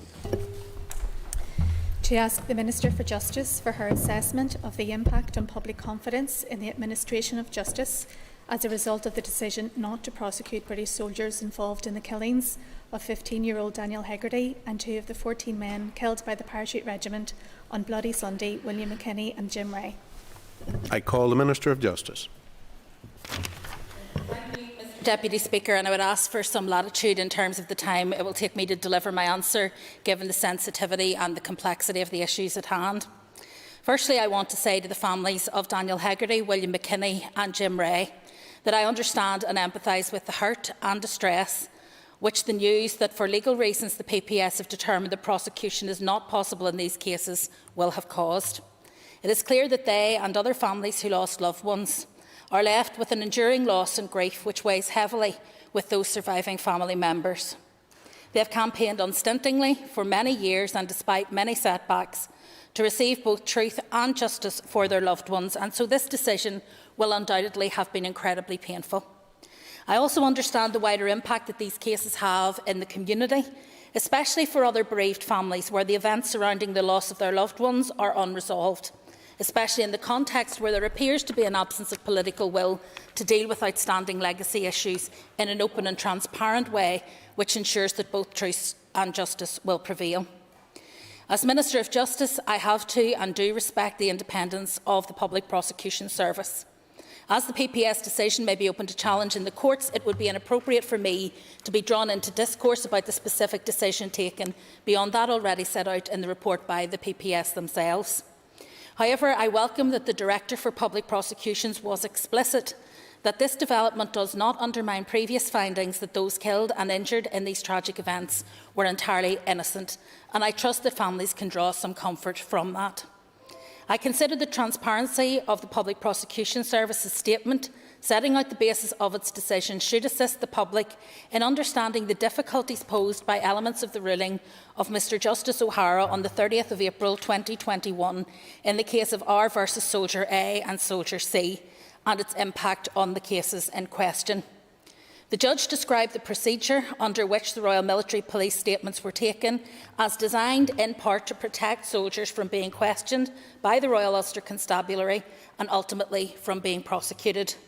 The judge found that the interview procedures conducted by the Historical Inquiries team also breached the Code of Practice governing the conduct of investigative interviews. I continue to have faith in the good judgment of the public and its strong sense that those who serve the public, whatever their occupation or responsibilities, must be accountable for their actions in law. As the Justice Minister, I respect the decisions of independent organisations such as the PPS, and that we are all required to work within the due process of law. It is important that factors such as the admissibility of evidence and the ability to conduct a fair trial are given due weight. I said publicly on Sunday that there is no necessary read-across between these cases, subject to the PPS's decision, and other legacy cases. My views are not dissimilar to those expressed by Judge O'Hara in condemning those 1970 arrangements for interviewing army personnel. However, I believe that public confidence is more likely to be affected by the change of approach to outstanding troubles-related investigations announced by the NIO last year and again this month. My concerns regarding the proposed movement of legacy from a justice resolution approach based on the Stormont House Agreement to a somewhat nebulous truth recovery and reconciliation model are well known. I continue to stress and emphasise to the Secretary of State and to the Westminster Government that at every opportunity presented, the importance of sharing the detail of the Government's proposals, in particular the need to provide a robust and comprehensive mechanism to adequately resource the justice system in Northern Ireland to discharge the legacy pressures that it has to address. I recognise that the passage of time, Mr Deputy Speaker, means that realistically, relatively few legacy cases can result in a successful prosecution. However, this does not mean that we should not deploy the full vigour of the law to investigate and, where possible, prosecute cases where the law has been broken. Not to do so would be much more damaging to public confidence in the administration of justice and the rule of law. I call Ms Linda Dillon to ask a supplementary question. Éireann Linda Dillon on Ceist a Chur. Can I thank the Minister for coming to the House and for her answer so far. Minister, you have partially answered my supplementary. However, I just would like to have it on the record unequivocally in terms of your own support for these families, because it is devastating, not only for the families involved, but for many families who have lost loved ones and who are awaiting legacy inquests and judgments. Can the Minister put on the record her opposition to the British Government, any attempt by the British Government to introduce an amnesty or statute of limitation for British state forces? And will you also resist any attempts to interfere with the due legal process in respect of legacy inquests, judicial reviews, civil cases or prosecution cases involving British soldiers already before the courts, as they would undermine confidence in the justice system? Well, the member will be aware that my own party and others in this House signed up to the Stormont House Agreement, and I believe that that should have been progressed and that it has taken too long to get to this point. We, like other parties, have been asked to engage in a process with two governments, with the British and Irish governments, to look again at the issue of legacy. The scope of that process is unclear, I think, at best. We're not clear whether that is a super consultation involving the parties about the government's own proposals, or whether it is meant to be some kind of negotiation. So, for the time being, we are seeking clarity on that from the governments, and our participation in those engagements remains highly qualified. With respect to the substantive issue about the rule of law, I believe that it is not just a matter for the rule of law to apply to those who were serving soldiers here, but to all of those who were involved in legacy cases. There are many families that have lost loved ones in this place, and there are many families that continue to suffer. All deserve justice and truth, and I would appeal not only to those who are charged with delivering justice and truth through the governments, to bear that in mind, and to bear in mind the impact that any changes to that process through amnesty or statutes of limitations may have on people's confidence in the modern justice system. But I would also call on those who were responsible for those acts to assist those families in finding both justice and truth, because I think that there is a lot of healing that still needs to be done in this community, and we are a long way from a process that will deliver that. I call Mervyn Storey. Mr Deputy Speaker, would the Minister accept that pursuing cases in the absence of admissible evidence that so clearly wouldn't stand up in a court is something that she, as Justice Minister, could stand over? And does the Minister believe that the criminal justice system can be considered as a neutral arbiter when it comes to dealing with the issues of legacy? And would the Minister comment on why it took so long for our PPS to come to the conclusion on the basis that there was no admissible evidence? Well, there are a number of issues that the member raises. First of all, I do believe that the justice system is capable of acting impartially. In fact, it's one of the few institutions within our society that has the broad respect of the vast majority of people in this community in terms of its impartiality. With respect to the complexity of the decisions around Soldiers A and C, clearly, which were made by Judge O'Hara, clearly had read across to a certain number of cases. But in order for the PPS to determine what impact it would have in the various cases that are before it in terms of legacy, they had to look at each case on its merits.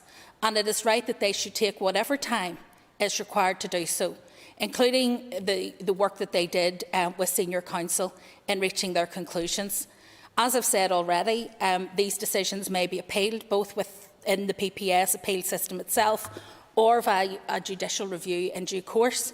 And so it would be inappropriate for me to speculate, but I'm not going to criticise the Public Prosecution Service for doing their job diligently and thoroughly, given the importance of the issues at stake.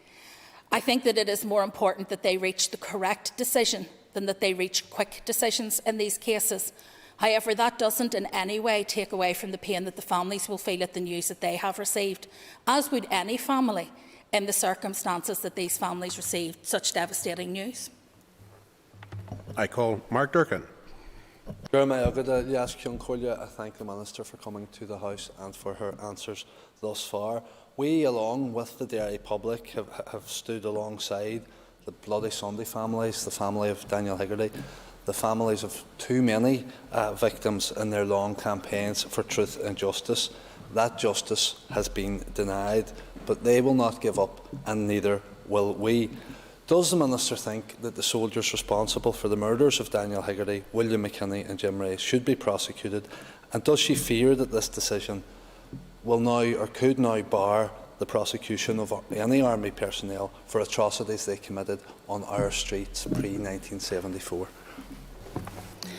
Well, I mean, Mr Deputy Speaker, with respect, the member is asking me to second-guess the work of the Public Prosecution Service and their senior counsel, and it would be entirely inappropriate for me as Justice Minister to state here whether or not I thought that soldiers should be prosecuted. If the PPS have reached their decision with senior counsel that there is not enough admissible evidence on which a prosecution can be based, unless anyone here finds themselves to be a greater mind than those, legal mind than those in the Justice in the PPS office, it would be, I think, very risky of us to go down the route of second-guessing their decisions, and I certainly will not do that. I understand entirely the distress of the families, and I understand their concerns, but as I said in my original statement, it has to be due process, and unfortunately in this case due process has led to the fact that in these cases justice will not be possible in the courts due to inadmissibility of evidence. If that decision is subsequently overturned, either at an internal review of the PPS or as the result of a judicial review, then that could of course change the outcome. But given that it is based on a ruling of a judge, which is not open to challenge simply because you disagree with the opinion, but has to be open to challenge only at appeal where the judge's decision is either not logical or fundamentally legally flawed, neither of which hold in this case, it is unlikely at this stage the change will happen. But members, of course, will respect that the families reserve their right to appeal. With respect to read across to other cases, again, I have been very clear. There is not necessarily read across to all other cases. In fact, there are other cases in the system which have been assessed by the Public Prosecution Service and at this stage are not affected by this ruling. It affects specifically those cases where a compelled statement was required from the Royal Military Police of those whose weapons were discharged. It was not given under caution and for that reason was inadmissible. and unfortunately the subsequent interviews by the HET also did not follow best practice, and therefore those statements were also rendered inadmissible in that they were so tainted by the original statement and the subsequent statement that they couldn't be admitted. That is not the case in all legacy cases, and it would be a dangerous thing to read across this judgment on these cases to other judgments in other cases. I call Paula Bradshaw. Speaker, and Minister, thank you for coming to the Chamber today. I would also put on record my deep-felt sympathies to the families. I very much appreciate the distress Friday's decision will have made. Minister, what do you think needs to happen now going forward to improve confidence in our judicial system as regards legacy cases? Thank you. Well, I thank the member for her question, and I think, as I said, I am extremely concerned with respect to the fact that we do not have a comprehensive process going forward to deal with legacy.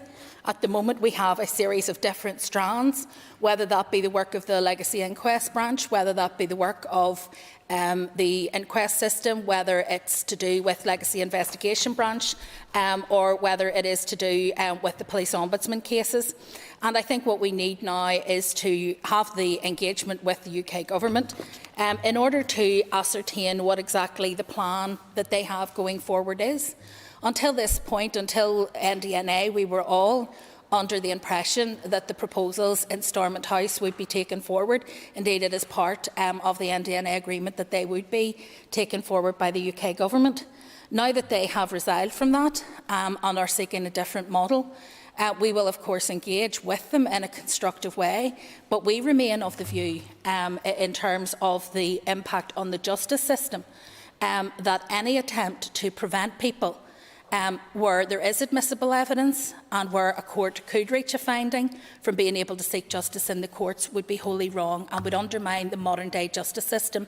There are legacy artefacts in these cases in terms of how they were processed, how they were handled, how investigation was completed at the time, which reflect on the system then.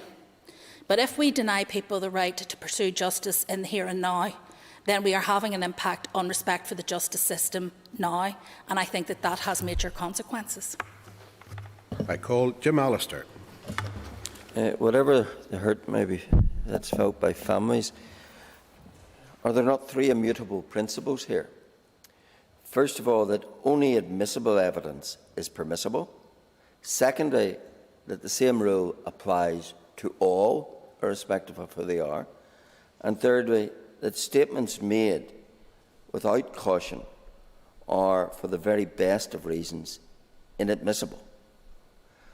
And therefore, is the bigger question, since all of that has always been clear, is the bigger question not, how did these cases ever get as far as they did in the absence of sufficient evidence? And how did the PPS ever think there was sufficient admissible evidence? Well, Mr Deputy Speaker, with the 3 points that the member has raised, I concur, and I set that out very clearly in my own statement. With respect to his final conclusion, however, I disagree, because until the ruling in April of Mr Justice O'Hara, with respect to the admissibility of interviews conducted by the PSNI Historical Inquiry Team in 2010, statements prepared by soldiers in advance of those interviews, and also statements made by soldiers to the Royal Military Police in 1972, it was not clear whether any or all of that information would be admissible in court. It was an arguable point of law.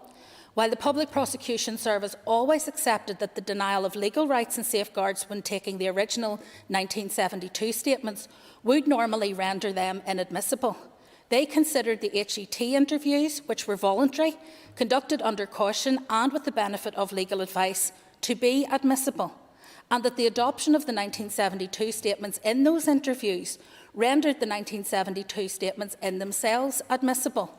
However, those arguments were rejected by Mr Justice O'Hara in the prosecution of Soldiers A and C. So it is important that we allow the court to have that argument, to scrutinise the argument on both sides, to reach its conclusion, and then apply that case law fairly and without fear or favour across the remaining cases that are in the system.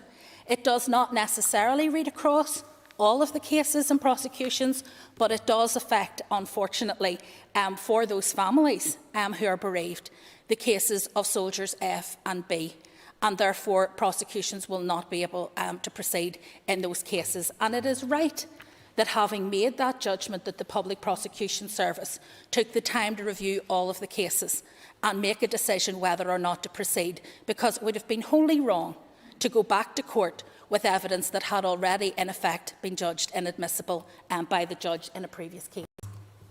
I call Jerry Carroll.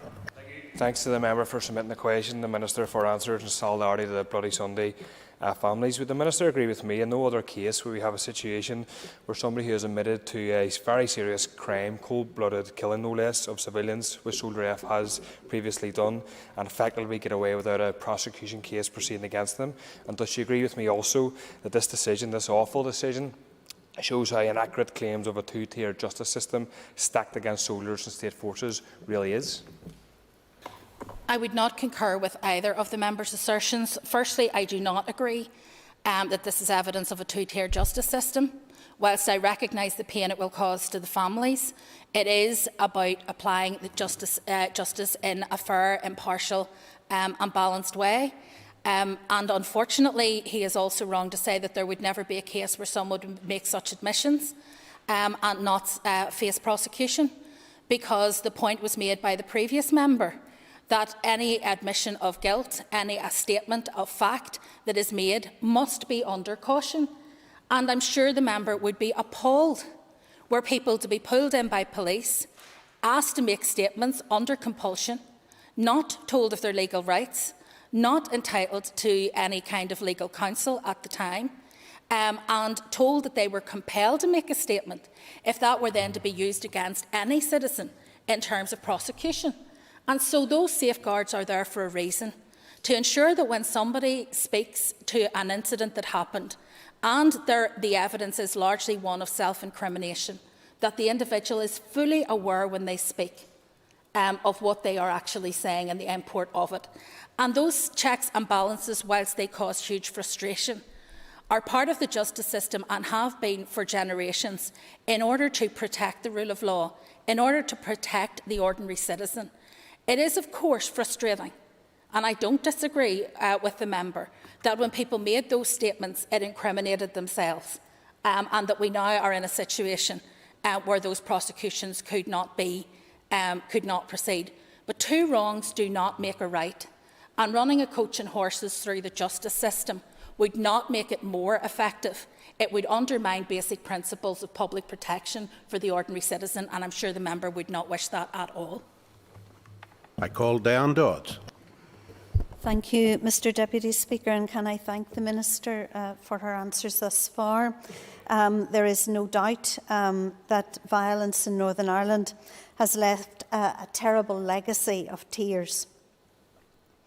I would like to focus my remarks and my question to the Minister on the issues that she has raised around the legacy process. There is, and I welcome her assertion that this process should be transparent and that it should be justice-based. But many of us have listened in Northern Ireland over the last number of weeks to the Irish Republic's Foreign Minister pontificate and lecture us on the issue of legacy. While many cases are there concerning his own government, and particularly the allegations of collusion between Garda officers and the Provisional IRA, indeed in the case of prominent members of the judiciary in Northern Ireland, will the Minister take action to ensure that these victims have a right to redress, have a right to the truth, and indeed have a right to justice? The Minister will be aware that the question itself is pretty much focused on recent announcements, so it's at the Minister's discretion whether she chooses to answer the birth of the question asked. I am happy, Mr Speaker, to give a brief answer on this. The member will recognise that investigation of legacy cases is not within my remit. It is not within my remit to prosecute cases. That is a matter for the Independent Prosecution Service. It is not in my remit to judge on cases. That is a matter for the Independent Judiciary. and it would be wrong for there to be political interference in that system. It is right that any system of dealing with legacy needs to be comprehensive. It needs to take account of the needs of all victims and put them at the centre of this. And it needs to be open and transparent and accountable. So whilst I agree with what the member is asking for, I think it is important that we take the opportunity as members of this House and as members of the various parties in the Executive to engage with both governments about their responsibilities in that regard, but also with those other members of our community who may hold information on legacy cases, who may know who pulled the trigger that led to people losing their lives, who may know where bodies are buried and families are distressed as to where those may be. And it is incumbent on all of us to try to extract that information so that families can get truth, if not justice, in all cases, because the prosecutorial threshold for cases of this age will be extremely difficult to meet. And I have always been honest with people in saying that it will be for only a small number of cases at this remove that a successful prosecution will be possible. But in principle, it must be allowed to follow due process, because interference with that has much more serious consequences. Mayor Martina Anderson on Kestachur. I now call Martina Anderson to ask a question. And thank the Minister for her responses so far. Minister, despite a British Prime Minister eventually acknowledging to the Bloody Sunday families that what happened on the streets of Derry in 1972 was unjustified and unjustifiable, Minister, do you understand that for the Bloody Sunday families, for Daniel Higgerty's family, and for the people of Derry and indeed beyond, that the news that they received on Friday was a bad day for justice, and that it spoke to a widely held view for many who have been trying to fight for justice and truth from British state violence, that British troops have acted with impunity. And I want to acknowledge what you said about the families, the Bloody Sunday families, who throughout this have acted with courage, with resilience, with dignity. They will continue to do so, and their fight for justice and truth is not over as a result of what they received in Friday. I respect entirely the point. Sorry, you made the question. Okay. Well, I mean, I was in Parliament when the then Prime Minister made his statement, and I think it was an important statement to make in that it acknowledged that what happened was unjustified and unjustifiable. Nothing in this decision changes that. Nothing in this decision changes that. This is a point of law, and whilst I understand that it may feed the concerns and fears of those who feel that over many years their path to justice and truth has been frustrated, and I completely acknowledge that people feel that way, it nevertheless is a point of law that could not be ignored. And it is incumbent on all of us as elected representatives to be circumspect about amplifying concerns on issues like this, as opposed to trying to provide the reassurance that is necessary. I have no doubt that the Public Prosecution Service looked at these cases incredibly carefully. Had there been a point of law on which these cases could have been pursued, had the prosecutorial threshold been met, then they would have done so. And in cases of Soldier A and C, they went to court to fight for the admissibility of the evidence. However, the PPS cannot continue to use evidence which has already been ruled inadmissible by a judge to pursue cases of a similar ilk. And therefore, there was no alternative decision that they could have reached in these cases. They went and they spoke directly to the families, recognising the pain that this would cause. I think they did so in a manner that was respectful and sympathetic to the families. But I hope that members in this chamber will be careful about use of language around two-tier justice or use of language around obstruction of justice to people. This is a clear case where the PPS have had to take significant legal caution around the admissibility of evidence, and it is for the protection of us all, however hard that may be to reconcile, that those statements which are either compelled or not taken under caution or not taken with access to a legal advisor should not be admissible in a court of law, because any of us could find ourselves in a situation where we are prosecuted unjustly if that were to be allowed. Justin McNulty fan you cast. I call Justin McNulty. Thank the Minister for coming to the House and for answers thus far. It is important, Minister, to recognise and applaud the dignity, the courage, the strength, the forbearance of the families in light of the PPS decision and over so many years, but they don't need applause, they don't need recognition, they need truth, they need justice. Given the pain and the trauma the victims and survivors have suffered and are suffering, can I ask the Justice Minister if she believes an amnesty can form the foundation on which reconciliation can be built? Victims, survivors and their families do not believe so.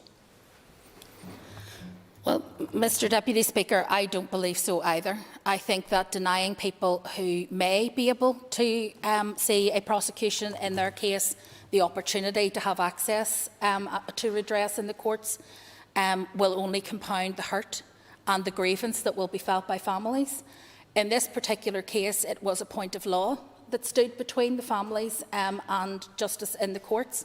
And whilst that is painful, I have been honest at all times that given the remove from the circumstances, there were always risks that these cases would be difficult to prosecute. However, that is an entirely different scenario to one where we actually intervene to prevent cases which could go before the court with admissible evidence from being able to do so. Mr Deputy Speaker, there has been much debate over many years, from 1998 and before, and going on to the current day, about the use of amnesty. I think that there is a huge pain at the heart of our society, and I do not believe that an amnesty will deliver any kind of solution to that problem. But I also have to be clear that I don't believe that the criminal justice system either can resolve all of these issues, and that has been demonstrated, I think, by these decisions and the inadmissibility of the evidence. We do need to find both a way to allow families where truth can be recovered to recover that truth, where reconciliation is possible to be able to pursue that reconciliation as a community, but also where justice can be found to be able to pursue justice unimpeded. I call Alan Chambers. Thank you, Mr Deputy Speaker. In the general issue of amnesty, would the Minister agree with me that it is reprehensible that any government would provide letters of comfort to dozens of individuals guaranteeing they would never face prosecution for terrorist crimes they may have committed, and that no one should ever be considered above the due process of law? Thank you. I would agree with the member, and I'm on record in another place in the House of Commons when we did an inquiry into this as an MP, that I am opposed to the issue of the OTR letters, and I am glad that on the advice of the then Attorney-General, Dominic Grieve, Theresa Villiers effectively rescinded those OTR letters on the floor of the House of Commons back in 2014-2015. No one should be above the law, whether those members are in a uniform or a paramilitary organisation or in any other capacity. No one should be above the law. And any intent to make people above the law is wrong. It is a corruption of justice, and it should not happen. And I have to say that I think that from my perspective as Justice Minister, my sole concern in all of this is that we protect the integrity of the justice system in the here and now. We cannot fix what happened in the past in terms of how these things unfolded, but we can ensure that the justice system and its integrity is not damaged going forward, because I think that that would be a high price to pay in order to avoid confronting what was a horrible and violent past that we lived through in this place. I call Chris Little for a question. Thank you, Deputy Speaker. Can I thank the Justice Minister for continually acknowledging the pain and trauma experienced by the Bloody Sunday families and indeed all victims of unjustified violence in Northern Ireland, and for responding to this decision with the leadership it demands. Can I ask the Justice Minister if she agrees that an urgent need remains to implement a properly funded, comprehensive process for dealing with the past, a framework for which has been well established by the work of victims, Eames Bradley, the Hass-O'Sullivan talks and the Stormont House Agreement, and in the absence of which trauma will continue to affect people across Northern Ireland for generations? I completely concur. I think that victims, I can only imagine how traumatising it is for victims to hear again that there are going to be talks about legacy. How many times have we sat in rooms and discussed these issues and talked about a comprehensive process, the need for access to truth and justice, the need for practical support to help those victims who still suffer today? And yet we continue to talk instead of act.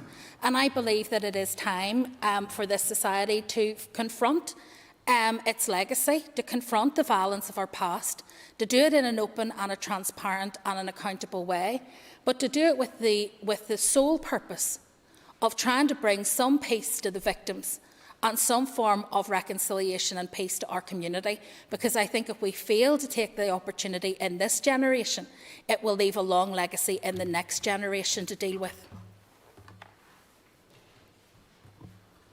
Members, that concludes this item of business. Thank you. And Minister, you're staying with us for the next item, I believe. Thank you.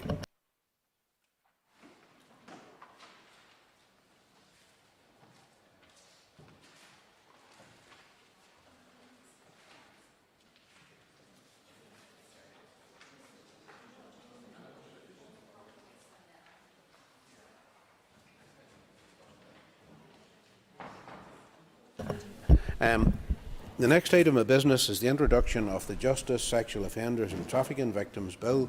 I call the Minister of Justice to move the first stage. I beg to introduce the Justice, Sexual Offences and Trafficking Victims Bill. Clerk, could you please read the long title? A bill to make provision about and in connection with sexual offences, regulate particular matters relating to cases of trafficking or exploitation, and amend rules applying with respect to certain sexual or violent offences prevention orders. That constitutes the bill's first stage, and it shall now be printed. Thank you. Okay. Thank you, Minister. The next item of business, and the Minister of Health is with us here too, thank you. The next item of business is the introduction of the Organ and Tissue Donation Deemed Consent Bill. I call the Minister of Health to move the first stage. I beg to introduce the Organ and Tissue Deemed Consent Bill. Clerk, please read the long title. A bill to amend the Human Tissue Act 2004 concerning consent to activities done for the purposes of transplantation and make consequential amendments about the provision of information about such consent. That constitutes the bill's first stage, and it shall now be printed. Thank you. Please take your ease while we move to the next item of business.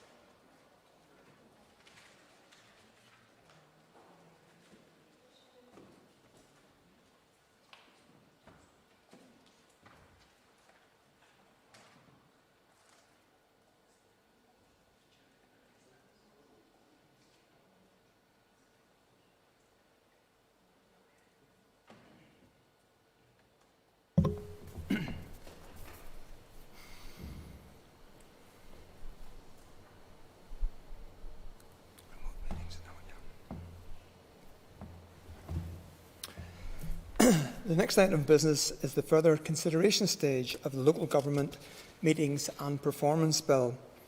And I call the Minister for Communities, Deirdre Hargey, to formally move the bill.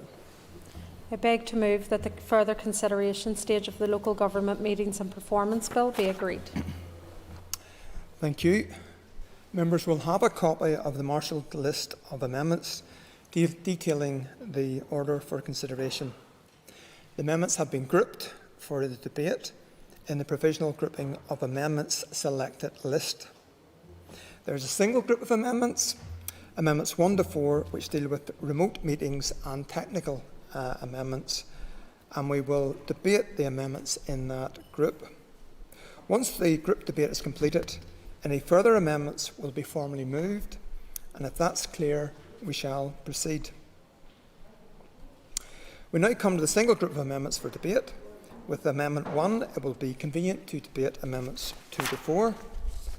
And I call the Minister for Communities, Deirdre Hargey, to move Amendment 1 and to address the other amendments in the group. Thank you. I beg to move Amendment 1, which proposes a new clause as a replacement for Clause 2, which was opposed at consideration stage. I listened to members' concerns about Clause 2 as introduced, including concerns about the level of Assembly scrutiny, which subordinate legislation made under that clause would be subject to concerns that it would enable changes to be made to wider provisions on council meetings as set out in the 2014 Local Government Act, and concerns that it would enable changes to be made to voting rights, speaking rights and participation rights. The intention behind Clause 2 had been to create an enabling power to allow provisions for remote meetings to be further extended or even made permanent by means of subordinate legislation, should this be considered necessary or desirable after the regulations being extended by Clause 1 end, which is currently scheduled for March 2022. As I explained at the consideration stage, the intention was not to provide the Department with a means to restrict the rights of councils, rather than to provide flexibility for councils to enable them to hold meetings remotely or by hybrid means, and to make provision on how legislation governing meetings, council meetings should apply in the context, and to facilitate meetings held remotely or by hybrid means. During the consideration stage, I had indicated that whilst I would oppose Clause 2 due to members' concerns, I was intending to table an amendment at further consideration stage. Stage 2 to replace Clause 2 and to deal with any unintended consequences of its removal. The proposed new clause would allow my department, by subordinate legislation, to further extend the ability of councils to hold remote or hybrid meetings, should this be necessary because of the continuing issues with coronavirus post-March 2022, when the Coronavirus Act expires, or sooner, should the Act be suspended earlier than this. It would also allow my department to provide councils on a more permanent basis with flexibility to hold hybrid or remote meetings, should this be considered desirable at some point in the future. Of course, our intention would be to fully engage with councils on any proposals to extend the remote meeting provisions and to gather evidence from councils of their experience over the last year of holding remote or hybrid meetings. I'd now like to set out how I propose the new clause differs from the previous Clause 2. The new clause focuses on particulars around providing councils with the ability to hold remote meetings. It also clarifies that any regulations made under it would be for the purposes of facilitating remote or hybrid meetings, and not to permit the Department to make more general amendments to the provisions on meetings contained within the 2014 Local Government Act, which have never been the intention. The level of Assembly scrutiny for any regulations made under the clause has been changed to draft affirmative rather than negative procedure, so regulations could not be made unless laid in draft and approved by this Assembly. If the new clause is not approved today, this will mean that the Department would have no means for further extending the provisions on remote meetings beyond March 2022, other than by moving further primary legislation. It would mean that councils would not have cover to hold meetings by remote or hybrid means after the 25th of March 2022, or if the Coronavirus Act is scheduled to expire at a sooner date. It would mean that a further bill would need to be introduced and provide via accelerated passage, but with the Assembly elections due next year also, given the current number of bills in the legislative programme, it may not be possible for a second bill to be progressed during the current mandate.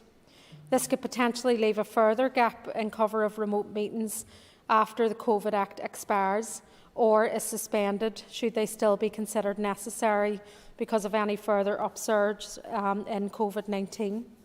Also, from members' comments during the earlier debates of the bill, it would seem that there would be some support for providing continued flexibility to local government for remote or hybrid working post-pandemic.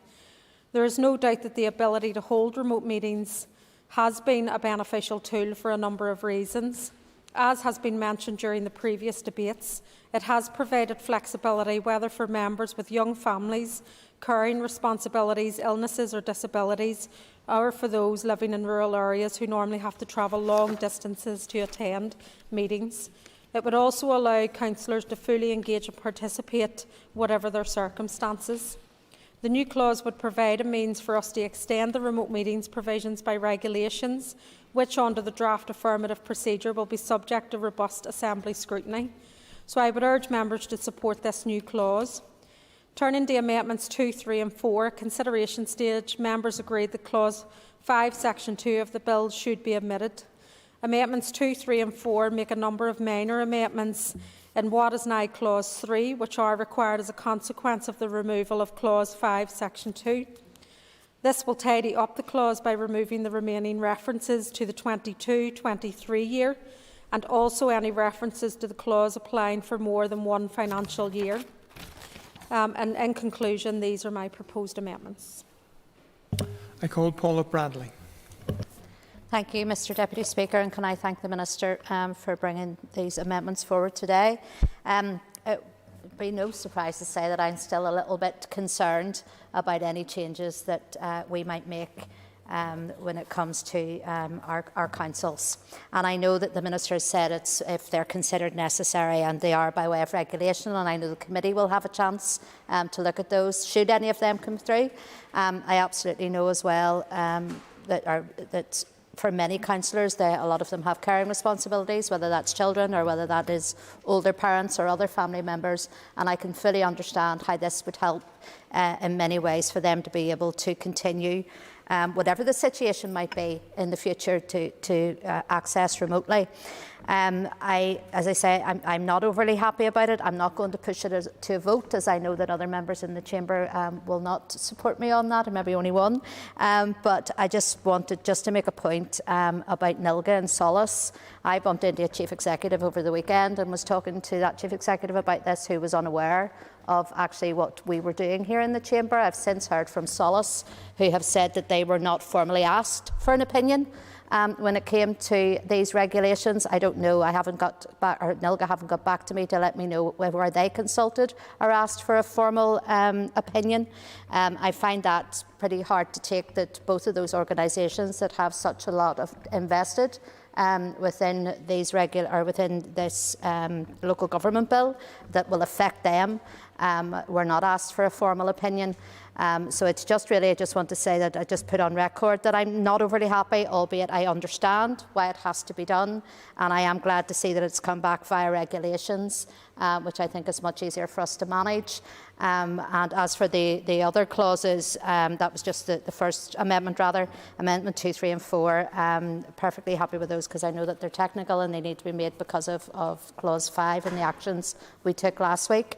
As I say, I'm not fully supportive of Amendment 1, but I don't intend pushing it to a vote.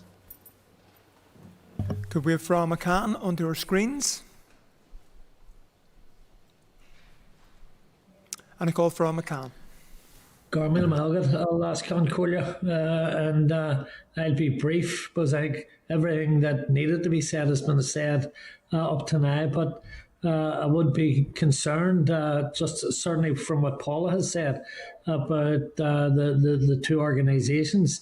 You would have thought that organisations like that, who play a vital role in local government, have not been able to tap into the thing, because it's been debated widely, not only at committee but also in the chamber also. But I do appreciate the chance to speak on this bill as a member of the Communities Committee and as local government spokesperson for Sinn Féin. As I've said previously, this is an important piece of legislation to allow our councillors to meet remotely and to allow them the space and time to meet improvement targets in what has been a very trying and difficult year for everyone in this society. Our local government sector has been a vital resource to our communities, and we all know the pivotal role they play in terms of service delivery to all our constituents. And that is why it is appropriate that this bill had been approved for accelerated passage. And I commend the Minister and her officials for the work they have done in getting this bill ready for presentation. I am glad that the issues identified within the bill have been worked out between the Minister and committee members, and I know how anxious we all are to get this bill over the line. I want to put in record my thanks to the Minister for her diligence and the readiness to work with the committee to strike the right balance in terms of the clauses and provisions within this piece of legislation, and I want to assure that this bill has my full support. Thank you, and well done for not being distracted. And I now call Kelly Armstrong. Thank you very much, Deputy Speaker. If you hear barking, it's not coming from me. I'd like to thank the Minister for having open ears and listening to the committee's concerns that were brought forward in previous debates on this matter, and to thank the Minister for bringing forward the new clause as she has outlined today. We did ask for clarification, and while the committee did not have to have representation, officials did come along, and I'd like to thank Julie Broadway and Anthony Carleton for their time in taking us through the proposed amendments that are put before the House today. One of the things I did want to make sure that was on record is in clause 2, the new clause 2.2, regulations under this section may include the provision as to how District Council meetings will be held remotely and how they may be facilitated, and how persons may attend, speak out, vote in or otherwise participate in such meetings when held remotely. I'm delighted to say that because there have been a number of colleagues, council colleagues from various parties, including my own, who have been concerned that their voices have been hampered through remote access in this last period of time. Some have been denied the ability to vote when they're coming in remotely. Some have been placed on mute and silenced. They're not allowed to raise points of order, for instance, and the officials very kindly confirmed for me through this legislation that that will no longer be the case, that every one of our council colleagues will have the same level of access to speak and to vote within their council chambers. That means that no chief executive, mayor or chairperson can deny our council colleagues their democratic right, and it's good and right and proper we should put that in Hansard so they can read that for themselves. I'm delighted by the 5 regulations under this section may not be made unless a draft of them has been laid before and approved by a resolution of the Assembly. That means that the regulations, and while there are certainly concerns about those regulations, that they will have to come before this House. It means then that we can have scrutiny and we can have input to those regulations, and I welcome that. I'm not going to say too much more other than to say thank the Minister for it. I believe that our councils do need remote access continued as soon as possible. What I would ask the Minister is, given that this is further consideration stage and tomorrow actually we're doing final stage, when she hopes that royal assent will be given for this bill so that our councils can continue on without any further delay to their remote access. Thank you. I call Robbie Butler. Thank you, Mr Deputy Speaker. Thank the Minister for bringing this back and in the manner that she has brought it back, and I thank her staff as well for their work on this and the diligence they've done with regard to the changes in particular, and it was good that the Minister wasn't listening. So just to pick up on a point by the member for Strangford here with regard to the hybrid meetings and the remote meetings, there's no doubt that it will be better for some people. The Finance Minister was here earlier on, and I was able to ask him a question with regard to perhaps the civil service and what that's going to be like for civil servants wanting perhaps to work from home, if lessons have been learned post-pandemic, and I think we need a measured approach. for those people that it does indeed suit, in particular those are single-parent families and women in particular, who perhaps it opens an avenue where working in council, working in local government may be advantageous, and that would be really good. And I think the balance is also needed, whether that's through further regulation in the future with regard to ensuring that we do come and work together at the same time where we can, because we have all-party groups here on mental health, suicide prevention, dual addictions, and we've also got one on social isolation. So whilst it's really good to use social media, to use media for meetings and so on, it's also still better to meet in person where we can. So hopefully those things are picked up perhaps further in regulation. And just a final point, and again, the member from Strangford did talk about the ability to use social media to host those meetings and the need for it to be governed really well in terms of that fairness. We just have to think back a number of months ago and across in England at a council meeting where Jackie Weaver became someone that we all became familiar with. When you have no authority in this meeting. We don't want to see our own local government descend into such controversial arguments and that degenerate. And obviously our local councils are very high performing in that regard, and we will be supporting the bill at this stage. Thank you. I call Jim Allister. Deputy Speaker, I'm with Fra McCann's dog on this amendment. I do object to it. And for reasons which I think are entirely logical and appropriate. First of all, as I've said from the very first day we debated this matter, I do not think making permanent change to the Local Government Act of 2014 is an appropriate way to go on the back of accelerated passage. And here we are, with the chair of the committee having told us that Solus apparently know nothing about what's in this amendment, and other leaders in local government not having been consulted. And yet, today, we're invited to amend the Local Government Act to give the Minister the power to ride roughshod over councils, to make decisions that councils should be making, to make decisions which can supersede their own standing orders. That is not, to my mind, healthy or appropriate. The Minister said as she went down this road she would consult with councils. Why did she not consult with them before now? Now, I asked that question, confident there'll be no answer, because this is a minister who neither takes interventions nor answers points in debates. She is script-bound in all of these things. But I asked the question nonetheless. Second reason is, this amendment is not COVID-related. The whole raison d'etre of the bill was to deal with an emergency which was COVID-related. In Amendment 1, we are doing something that outlasts, no matter how long COVID lasts, outlasts it very substantially. Changes in a significant way the Local Government Act that this Assembly laboured over for months back in 2014, and does it in such a way as to grab powers to the centre, which I think are totally unwarranted. If this amendment was only about the COVID situation, or only about allowing councils in the long term to meet remotely, then it didn't need to go beyond 2.2a. But it takes itself into amazing territory, into AB. One might have thought that what's in 2AB was the very essence of council standing orders.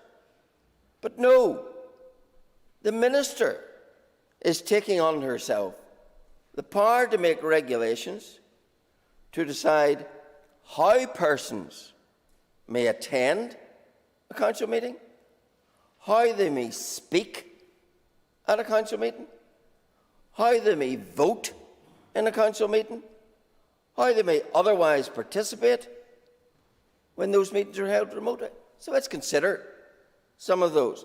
How persons, that's wider than councillors. That's the public as well. So the Minister is going to have powers to decide how the public can participate in the council meeting, if at all.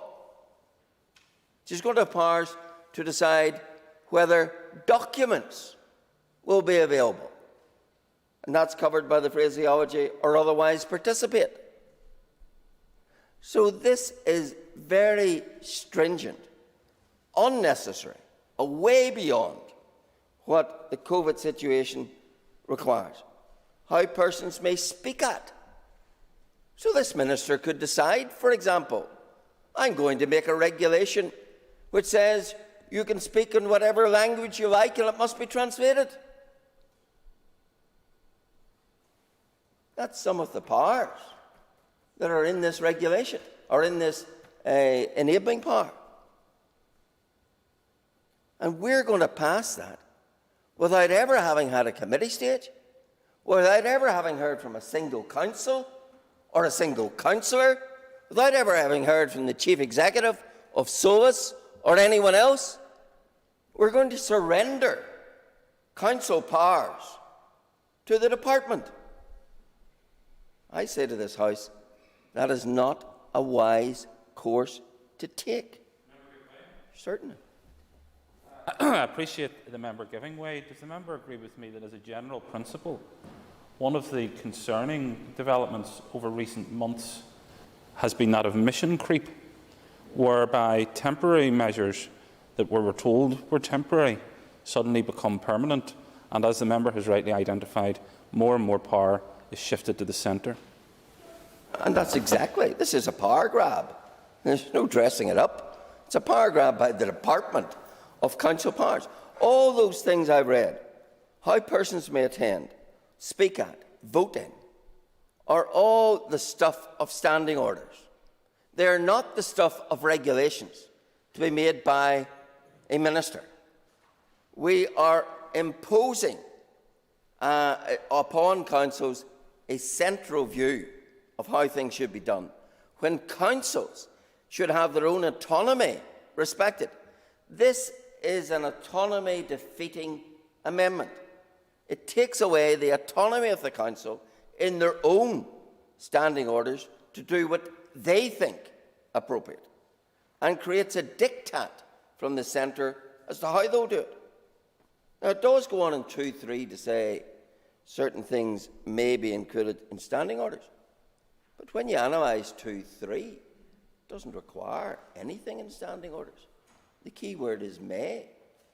So the minister could make regulations under this section which does not even permit the matters to be finessed in standing orders. It says she may allow them to be, but she doesn't have to be.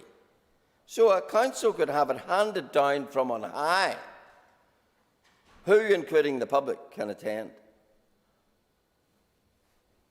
how they can speak, the councillors, how they can vote, how they can otherwise participate, what documents they can see.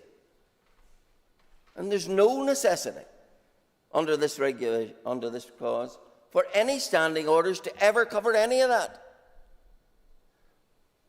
I do say to this House, we're treading in very dangerous place when we think we can so high-handedly undermine the autonomy of the councils in the way that this amendment does. And the sheer breadth of this amendment is brought home by 4A. Disapply or modify statute provisions as construed in the Interpretation Act. That means, because this is what the Interpretation Act says, that means even any act of Parliament of a superior place can be disapplied and modified by a regulation made by the minister. Really?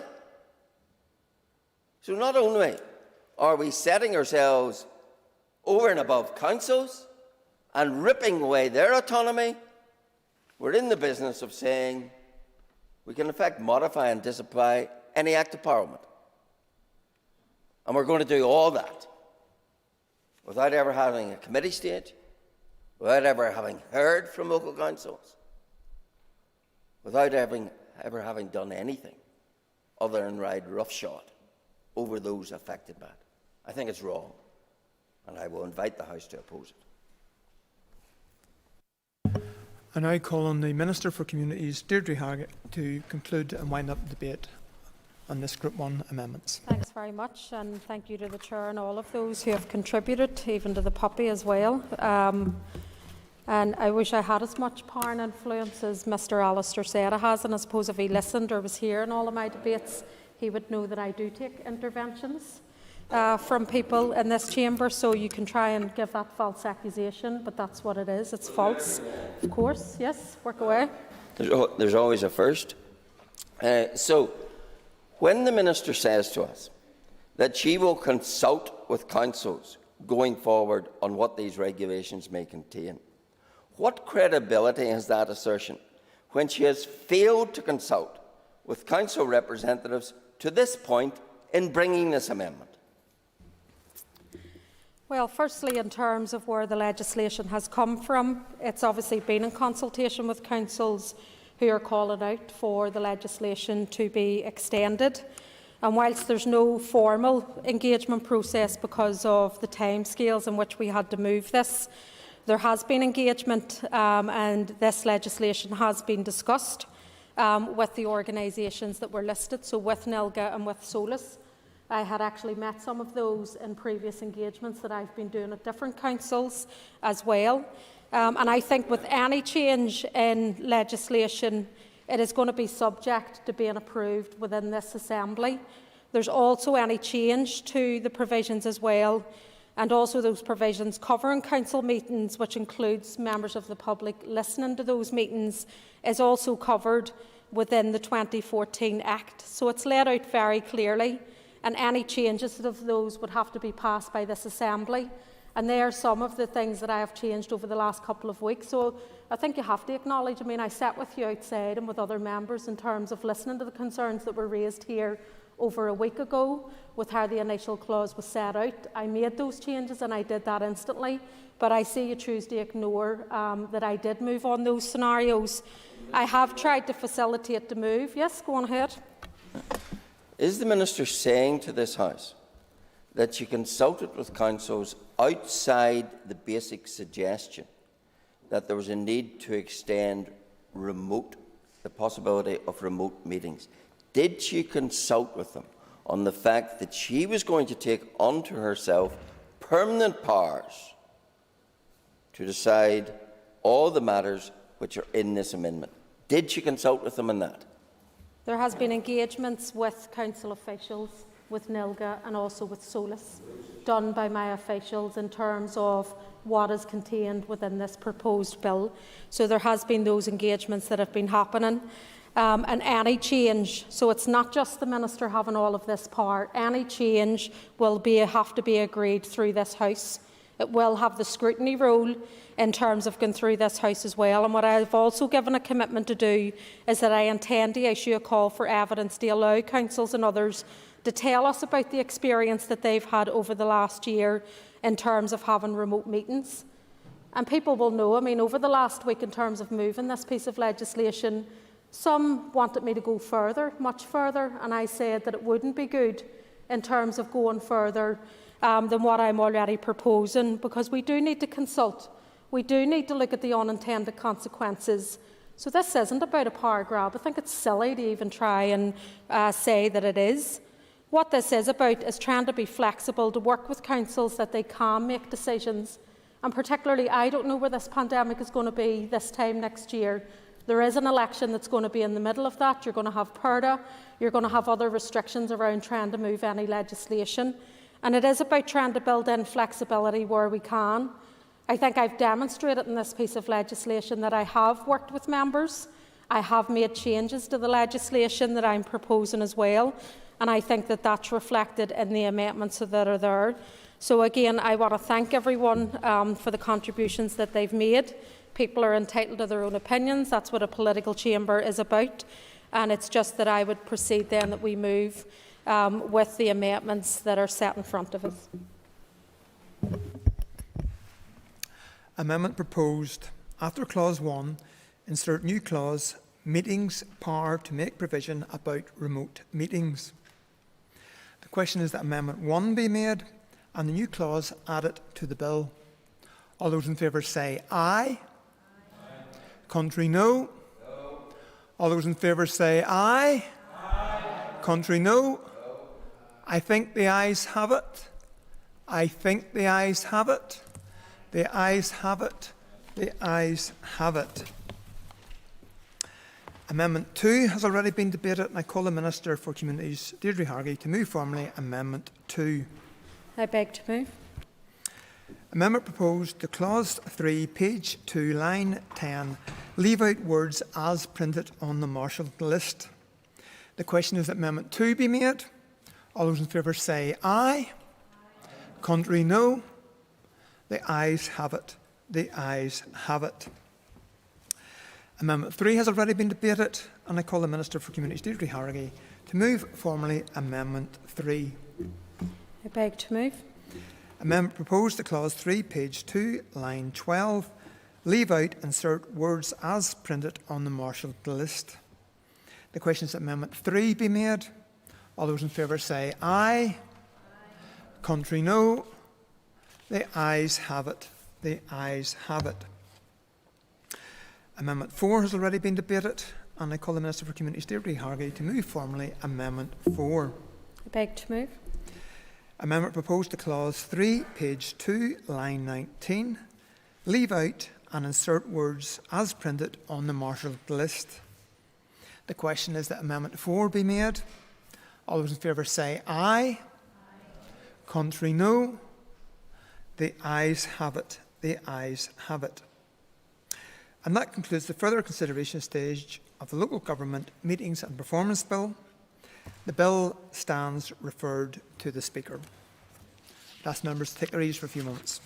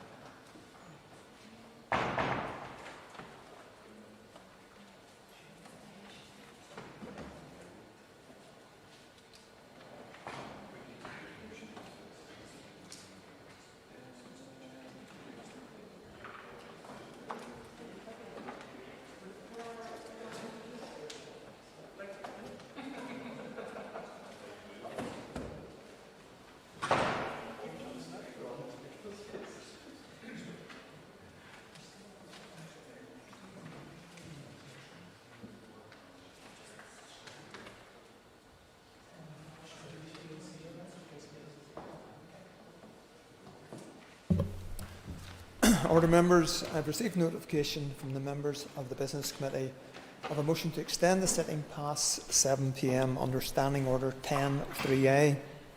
Clerk, please read the motion. That in accordance with Standing Order 10.3a, the sitting on Monday 5th of July 2021 be extended to no later than 8 p.m. I call Robbie Butler to move the motion. Move, Mr Deputy Speaker.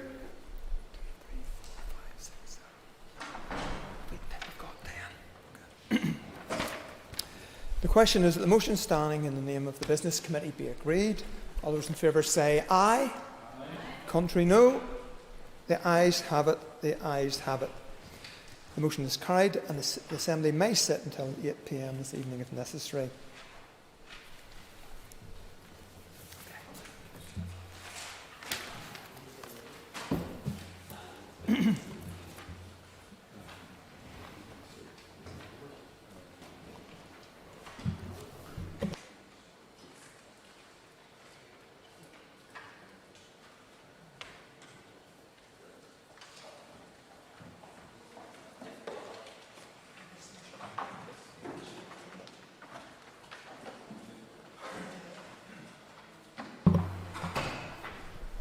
Order, members. The next item of business is a motion from the Committee for the Executive Office. I ask the Clerk to read the motion. That this Assembly recognises the discontent of victims of historical institutional abuse with the redress process, further recognises that the delays, the impersonal nature of the judicial process, the disparity of awards and re-traumatisation are posing difficulties for the victims of historical institutional abuse, and calls on the First Minister and Deputy First Minister to carry out a review of the redress process, which should be undertaken alongside the current process and should not in any way impede the operation of the process while the review is underway. Thank you. And I now call the Chairperson of the Committee for the Executive Office, Colin McGrath, to move the motion. Thank you, Mr Deputy Speaker. I beg to move. Thank you. The Business Committee has allowed 1.5 hours for this debate. You will have 10 minutes to propose and a further 10 minutes to wind. All other speakers will have 5 minutes. I now invite you to open the debate on the motion. Thank you very much, Mr Deputy Speaker. This is one of those debates that I would wish should never have been brought to the Assembly. Over a period of many years, some of the most vulnerable people in our society were handed by the state over to institutions where all too many of them were abused. Our society failed those people as children. We need to make absolutely sure that we do not fail them as adults. I will not rehearse the harrowing stories of what happened to these children. Those abuses were catalogued by the Hart Inquiry into Historical Institutional Abuse, and no one could possibly fail to be moved by the testimonies of those who were courageously told their stories to the extent of what happened could be heard, documented and acted upon. Besides, these issues have been discussed in this chamber before, so they are well known to us. As members will know from their own contacts with victims of abuse, redress has been a long time in coming. The legislation for the Hart Inquiry was introduced in this Assembly in June 2012 and passed in January 2013. The inquiry reported in January 2017, and among the recommendations was a redress process for victims of abuse. In the absence of an executive here, legislation to establish a commissioner and a redress board was passed at Westminster in 2019. The redress board began its work in April 2020, convening a series of panels to assess the claims of victims of institutional childhood abuse. Members soon began to hear of problems with the process, and I am sure many here will attest to that in their contributions today.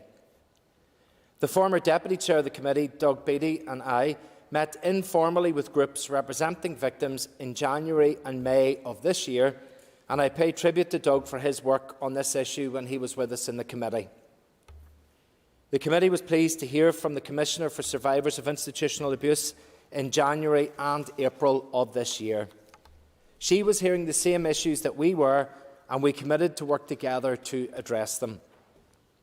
The groups were then invited before the committee to give evidence on the 23rd of June, some doing so personally, others through written evidence. And I have to say I felt humbled by the dignity and eloquence with which the issues were presented to us. So, what have we been hearing? We've heard that the redress process is taking too long. Victims had waited long enough up to now, but too few were being processed by the panels. This is particularly an issue for those who are unwell or who are advanced in years. Sadly, we have heard of individuals who have passed on before their payments have come through. The redress process is too judicial and impersonal. That is the way it is set up in the legislation. That's true. But there are some lay panel members, but elsewhere such processes have more of a mixture of people of different backgrounds. Contact with the board is through a solicitor, which makes the processes seem even more legalistic. Some would have preferred to speak to the assessment panel directly, but this does not seem to have been an option. How are people supported while they give their testimonies? A review can look at how that can happen. There seems to be inconsistency in the amounts of awards and the rationale for them. Put yourself in the position of an applicant. You have been struggling for decades with the impacts of what has happened to you, perhaps suppressed long-forgotten events or memories that are just too painful to retell. Do you take the risk to try and recall such memories for an adequate payment? Or do you just say what you can cope with and settle for a lower award? Besides, the memories you have are of a child, an abused child. What will the panel make of that? There needs to be light shed on the way the panels make their decisions and how it reflects the experiences of the applicants. People who have subsequently moved to Great Britain are disadvantaged. The legislation only applies to Northern Ireland, including disregards for tax, national insurance and mean-tested benefits. So it is just not worth taking the long-awaited redress money if you live in Great Britain, if it means that you lose the support that you need, as the state gives you money with one hand and takes it again away with the other. There seems to be insufficient understanding of the legacy of having experienced a harsh environment. The impact of having been in such institutions, even without evidence of direct abuse, is abuse in itself. The redress scheme in Canada gives a standard award for anyone who was in a particular institution at a particular time when abuse was taking place. And yes, of course. I'm very grateful to the member for giving way. This is a point that I have raised several times in relation to the funding of the scheme. Yes, the state had responsibilities and should be held accountable for that. But these institutions, which are some of the wealthiest institutions in this land, also have an obligation. Would the member agree with me? I thank the member for giving way. Yes, of course, I think it's well recognised in all parts of this House that there needs to be some retribution from the institutions, and I know that the First Ministers will have worked on that and that they may be able to give us an update today as to where they are with trying to seek that assistance back. In terms of the redress scheme in Canada, it does give a standard award for anyone who was in a particular institution at a particular time when abuse was taking place, and an additional sum for each year of residence.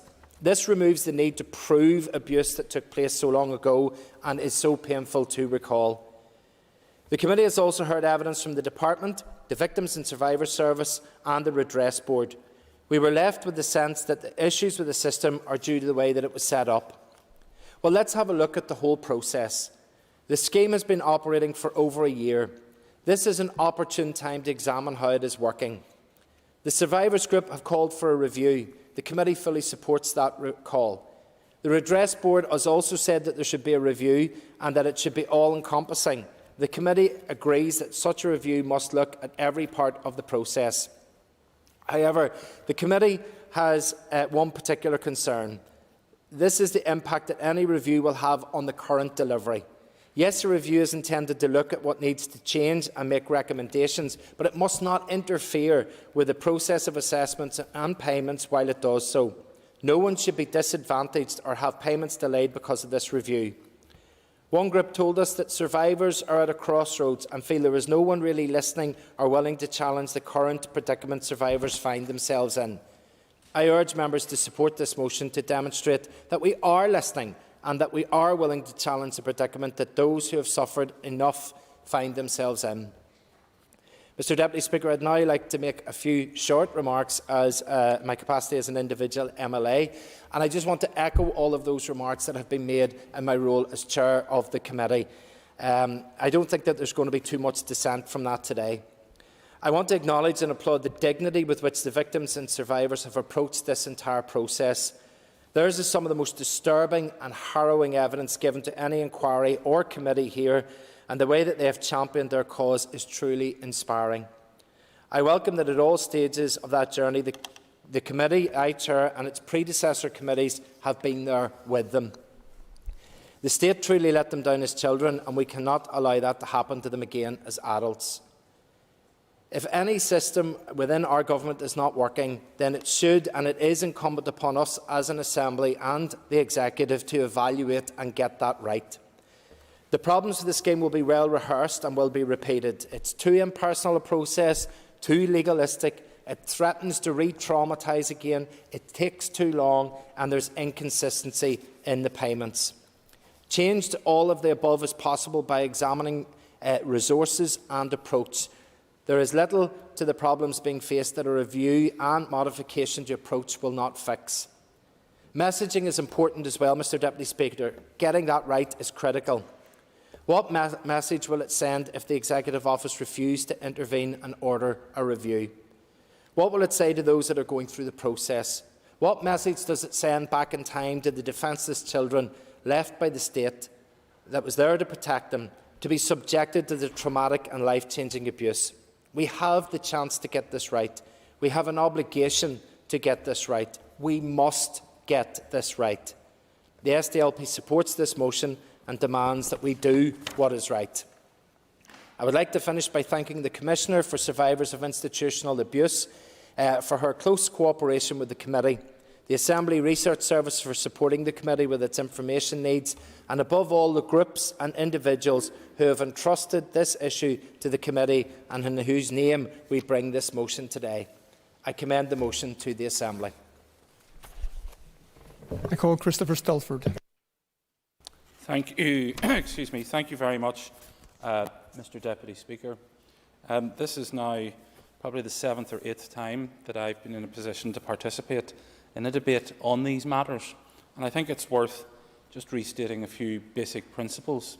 I think the first one is, and I think it's accepted by all, that we have an absolute moral obligation towards those who were placed into the hands and into the care of rapists and paedophiles and criminals. And we recognised that obligation to those people when we started this process of attempting redress for their suffering. The state has responsibilities in this regard, and it's right that we meet our responsibilities. I've been on the Executive Office Committee continuously since I became a member of this House, and therefore I'm well acquainted with many of the issues around these matters. We have, all of us, been lobbied or spoken to by innocent victims who are simply seeking justice. And I think it's important that at the heart of any considerations in relation to these matters must be the victims. And I think, again, the principle of co-design and victims having a direct hand in shaping the schemes is also accepted by all parties on the committee. I think, as a general principle, what we're looking for and what we're asking for here is really a best practice review. And there's nothing to stop the continuing rollout of the programme to help victims access the funding and support that they need. There's nothing to stop that from going on, while at the same time trying to find the areas that we can improve. And it's better, I think, to get things right now than to have a lengthy rollout of a scheme that isn't delivering for people. We do need to deliver for people. One of the consistent criticisms that has been raised, and the chairperson of the committee, Mr McGrath, alluded to it, are the processes around, through which people are expected to go. I think it should be accepted as a first principle that those processes need to be gentle and they need to be caring with people. It can't be overly legalistic, and it can't be a process whereby people are re-traumatised and made to feel even worse. That can't be the case, because we are all, I believe, committed to trying to help people who have suffered at the hands of institutions and through the failures of the state. One of the issues that the Chair had alluded to, and I absolutely agree with him on this, is the disparity in awards. And this is very distasteful to have to talk about. But how does one quantify another person's suffering? What matrix is there for that? You know, how do you write that down and codify it? So it's obviously going to be very, very difficult. But is one person's suffering worth less in financial terms than another's? And if so, how do we go around about quantifying that? And as I say, that is an uncomfortable conversation that's going to be had, or has to be had. But I think it's important that everyone has full confidence that they'll all be treated equally and fairly going through any processes. This has been a long and winding road to get to this point, but there's no reason why, having got to this point, if we discover places where there's room for improvement, we can take the measures, and I'm sure the First Minister and the Deputy First Minister will outline that. I raised the issue about the funding of the scheme, and I just want to say very directly, I don't believe that creative accountancy practices should get in the way of justice and people paying their fair share for their responsibilities in this regard. So, all in, I'm happy to support this motion. I thank the Chairman for bringing it before the Assembly. I believe that it represents a considered committee position. I also want to then just finally finish by thanking the Commissioner for the work that she's undertaking, and mostly thanking the victims, whether they're individuals or groups, who have suffered long enough, and now we have to step up and ensure proper and adequate delivery for them. Thank you, Mr. Speaker, Deputy Speaker. I call Linda Dillon.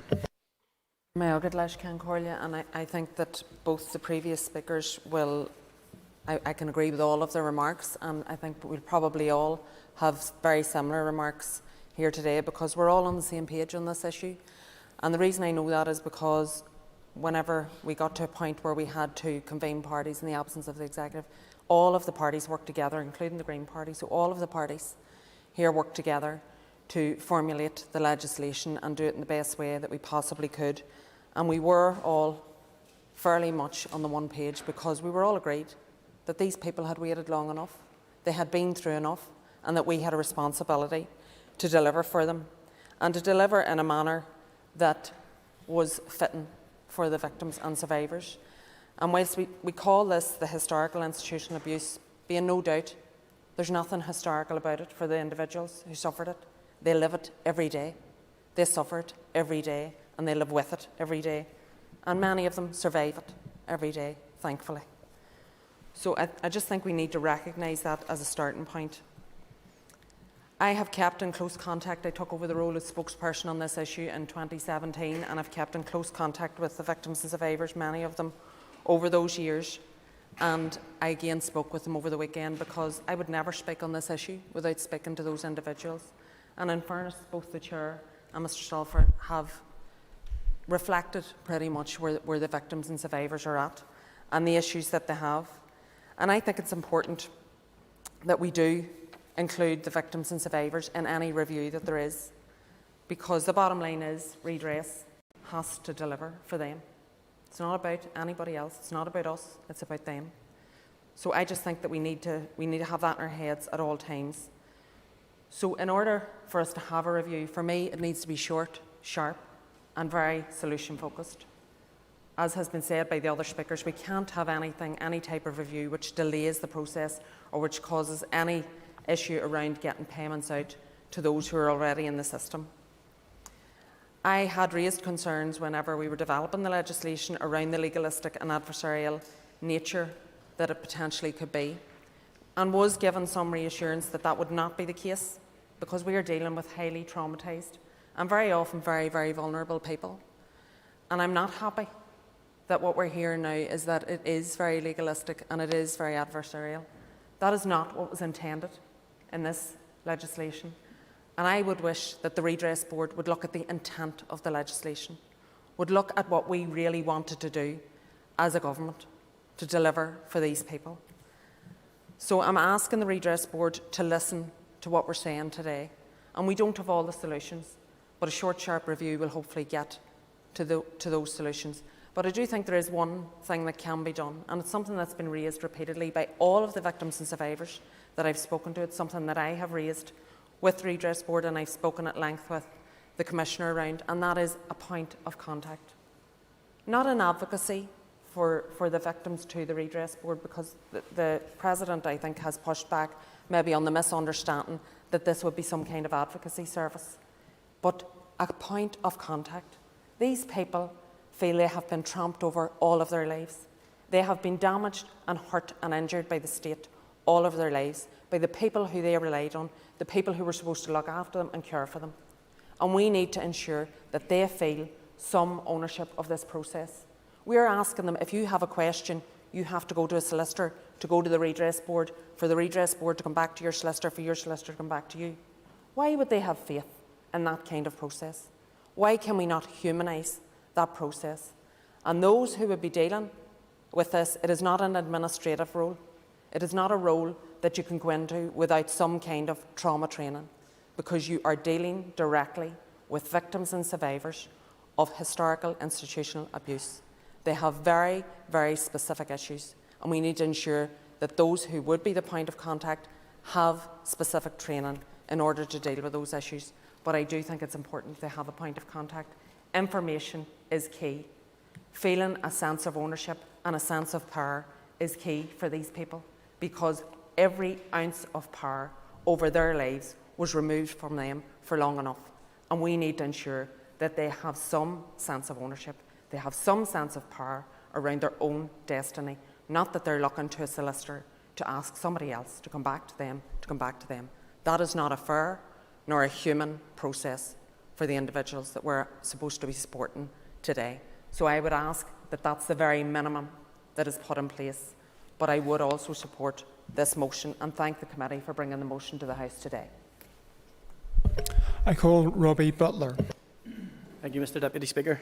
This is the first chance I've had to speak on this topic, and I welcome all of the sentiments that the members have shared so far. I think we can all look back on great days in our lives, and whether that was the day we got married, the day that a child was born, or a friend, or indeed ourselves got a great job. And it might seem strange to suggest that victims and survivors of historical institutional abuse could ever have had a great day, but they did. That day was Friday the 20th of January 2017. And no one who attended the hotel in South Belfast, where Sir Anthony Hart delivered his report into historical institutional abuse, could have failed to have been moved by what they saw. Dozens of victims and survivors feeling anxious, nervous, suspicious of what the former High Court judge was going to say. Many feared he would prove to be an establishment man, one who would protect the state and its agents. But on that winter's day, Sir Anthony told the victims and survivors of the historical institutional abuse that he believed them.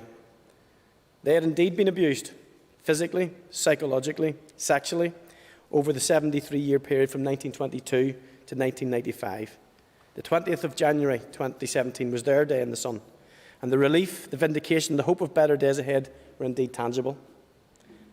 But, Mr. Deputy Speaker, that was 1,627 days ago, and the intervening period has seen those victims and survivors plunged back into frustration and despair. And it is a dark period that casts a long shadow of shame on those who have abused devolution. First, there was the collapse of Stormont. That came 4 days before Sir Anthony told victims and survivors they deserved an apology, that there should be a permanent memorial here on the Stormont estate, and that they were entitled to financial compensation.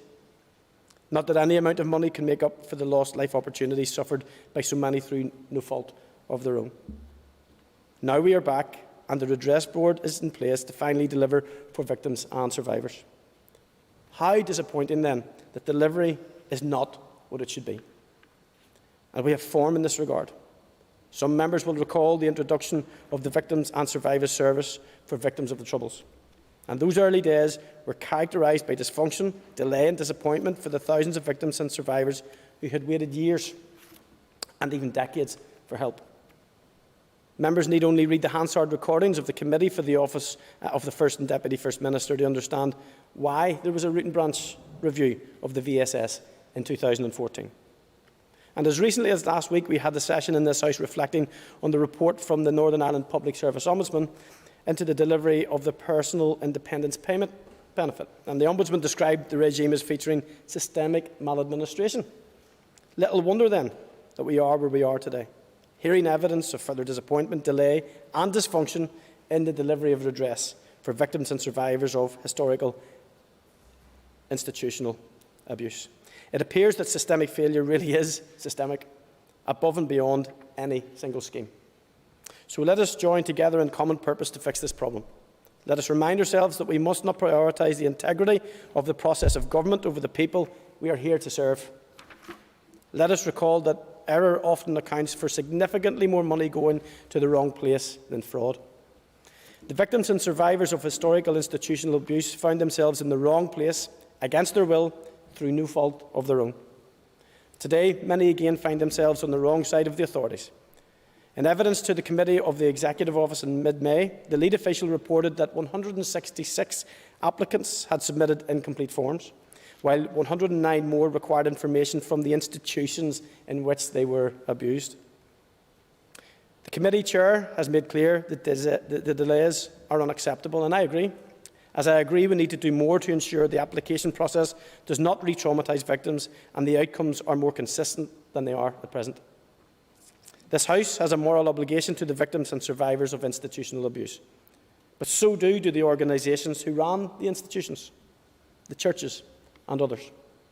And I understand discussions with those organisations about their financial contribution to redress are ongoing, but let me repeat my party's call that those organisations should deposit funds up front to relieve the pressure on the public purse. The Ulster Unionist Party would rather those bodies had overpayments returned to them than for the executive to have to chase them for funds retrospectively.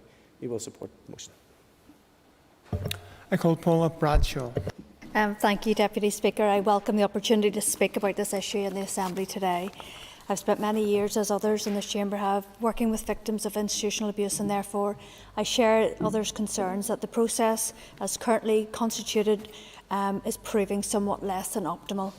In general, Mr Deputy Speaker, my view is that the redress aspect of the implementation of the hard inquiry recommendations has become too adversarial.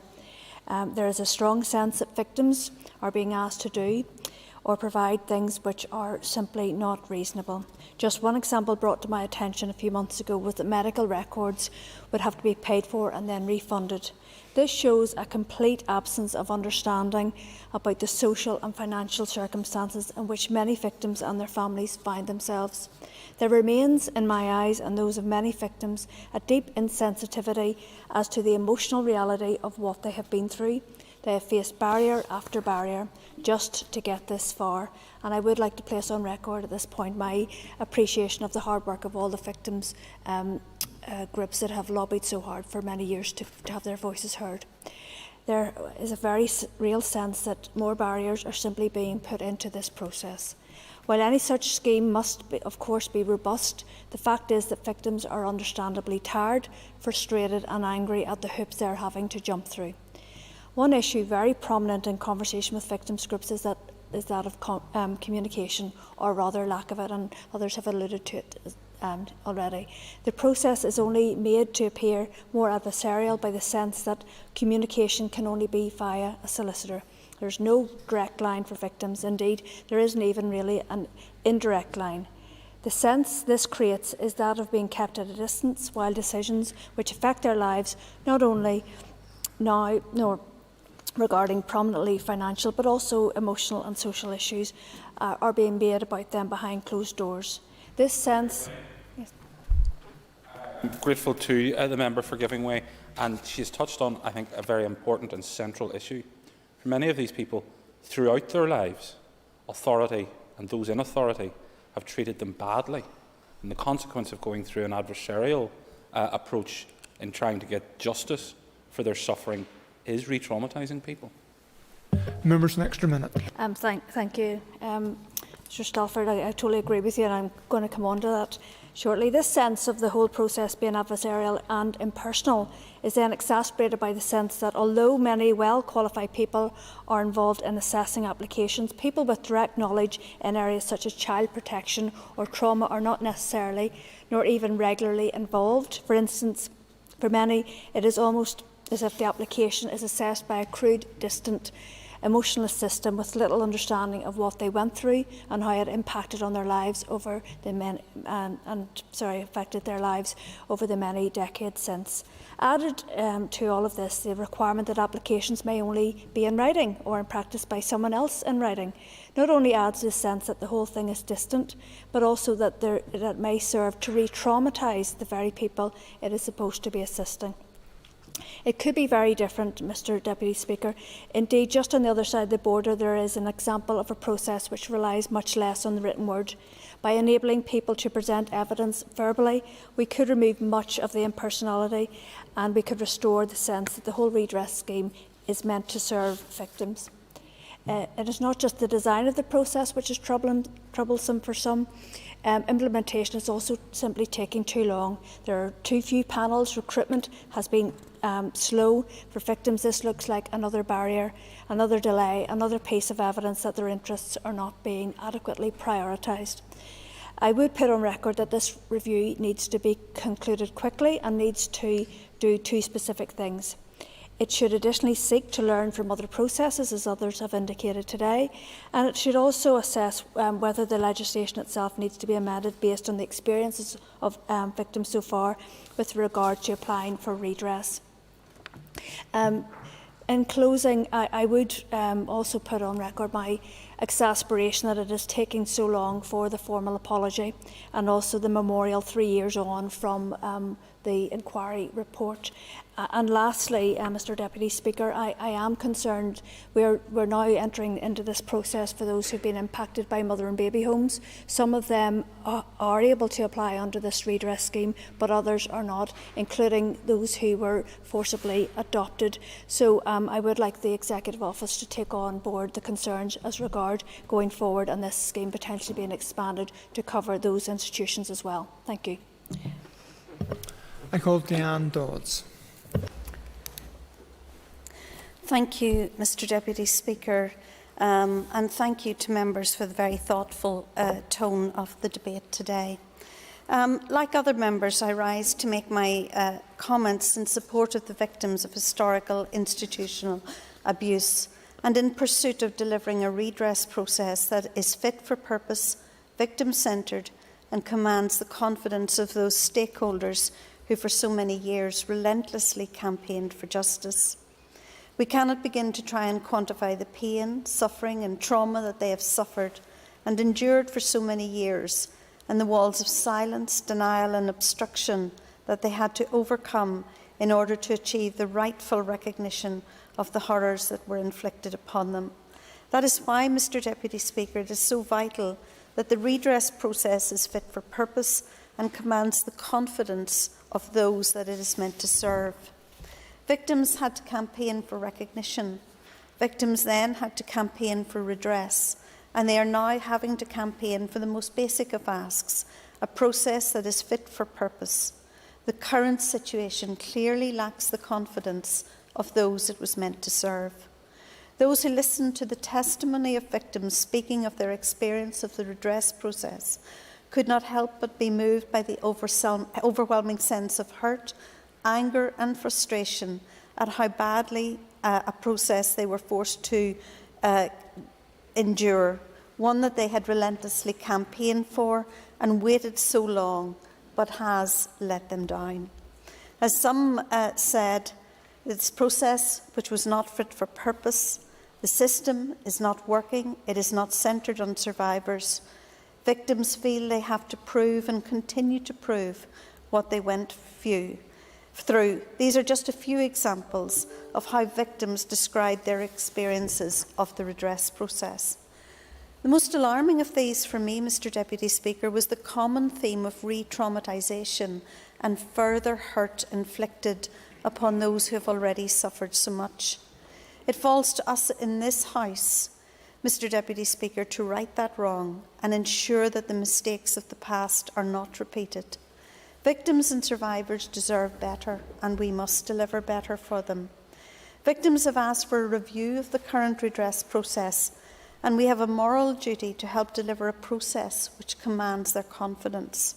The Redress Board has spoken of understanding the criticism and that they can improve things. That must be the basis upon which we move forward together to find a resolution that accommodates and addresses the very real and tangible concerns of victims and survivors. I trust that the Executive Office will take on board the concerns that have been raised here today, and that they will recognise and understand the further pain and suffering that the current process is inflicting on victims, and that they will commit to work with the stakeholders to deliver a process which is fit for purpose and victim-centred. Like others in this debate, I know that we need not stop the process, but that review should be short, sharp and really focused on the concerns of victims. In finishing, Mr Deputy Speaker, I want to express my thanks to the Victims Commissioner and to those who have spoken out. We all owe a huge debt of gratitude to the tireless campaigners who continue to speak truth to power in the face of unwavering opposition and denial to finally deliver justice. We must be their voice and deliver a redress process which puts victims at its heart. Thank you, Mr Deputy Speaker. I call Pat Sheehan. Victims and survivors have been campaigning for many years for redress as a result of the abuse they suffered while in the care of the state. The Hart Inquiry and more recently the setting up of the Redress Board gave victims and survivors hope that their long journey was coming to an end. Unfortunately, many problems continue to dog this process, and those problems exist, many would argue, because the process itself and the Redress Board were not designed in a way that was victim-centred, victim and survivor-centred, and that's a considerable flaw in the process, and that's not what was intended when this legislation was being designed.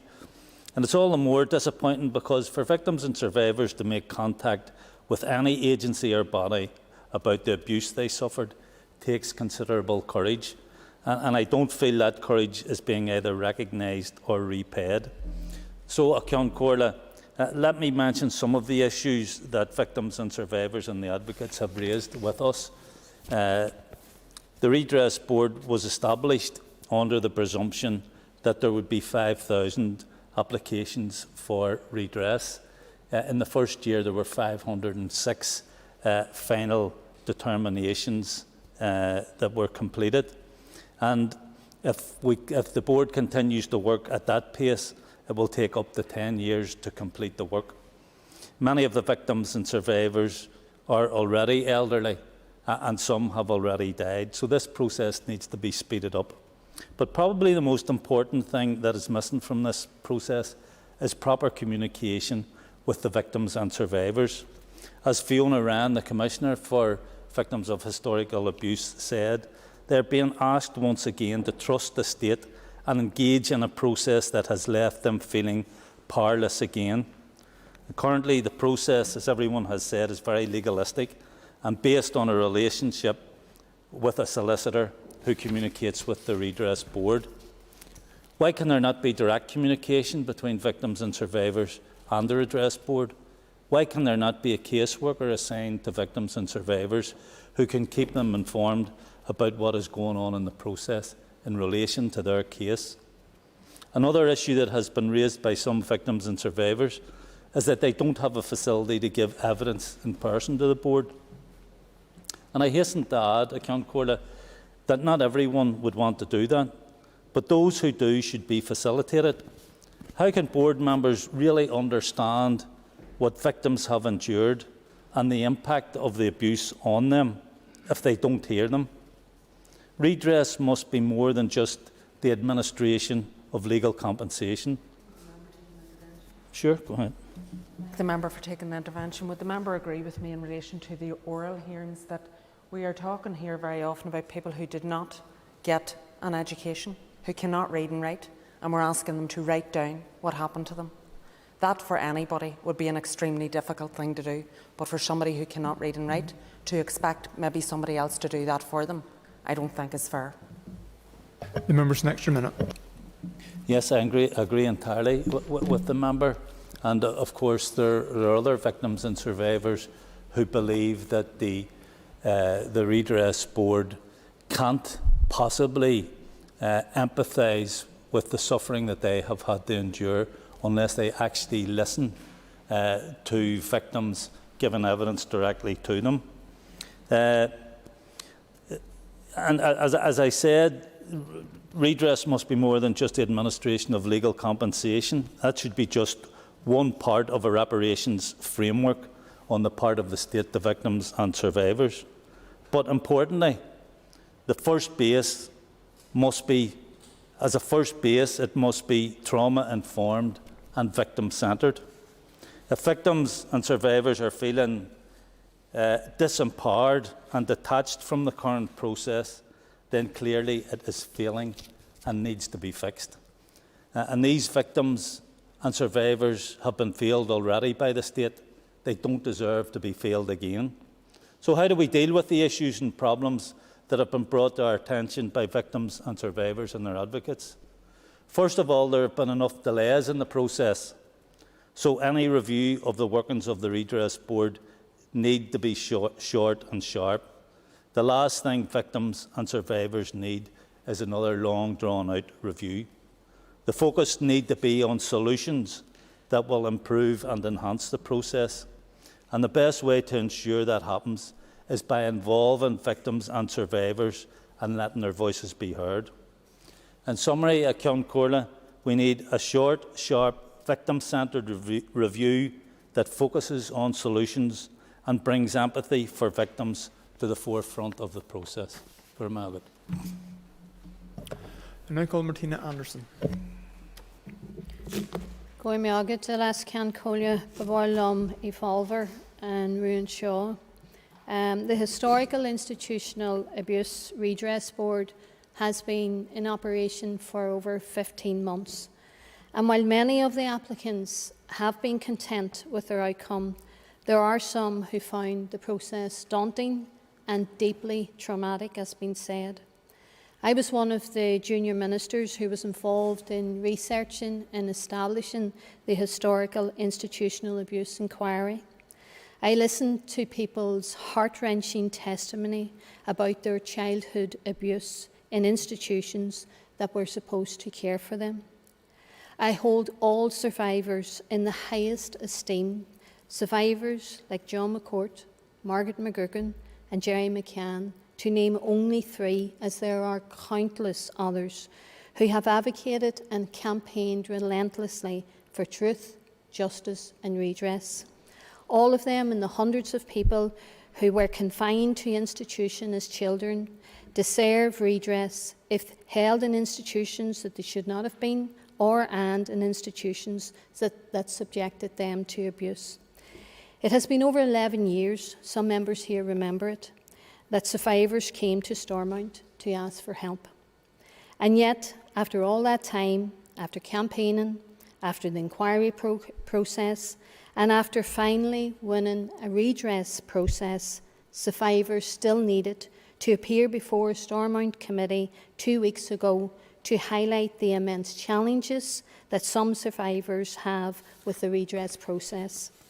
Applicants, some elderly, others suffering from various degrees of social isolation, mental illness, and as been said, who have different levels of educational attainments, struggle to articulate the horrific experience they suffered whilst in institutions. The redress scheme should have been an opportunity to help address the harm, pain and the trauma that has been caused to many victims for over 50, 60 and 70 years ago.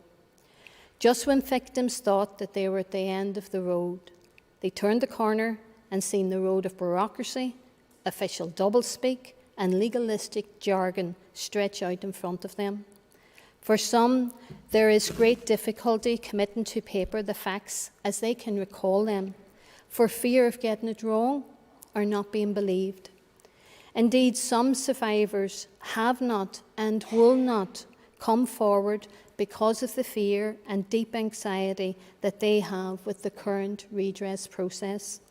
Some feel forced to revisit long buried memories, hurt and trauma. They feel forced to relive trauma just to get redress that they deserve. By creating a process that is overtly legalistic and judicial, an impossible environment has been created for many already traumatised survivors. The fact that we have been informed that the redress process stops some survivors submitting an application is perhaps the biggest concern.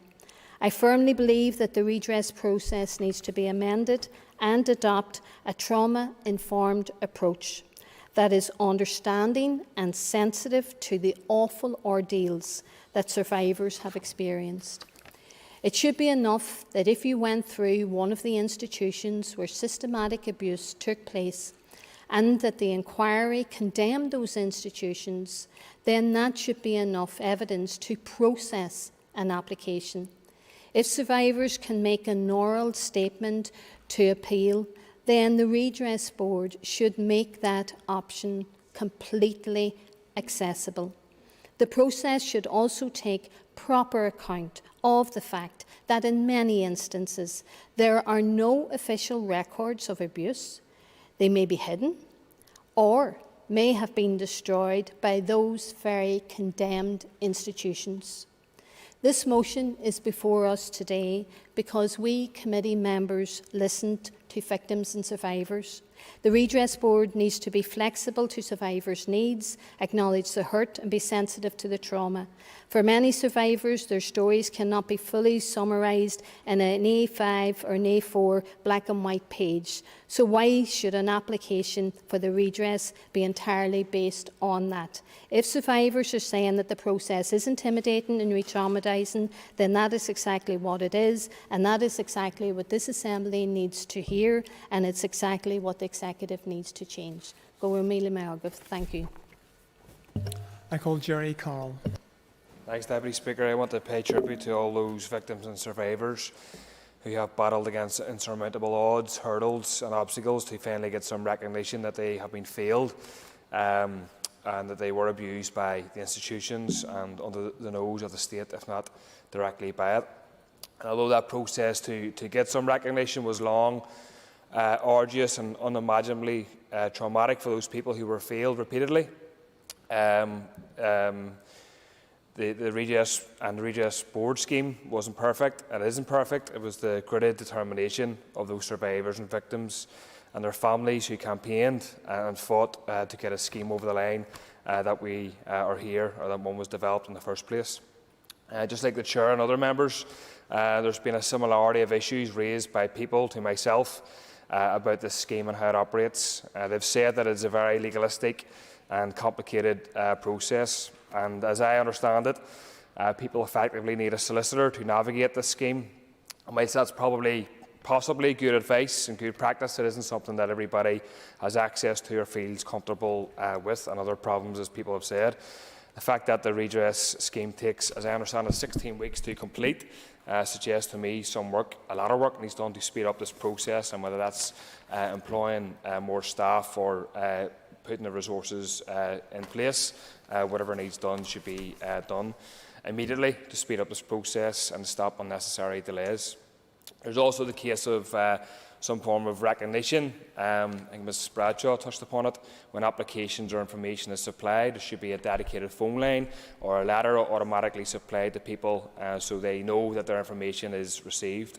And what survivors and victims, Deputy Speaker, have said to me repeatedly is that some form of flexibility should be in place in terms of how the scheme and payments, how the scheme is administered and payments are administered. There's also the question around discrepancy of payments. I mean, who can say someone suffering an abuse is less than someone else's? I can't. Nobody here in this room can't, and they couldn't. They wouldn't.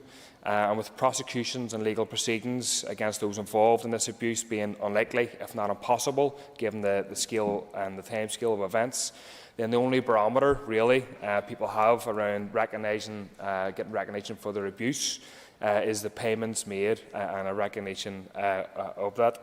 So that's an important point around discrepancy, different rates being paid for different people. We've also had recent reports about the failing of the system for people with disabilities, and I would hope that we cannot continue to fail victims and survivors, and by supporting this motion, by supporting a review, hopefully that and those problems are resolved. Thank you. I now call on the First Minister, Paul Givan, to respond to the debate, and you've up to 15 minutes. Thank you, Deputy Speaker, and can I thank the Executive Office Committee for bringing the motion forward today and the contributions that members have made. I welcome the opportunity to respond to this motion today. Victims and survivors of historical institutional abuse have endured much in their lives, and it is incumbent upon all of us in this chamber to ensure that we do the right thing to address their needs and to demonstrate from the Assembly and Executive our acknowledgement of what they have suffered. Historical institutional abuse should never have happened. This was wrong on so many different levels. Trust was breached and children violated. It is a sad reality that so many children were forced to spend their lives carrying extraordinary and unimaginable trauma, pain and suffering. Thousands of children were robbed of their childhood and silenced. They were failed by a system that should have protected them, which turned a blind eye and which covered up systematic abuse. We all need to take this opportunity to learn the hard lessons about what happened in these institutions so that it will never, ever happen again. In doing so, we underscore the importance of the continued implementation of the Hart Report recommendations. The responsibility for the implementation of the Hart Report rests with the Executive Office. It has been without doubt and remains one of the key priorities of the Executive Office and the whole Executive. Before turning to the specific points that have been raised in the debate, it would be remiss of me not to reprise the past 15 months. The 30th of June marked 15 months since the HIA Redress Board opened to applications at the end of March 2020. And in that time, the Board has received over 1,600 applications and made determinations totalling over £20 million in respect of 1,091 applications. The decision was taken in March 2020 in the interests of victims and survivors who had waited such a long time for justice to open the Redress Board to applications in the midst of a global pandemic. The former President of the Board, Mr Justice Colton, ensured that all the preparatory work was completed in time for the opening. And throughout the past 15 months, the Board has determined to continue to deliver, despite difficulties in accessing records and vital corroborating information. The President of the Board took the decision that it would accept all applications, incomplete or otherwise, and take on the task of gathering the additional documentation. This is a feature unique to our Redress Board. The work has gained significantly in momentum since then. In the first couple of months of this financial year, the Board has held more panel meetings than in the first 6 months of its operation in 2020. It made more determinations of awards than in the first 6 months of its operation in 2020, and it has paid out £4 million in the first 2 months of this financial year against £3.7 million in the first 6 months of the last. Whilst this is good news and shows that the Board is delivering and delivering in a very difficult operating climate, no one is being complacent. The Deputy First Minister and I are acutely aware of the concerns raised by victims and survivors. There is always room for improvement, room for streamlining and room to look at what we have done and whether or not we could do more and do it better or more efficiently. Therefore, I welcome in principle the review proposed by the Committee's motion to address these concerns. It is important that it should look at all aspects of the redress process, from when a person decides that they wish to apply for compensation until they receive an award and decide what they want to do with it. And indeed, the support we need to offer does not stop there. We established a dedicated support service for HIA victims and survivors, provided by the Victims and Survivors Service and supported by 2 community organisations, WAVE and Advice NI. This is a very important service with a range of therapies and supports in place designed with survivors in a way that offers choice and flexibility and is unique to individual needs. It is trauma-centred and led. Health and well-being support is provided, for example, complementary and physiological therapies, and persistent pain management. There is social support through befriending and outreach, personal development through education and training, and welfare advice and support with information recovery. This last point is of particular importance to survivors wishing to obtain their own records. Deciding to apply for compensation is undoubtedly a big step. Those who want to avail of particular emotional support and help as they make an application for compensation can receive dedicated help from the Personal Support Unit in the Support Service. This allows a person to talk about their lived experience in a safe environment. There is also the option of a person making a recording of their experience to sit alongside the written application for compensation. Therefore, it is important that any review looks at all aspects of the redress process. As the motion recognises, the review should be done in such a way so as not to impede the day-to-day work of the board. And I would also want to suggest that the review shouldn't hold us back from making important improvements in the meantime. The President, for example, has committed to regular engagement between the board and the victims and survivors groups, and to look at the whole area of communications. Indeed, he has already been discussing the content of decision notices with panel members. Changes have been made by the board to its statement of experience. The Support Service and the Redress Board are currently working on amendments to websites that provide a seamless link between the three organisations, the VSS, the Commissioner and the Redress Board, clearly signposting who to contact at a particular stage in the redress process, as well looking at providing additional financial and investment advice and assistance. This is work that has already been taking place, and it's important that it continues. In terms of the review, some victims and survivors have stated that they wish to see an independent review undertaken.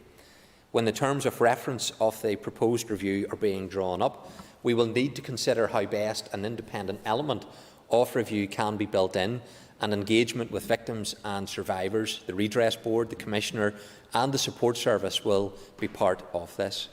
I expect discussions to take place over the summer regarding the terms of reference, the time frame and the reporting back.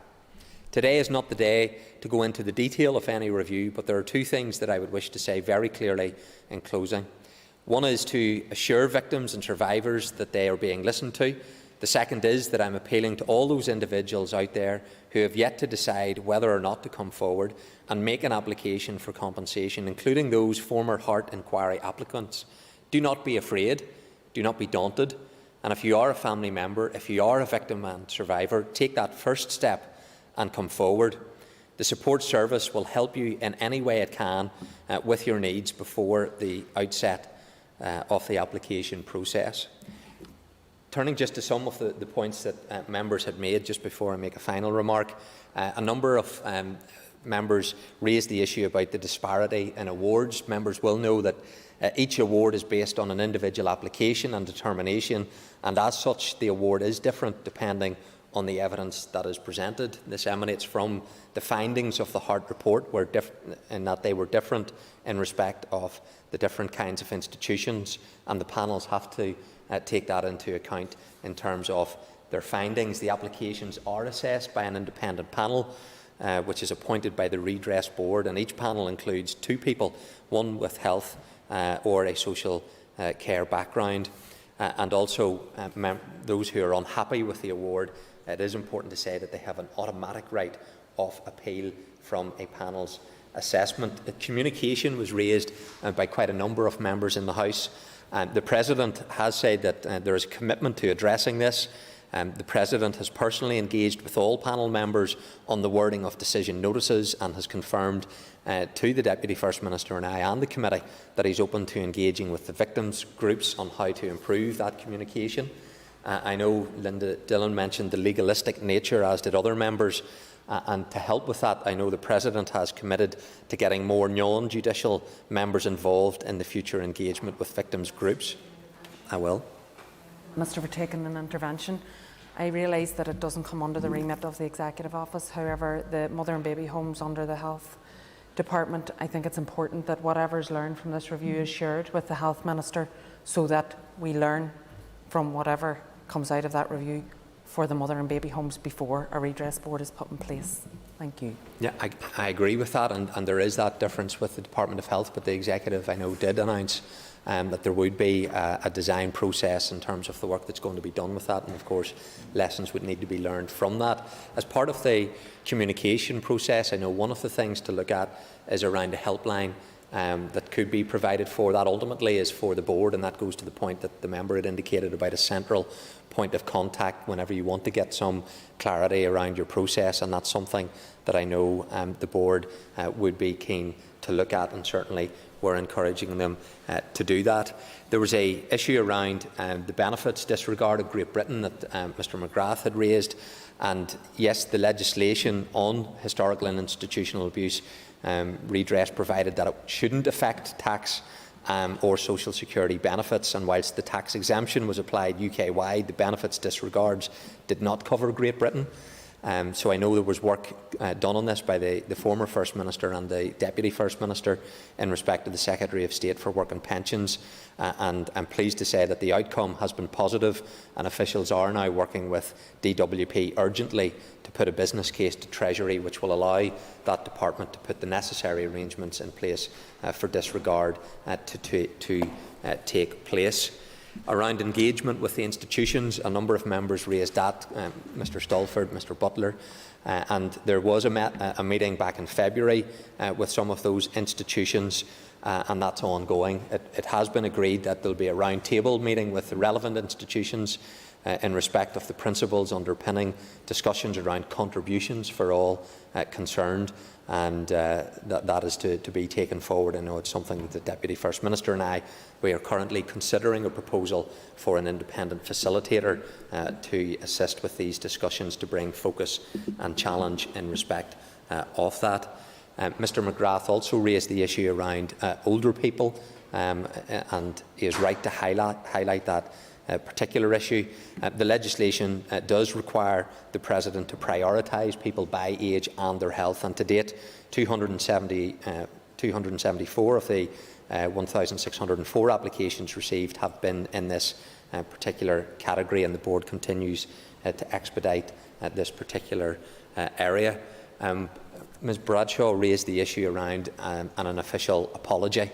And again, this is an area where the Deputy First Minister met with the Commissioner for Survivors and Institutional Child Abuse, Fiona Ryan, on the 24th of March.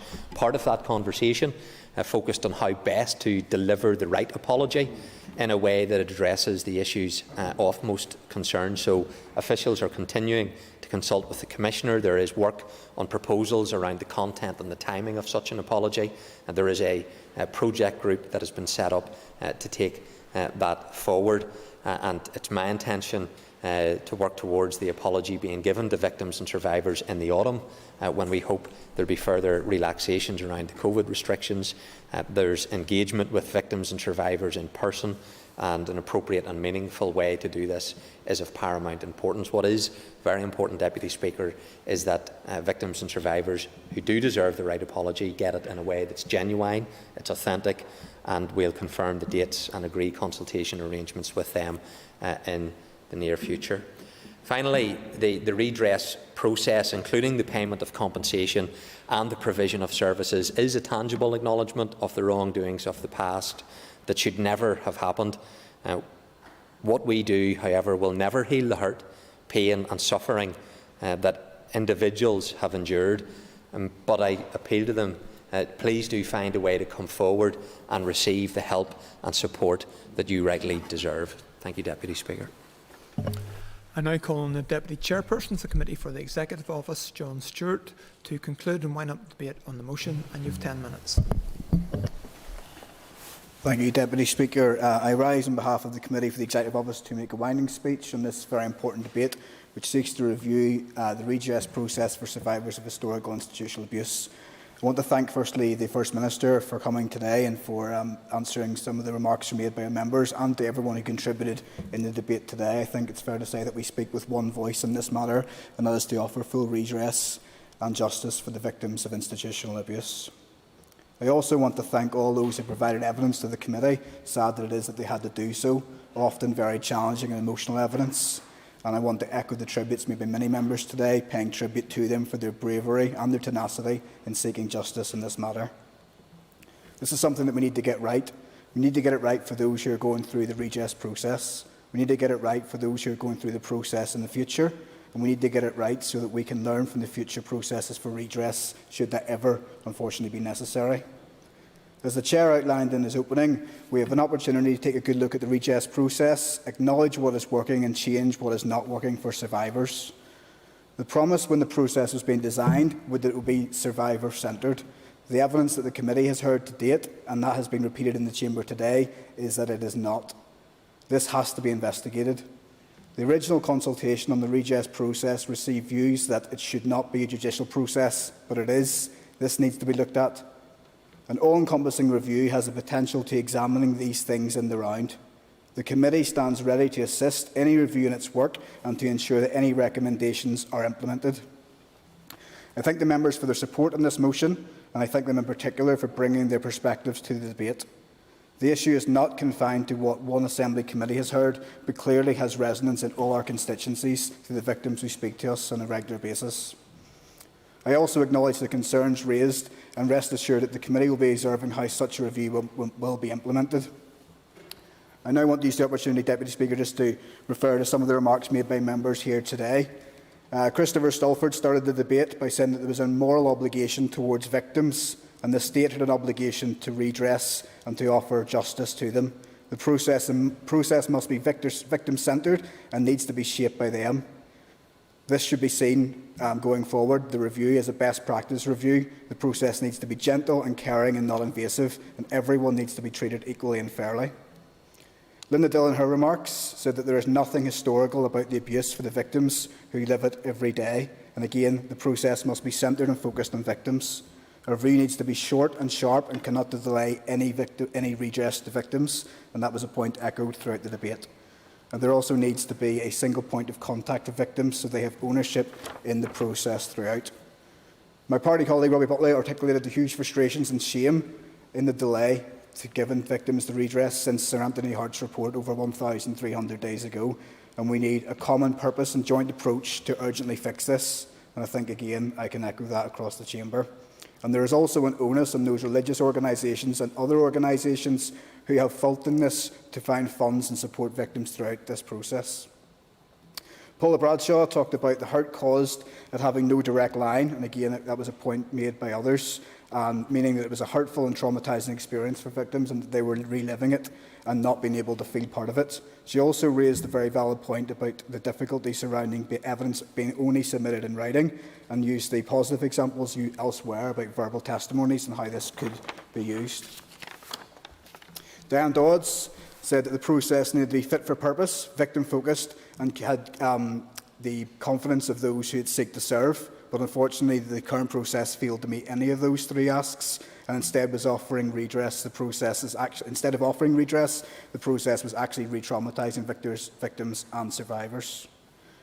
Pat Sheehan said and paid tribute to the courage of victims and survivors, but said that unfortunately the current process was not repaying that courage, and that was a shame. At the current pace, it would take up to 10 years potentially for all victims to be heard, and that was not acceptable either, and wanted a simple process to be ironed out so that victims could be heard in a swifter manner. During intervention, Linda Dillon also made a very valid point that many of those who had suffered abuse were never actually able to avail of a full education, so it was ridiculous that they would be expected to reply in writing, yet they all were, and that needed to be looked at as well. Martina Anderson rightly paid tribute to the victims and named many of them, and we have all heard their horrific testimonies. And it is a shame that they have to continue to come back to committee sessions to give more evidence and re-traumatise themselves through this tenacious battle to get justice, and that they expected by this point to be beyond here. But unfortunately, as we know, we are where we are. Fear and anxiety among the victims and survivors over the invasion process is causing great difficulty, and many of them are actually being put off from applying, and that is unacceptable. Jerry Carroll said that the scheme was too long and too complicated and far too legalistic, and said that a solicitor was required to complete that. And while that might work for some people, it does not work for everybody, and again needs to be looked at, and that was a common theme among everybody in terms of just how difficult that was. and agreed that there was a need for a direct line of support. And I think I thank the Minister for addressing that point, and that is being looked at. It's something I've had when victims have spoken to me, that they just don't feel that there is any ownership or any part in it, and that they're completely detached from the process. And they're not looking a sympathetic ear, even, they're just looking for updates and a place they can go to get that single response. And it would be very beneficial if that could be facilitated. The First Minister then finished the debate and wound up, said we need to take this opportunity to learn the hard lessons of the past and to learn and ensure it never happens again. And I don't think any of us could disagree with that. It is a shame that we have to learn these lessons, but we must learn them. And wanted to make two big points at the end. That was to ensure victims and survivors that they were being listened to, and to urge those who had not applied for redress to take part in the application process, take the brave first step, and not be put off by any of it. Absolutely.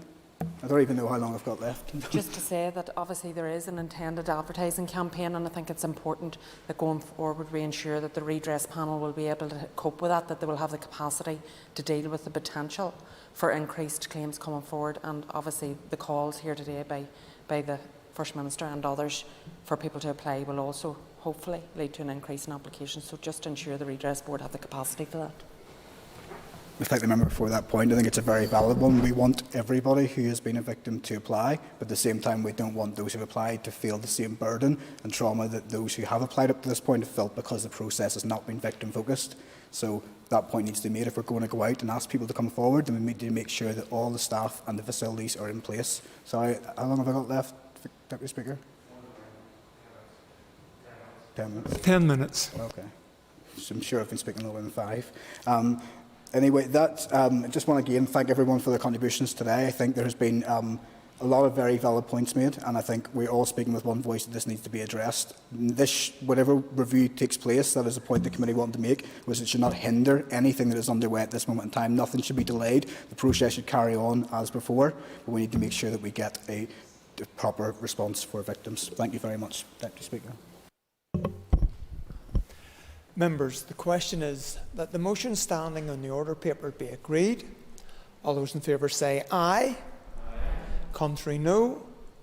The ayes have it. The ayes have it. I'd ask members to take their ease for a few moments.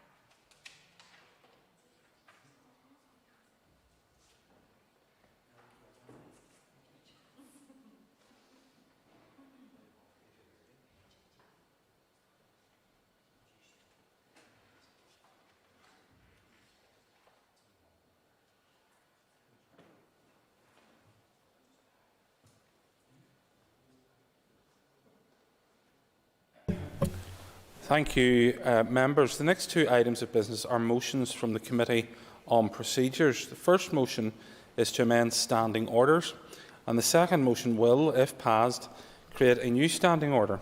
Both motions have the effect of making provision for members' statements in the Assembly. There will be a single debate on both motions. I ask the Clerk to read the first motion, then call on a member of the Committee on Procedures to move it. The member will then commence the debate on both motions. At the end of the debate, I shall put the question on the first motion. The second motion will then be read into the record, and I will call on the member to move it. The question will then be put on that motion. If that's clear, then we shall proceed. I ask the clerk to please read the motion. That the motion to amend standing orders of the Assembly as detailed on the order paper be agreed. Thank you. I call Ms Linda Dillon to move the motion on behalf of the Committee on Procedures. Beg to move. Thank you. The Business Committee has agreed to allow up to 1.5 hours for this debate. The proposer of the motion will have 10 minutes to propose and 10 minutes to wind. All other speakers will have 5 minutes. I call Linda Dillon to open the debate on both motions. Thank you, Mr. Principal Deputy Speaker. I find that harder to say in English than in Irish. That's come from somebody whose first language is English. On behalf of the Committee on Procedures, I am pleased to be bringing these motions to the House today, which propose to introduce a new standing order making provision for an item of Assembly business called Member Statements.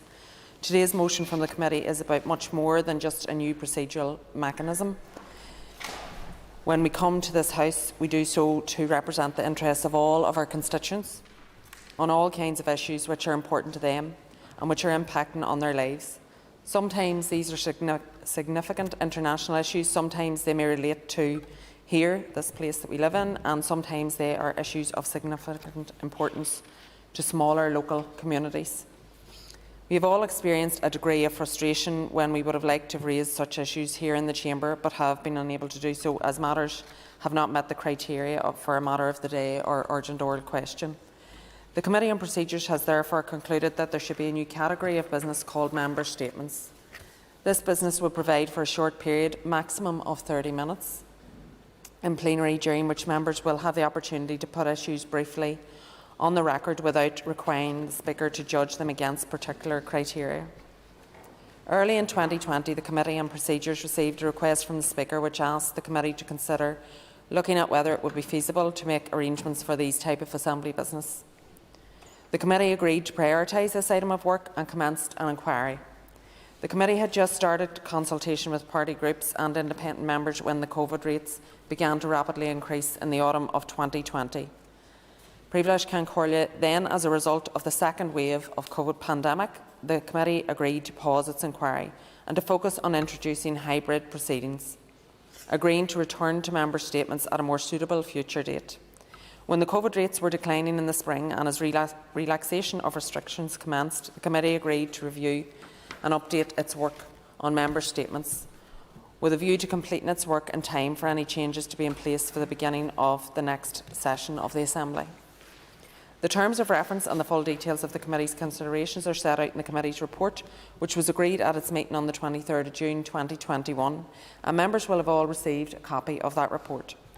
The Committee acknowledged both the potential benefits and the issues which introducing member statements could involve, and considered a number of important parameters before reaching its conclusions. These considerations included whether provision should be made in standing orders, how member statements would be selected and managed, frequency, on how often they should be accommodated, scheduling or at what point in plenary member statements should be taken, the time slot and relevant and appropriate restrictions. I will address these issues now, starting with whether or not provision should be made in standing orders. As outlined by the Speaker in his correspondence to the Committee, his office was receiving many applications for matters of the day on a regular basis, which were considered by members to be important matters but did not meet the necessary criteria for matters of the day. This led to a sense of frustration amongst the members who were repeatedly unable to raise important constituency matters in the Chamber. The Committee agreed that provisions should be made in standing orders for members to be able to put issues briefly on the record. This was agreed on the basis that it should be for a 30-minute period, which would be strictly time managed. The Committee agreed that 30 minutes would not unduly prolong plenary time and could provide members with a more flexible opportunity to raise matters of concern to their constituents in the Chamber. In terms of the selection and management of member statements, our proposal, which was agreed by consensus, allows the Speaker to invite members who wish to speak to rise in their places. The Speaker will seek to ensure that members from a wide range of parties are called. Individual members will have a maximum of 3 minutes to make their contribution. No member may intervene during another statement and no vote will be taken. There shall be no questions following a statement. In terms of how frequently member statements should be scheduled, there were two broad options considered by the committee, either routinely with an agreed frequency or agreeing it would be for the Business Committee to determine the frequency. The committee discussed this at length and acknowledged the need for a degree of flexibility based on any pressures on the order paper, as well as for members who want to be able to be reactive when issues of importance arise and they want to put them on record in the House. The committee therefore agreed that it should be for the Business Committee to determine whether to schedule members' statements. However, in agreeing this, the committee also expressed its view that it would expect the Business Committee to schedule member statements usually on a weekly basis. Again, in terms of the scheduling of member statements, there were two broad options: whether a fixed time should be set out in standing orders or whether scheduling should remain a matter for the Business Committee. Having considered arrangements for other items of business and noting that the only other item of business that has a fixed time is question time, it was the committee's view that there would be merit in member statements being managed much like matters of the day, and they should therefore be scheduled towards the start of plenary business. The committee acknowledged, however, that this would be for the Business Committee to determine, and that on occasion it may wish to exercise some flexibility around this. Príomh Ceann Comhairle, moving on to the final parameter for consideration, the issue of necessary but proportionate restrictions. Having considered examples of restrictions in place in other parliaments, the committee considered what restrictions would be appropriate to apply to member statements here in the Assembly. The committee's report goes into greater detail, but in summary, the committee concluded that members should not be able to use statements to anticipate a matter scheduled for debate. Members should not be able to use statements to address a question that has been decided by the Assembly within the previous 6 months, nor should they use statements to make allegations about or attack another member. In light of the committee's conclusions, the committee agreed to prepare a new standing order that reflects these, and that is why there are two motions on the order paper today. The first motion proposes to amend Standing Order 10 to simply add member statements to the list of categories of business to be conducted in the Assembly, and the second motion is a proposal to add a new Standing Order 24A, which reflects the committee's conclusions on the appropriate parameters of the management of member statements. Therefore, Príomh Ceann Comhairle, on behalf of the Committee of Procedures, I'm pleased to commend the motions to the House and look forward to hearing members' views. I will make just a very short comment in my regard as an individual MLA, just to say that I think this is a positive move forward. I think that the more business we can get and more opportunities we can give members to make statements and to raise issues that are of concern to their constituents or to people right across the north, that they should be given an opportunity to do so. So there was consensus within the committee. It was very much an agreed position, and I think that's a good thing. So I'm hopeful then that we should have no issues today. But I do think it is important that we do give everybody in this House the opportunity to raise issues that are of importance to them. I equally think it's important that there are parameters around that and that people respect those parameters and don't try to play fast and loose, because we end up damaging the image of this place and all of our images individually as well. Thank you. I call Mrs. Rosemary Barton. Thank you for the opportunity, Mr Deputy Speaker, to take part in this debate this afternoon, or possibly this evening now, on the addition of a new standing order on the members' statements.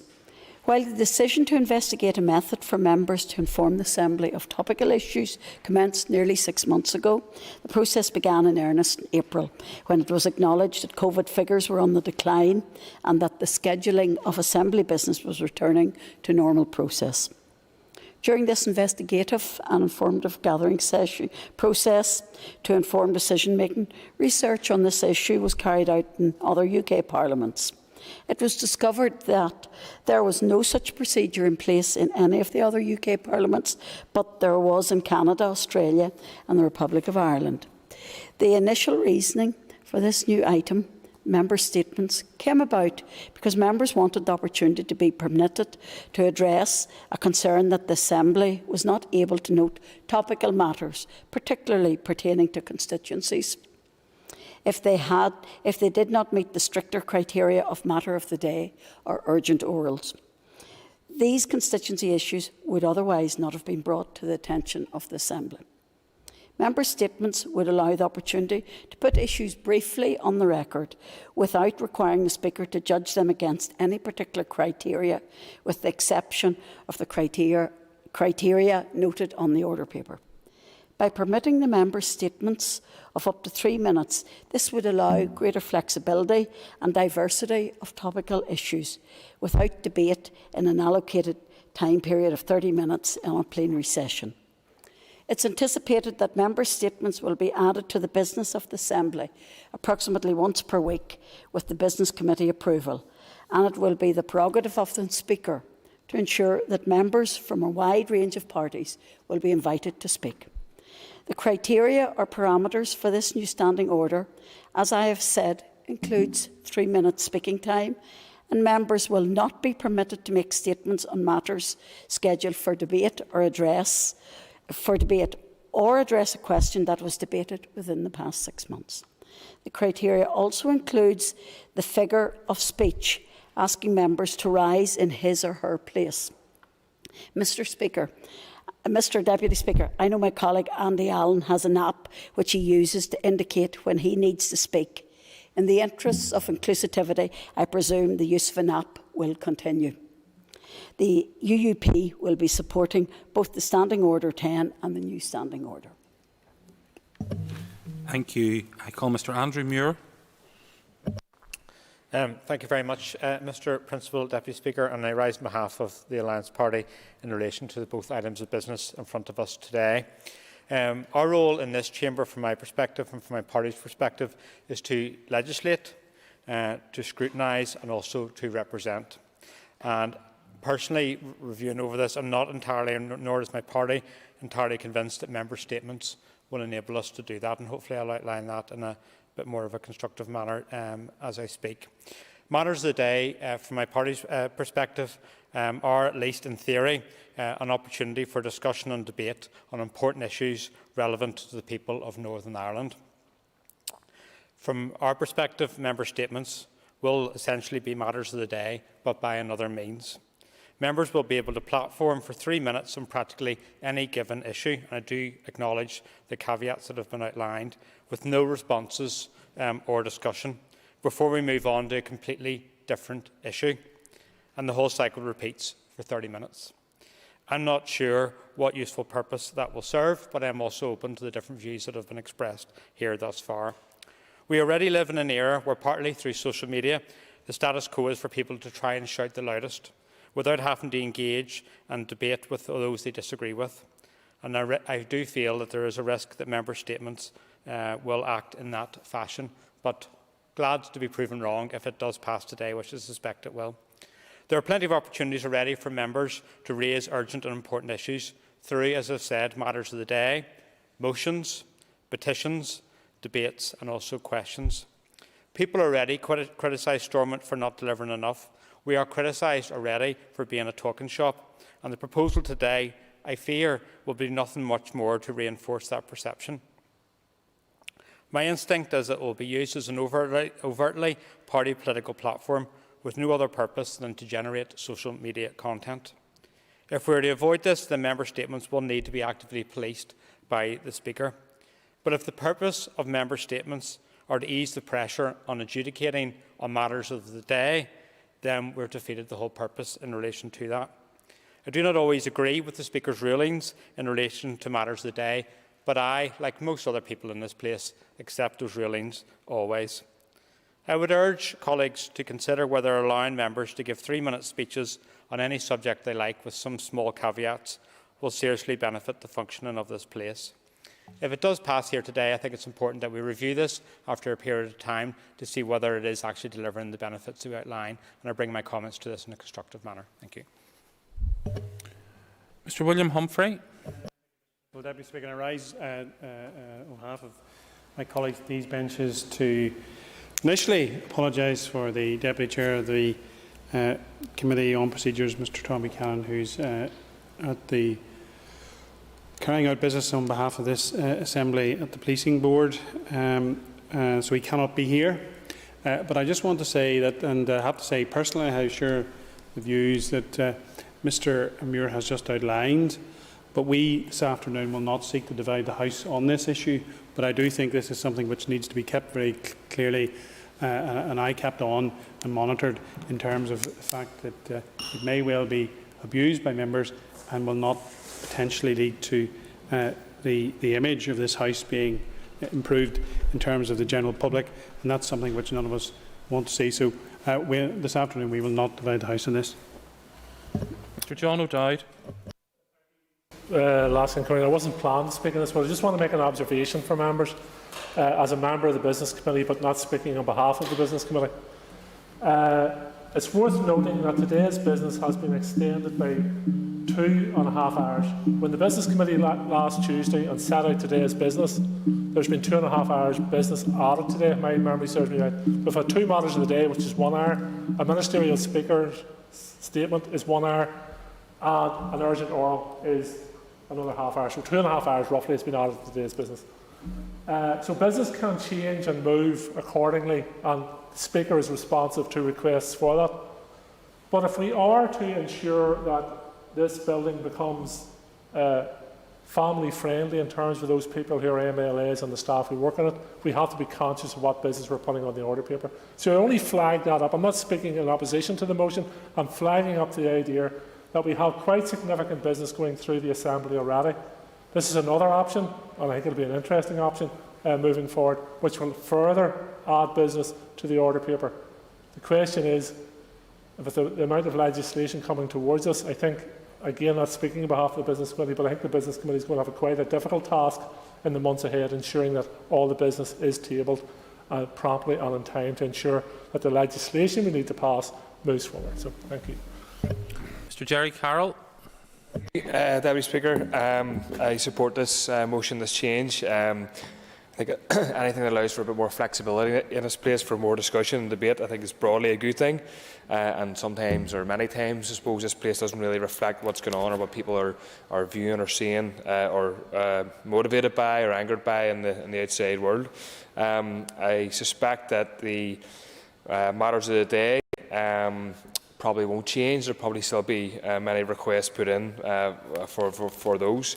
Just for Mr O'Dowd, I know he's not speaking as a member of the Business Committee today, but I would certainly be in favour of both plenary days, having time. We're only talking about half an hour here, having time for member statements to be made and heard. Like I said, the matter of the day request will and do still obviously exist, but the criteria is more strict. There's quite a tight time frame unless you're up here early on Monday mornings, which I usually am when I'm pedalling up the hill. But the 9:30 deadline is quite tight. Things can happen after 9:30 on Monday morning, and people, in all intents and purposes, can't really address those issues on the floor. And also smaller parties, Mr Deputy Speaker, don't always get the chance to speak in this chamber, unfortunately, although recent changes are obviously welcome. So I think for those matters as well, this statement change provides some flexibility. And also as well, I mean, happy to be corrected by the Chair or Deputy Chair, I think, of the committee, but remember last week Mr Muir submitted a matter of the day on the issue of LGBT rights in Hungary. I think there were 6 or 7 other matters a day on that day, and obviously only one, if I remember correctly, was picked. So hopefully that issue and other issues can be raised on the floor if they're not picked as a matter of the day, and I think the standing orders allow for that. So happy to support the motion. Thank you.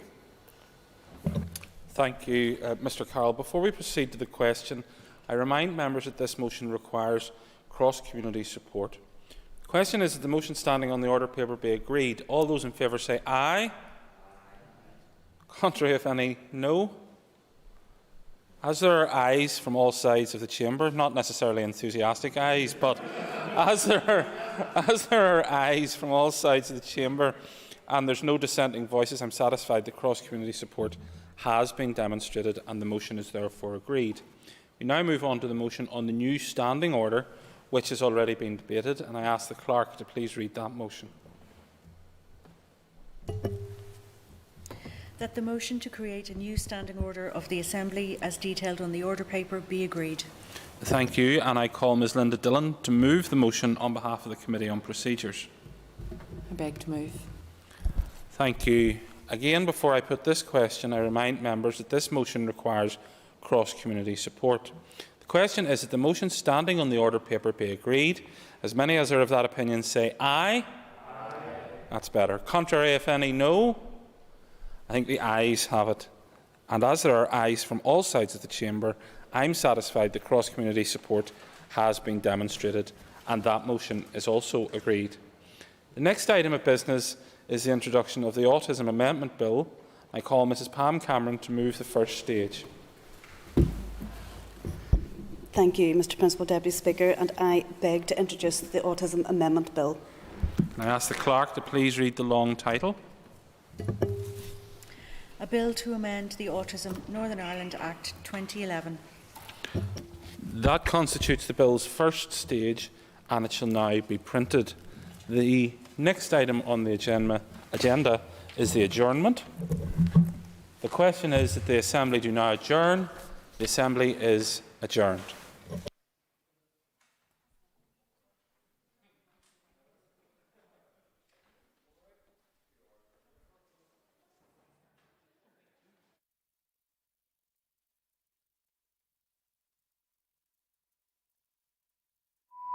This is the Northern Ireland Assembly Plenary, Programme Sound.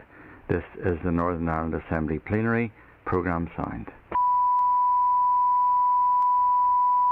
This is the Northern Ireland Assembly Plenary, Programme Sound. This is the Northern Ireland Assembly Plenary, Programme Sound. This is the Northern Ireland Assembly Plenary, Programme Sound. This is the Northern Ireland Assembly Plenary, Programme Sound. This is the Northern Ireland Assembly Plenary, Programme Sound. This is the Northern Ireland Assembly Plenary, Programme Sound.